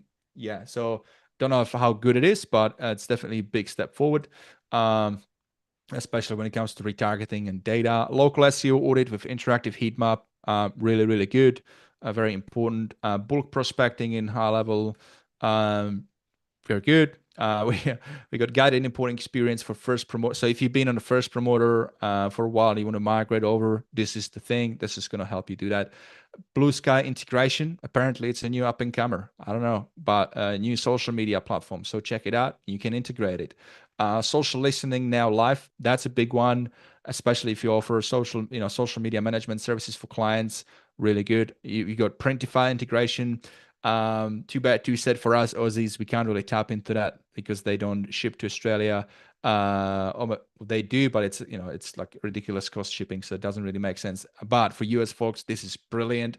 Think about it. Touch point. Somebody signs up, month later, send them a cool branded coffee mug, things like that.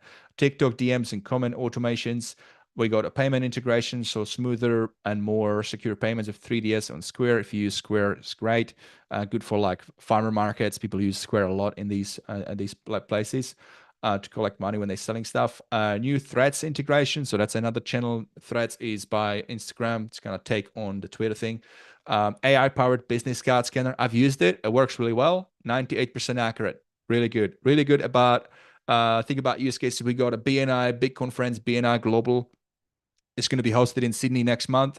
Well, guess where I'm going to go, right? I'm going to use this big time. And then I'm going to program a tag and then a workflow on the back of it. So every time I meet somebody, scan the card, tag them. That's it. Bob's your uncle. Go over the next one, meet another person. My automation is going to do all the follow-up. That's the use case for you right there. Mobile app 4.0. Definitely upgrade. It looks really good. Much easier to use. I use it already. I love it.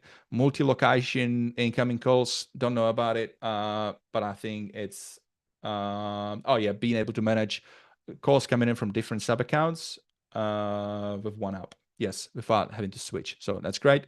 And then local presence dialing. There's a bunch of other little things, but that's all we've got for today. We are all I think we're fried. Like I said, there's a point of diminishing returns. So I just want to do this one more thing and see if we got anybody here with us yet. So we got a couple of legends. We got Zach, we got Nathan, we got Mari, we got Angie, we got Alok, we got Jared, or Jared's AI note taker, that is for anyway. So guys, I want to just say thank you so much for being on with me. We are straight, like we did 4 hours. We did 4 hours. So this is the longest I've ever did a thing. What's that thing, Michael? I don't know what that is. That's cool. Yeah, I've been super quiet here. Thank you, Vit. Appreciate it, man. Everybody, it's great to hear from everybody here. Thank you so much, Zach. Man, I've been following your journey. You're killing it. You've cracked the code, and it's really good to see. You're scaling, and I'm happy for you. Do it quietly, right? So do it quietly. Yeah, there's a lot of those. There's a lot of those. And when you go to level up, you meet those and you're like, you got how many sub accounts? And I've never heard of you. Oh, that's unreal. So it works. You don't have to be in the spotlight to make it. So that's also important to note. So once again, thank you so much, guys. I'm going to wrap it up. I'm just going to do one more commercial break. But after that break, there's nothing else. So thank you again. Now, if you guys watching this show, it's a bit of a passion project. I've been running it for 2 years. I do a lot of mini interviews with a lot of successful SaaSpreneurs, but also up and comers. Me and Zach, we did a really good interview. So if you're in the space, if you got something to give, if you want to just even maybe just crack the code on confidence, if you don't feel confident, get in the podcast. I'll put you at ease. We'll have a good session, and trust me, we'll dig out the gold, and everybody else will benefit. So I'm always looking for more guests. I've got guests lined up until February now, so I'm good. But if you head over to highlevelexperience.com/interview, you can book yourself in. I interview SaaSpreneurs, fellow agency owners. I also interview interesting vendors because it's good for people in the space to know about different solutions. And I also occasionally get lucky and I get somebody from a high-level team. Currently trying to line up Sean for another one, so that'd be great. So that's that. And one more thing I'll mention is we do want to share more stories. We do have an opportunity for you guys to share your story. I believe, Zach, you did it the other day, so we got you plugged in this episode. So what it is, if you head over to highlevelexperience.com/your story, you can submit a short little story, like, minute or two video of you, your name, your agency, and who you helped and how and what the impact was. And then we can plug it into an episode, and you never know who's going to hear it, who's going to be like, okay, this is just that little extra I needed to hear to keep me motivated. So that's why I enjoy doing it. It's providing value and inspiring others to know that, journey of business can be tough, and knowing that other people are walking alongside you and they've been maybe going through those milestones, they've already gone through those milestones, you can learn from it. It just helps everybody, and we just level up, and then we help more businesses level up too. So it's just like an extension of all this awesomeness that we have, right? So once again, thank you so much for being on. Appreciate you, and catch you on the flip side. Sounds good, Vit. Thank you, man. Thanks for having me, Vit.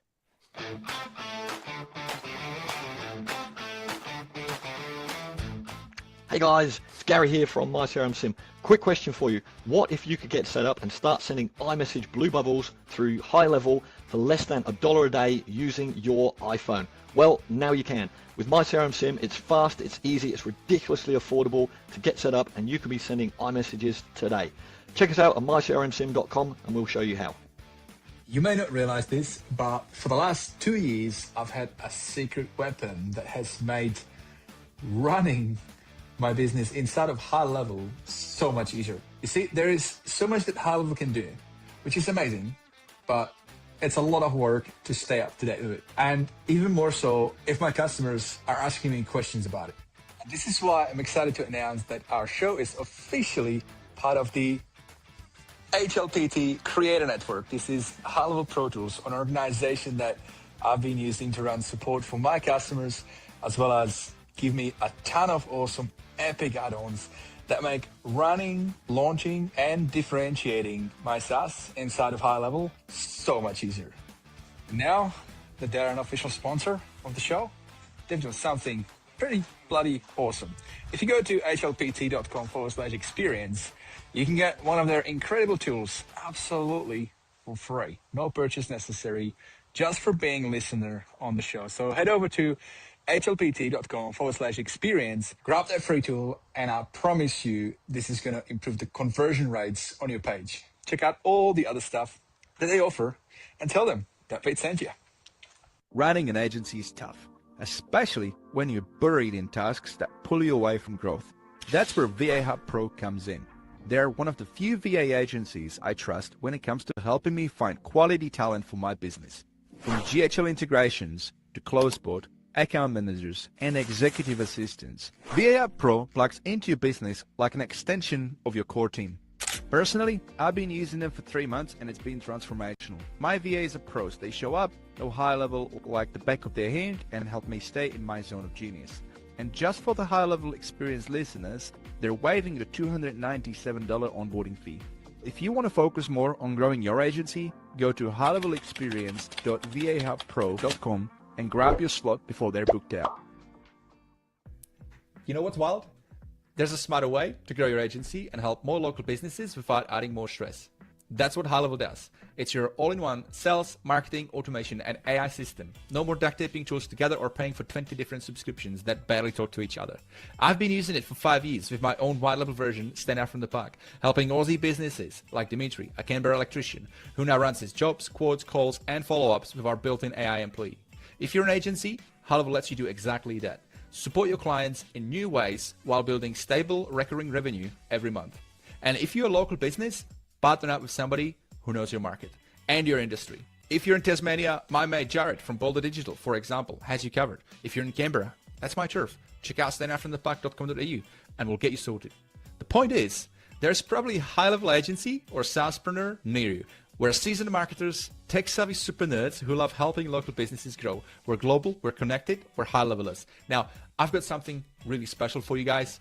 I've negotiated an exclusive 30-day HighLevel trial that's double the usual just for you. Sign up your agency through gohighlevel.com/vid or upgrade your existing plan, and I'll hook you up with over $3,200 worth of bonuses, resources, templates, and snapshots I normally give to my private clients only. So whether you're scaling an agency or leveling up your business, start with the right system. Go highlevel.com/vid or team up with your local SaaSpreneur and let's make business simple again. One platform, one login, no duct tape, just results.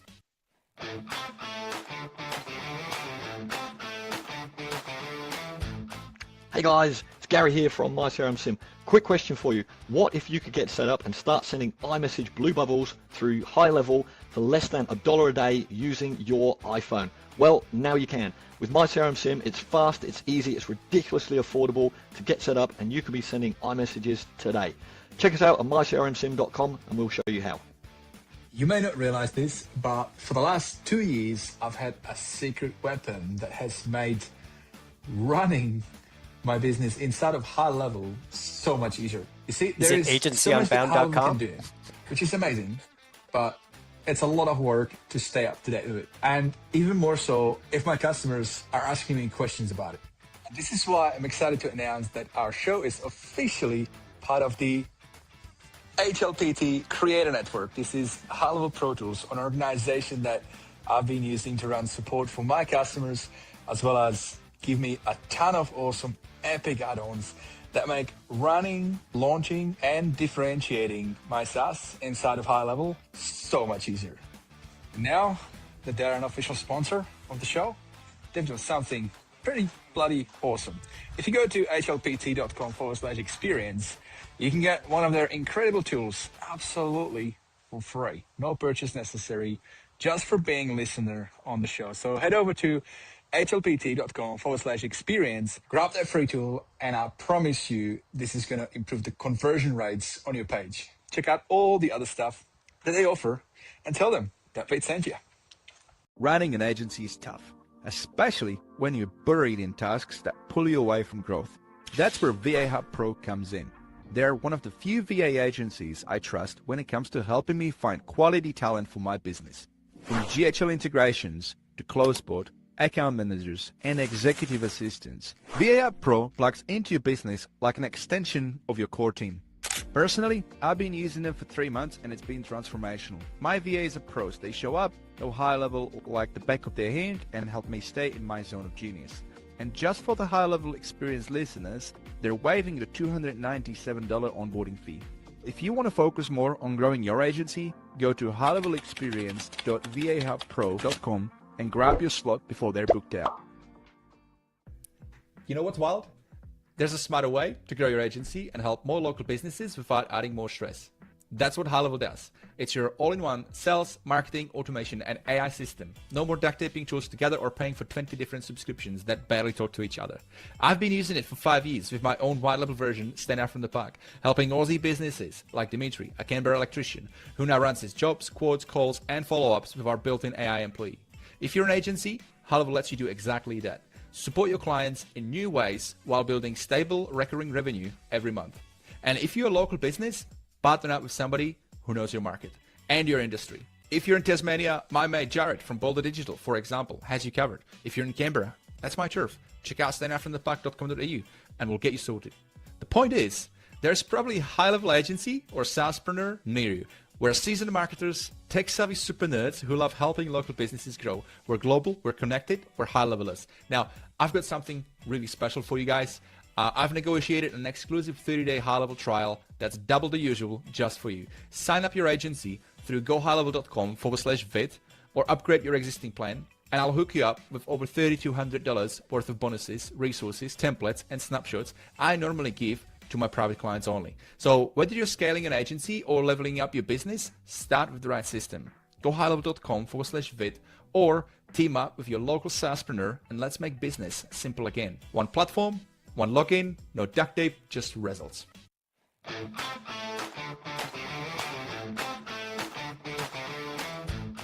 Hey guys, it's Gary here from My CRM Sim. Quick question for you. What if you could get set up and start sending iMessage blue bubbles through HighLevel for less than $1 a day using your iPhone? Well, now you can. With My CRM Sim, it's fast, it's easy, it's ridiculously affordable to get set up, and you can be sending iMessages today.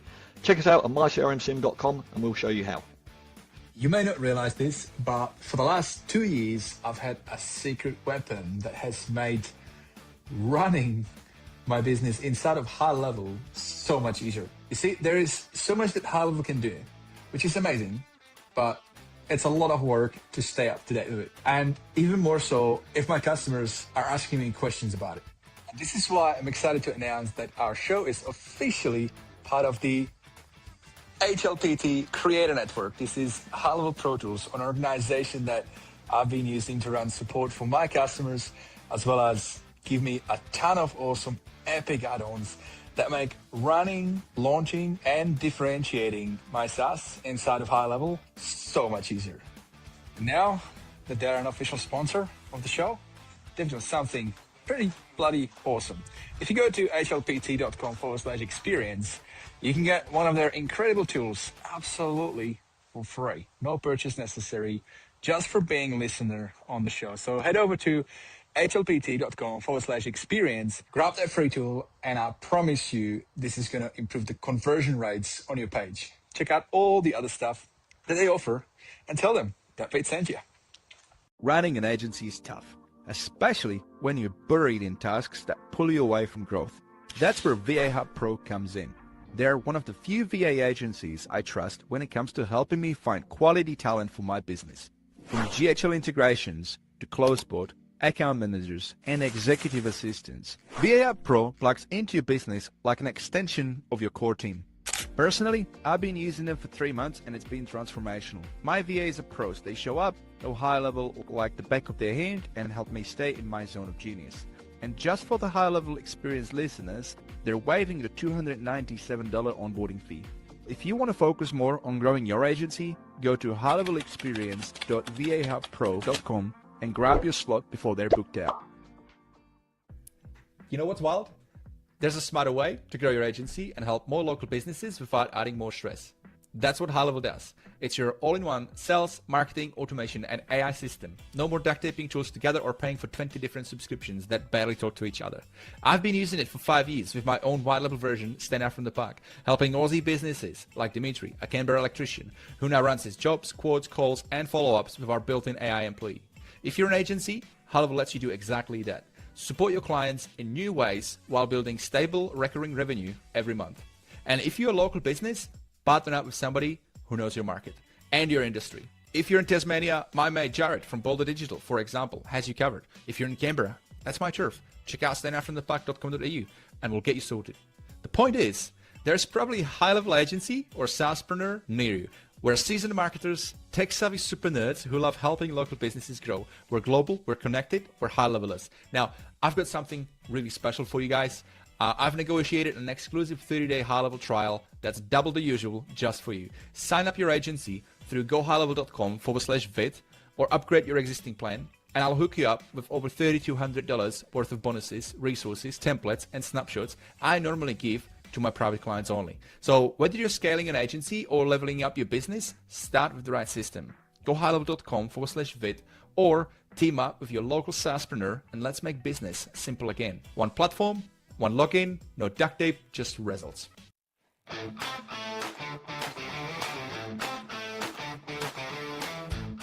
Hey guys, it's Gary here from MyCRMSim. Quick question for you. What if you could get set up and start sending iMessage blue bubbles through HighLevel for less than $1 a day using your iPhone? Well, now you can. With MyCRMSim, it's fast, it's easy, it's ridiculously affordable to get set up, and you can be sending iMessages today. Check us out at mycrmsim.com and we'll show you how. You may not realize this, but for the last 2 years, I've had a secret weapon that has made running my business inside of HighLevel so much easier. You see, there is so much that HighLevel can do, which is amazing, but it's a lot of work to stay up to date with it. And even more so if my customers are asking me questions about it. And this is why I'm excited to announce that our show is officially part of the HLPT Creator Network. This is HighLevel Pro Tools, an organization that I've been using to run support for my customers, as well as give me a ton of awesome epic add-ons that make running, launching, and differentiating my SaaS inside of HighLevel so much easier. Now that they're an official sponsor of the show, they've done something pretty bloody awesome. If you go to hlpt.com/experience, you can get one of their incredible tools absolutely for free. No purchase necessary, just for being a listener on the show. So head over to hlpt.com/experience, grab that free tool, and I promise you this is going to improve the conversion rates on your page. Check out all the other stuff that they offer and tell them that Pete sent you. Running an agency is tough, especially when you're buried in tasks that pull you away from growth. That's where VA Hub Pro comes in. They're one of the few VA agencies I trust when it comes to helping me find quality talent for my business. From GHL integrations to CloseBot, account managers, and executive assistants, VA Hub Pro plugs into your business like an extension of your core team.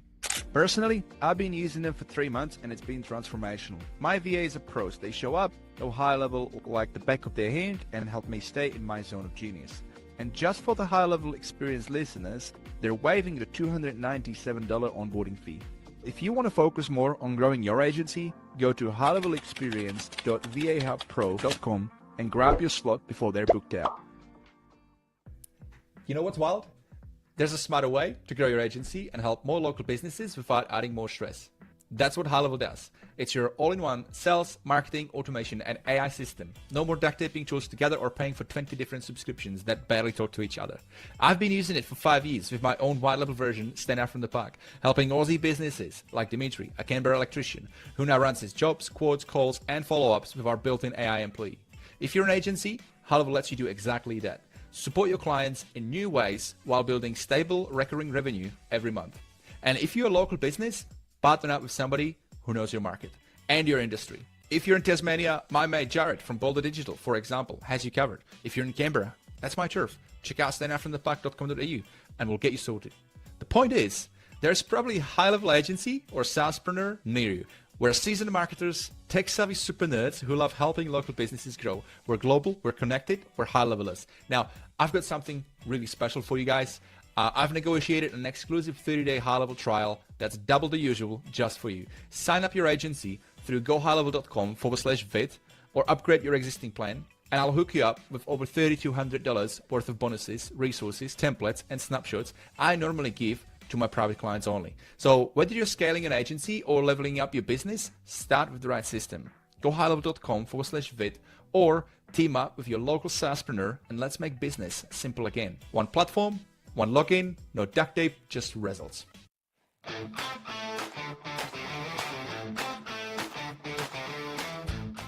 Hey guys, it's Gary here from MyCRMSim. Quick question for you. What if you could get set up and start sending iMessage blue bubbles through HighLevel for less than $1 a day using your iPhone? Well, now you can. With MyCRMSim, it's fast, it's easy, it's ridiculously affordable to get set up, and you can be sending iMessages today. Check us out at mycrmsim.com and we'll show you how. You may not realize this, but for the last 2 years, I've had a secret weapon that has made running my business inside of HighLevel so much easier. You see, there is so much that HighLevel can do, which is amazing, but it's a lot of work to stay up to date with it. And even more so if my customers are asking me questions about it. And this is why I'm excited to announce that our show is officially part of the HLPT Creator Network. This is HighLevel Pro Tools, an organization that I've been using to run support for my customers, as well as give me a ton of awesome epic add-ons that make running, launching, and differentiating my SaaS inside of HighLevel so much easier. Now that they're an official sponsor of the show, they've done something pretty bloody awesome. If you go to hlpt.com/experience, you can get one of their incredible tools absolutely for free. No purchase necessary, just for being a listener on the show. So head over to hlpt.com/experience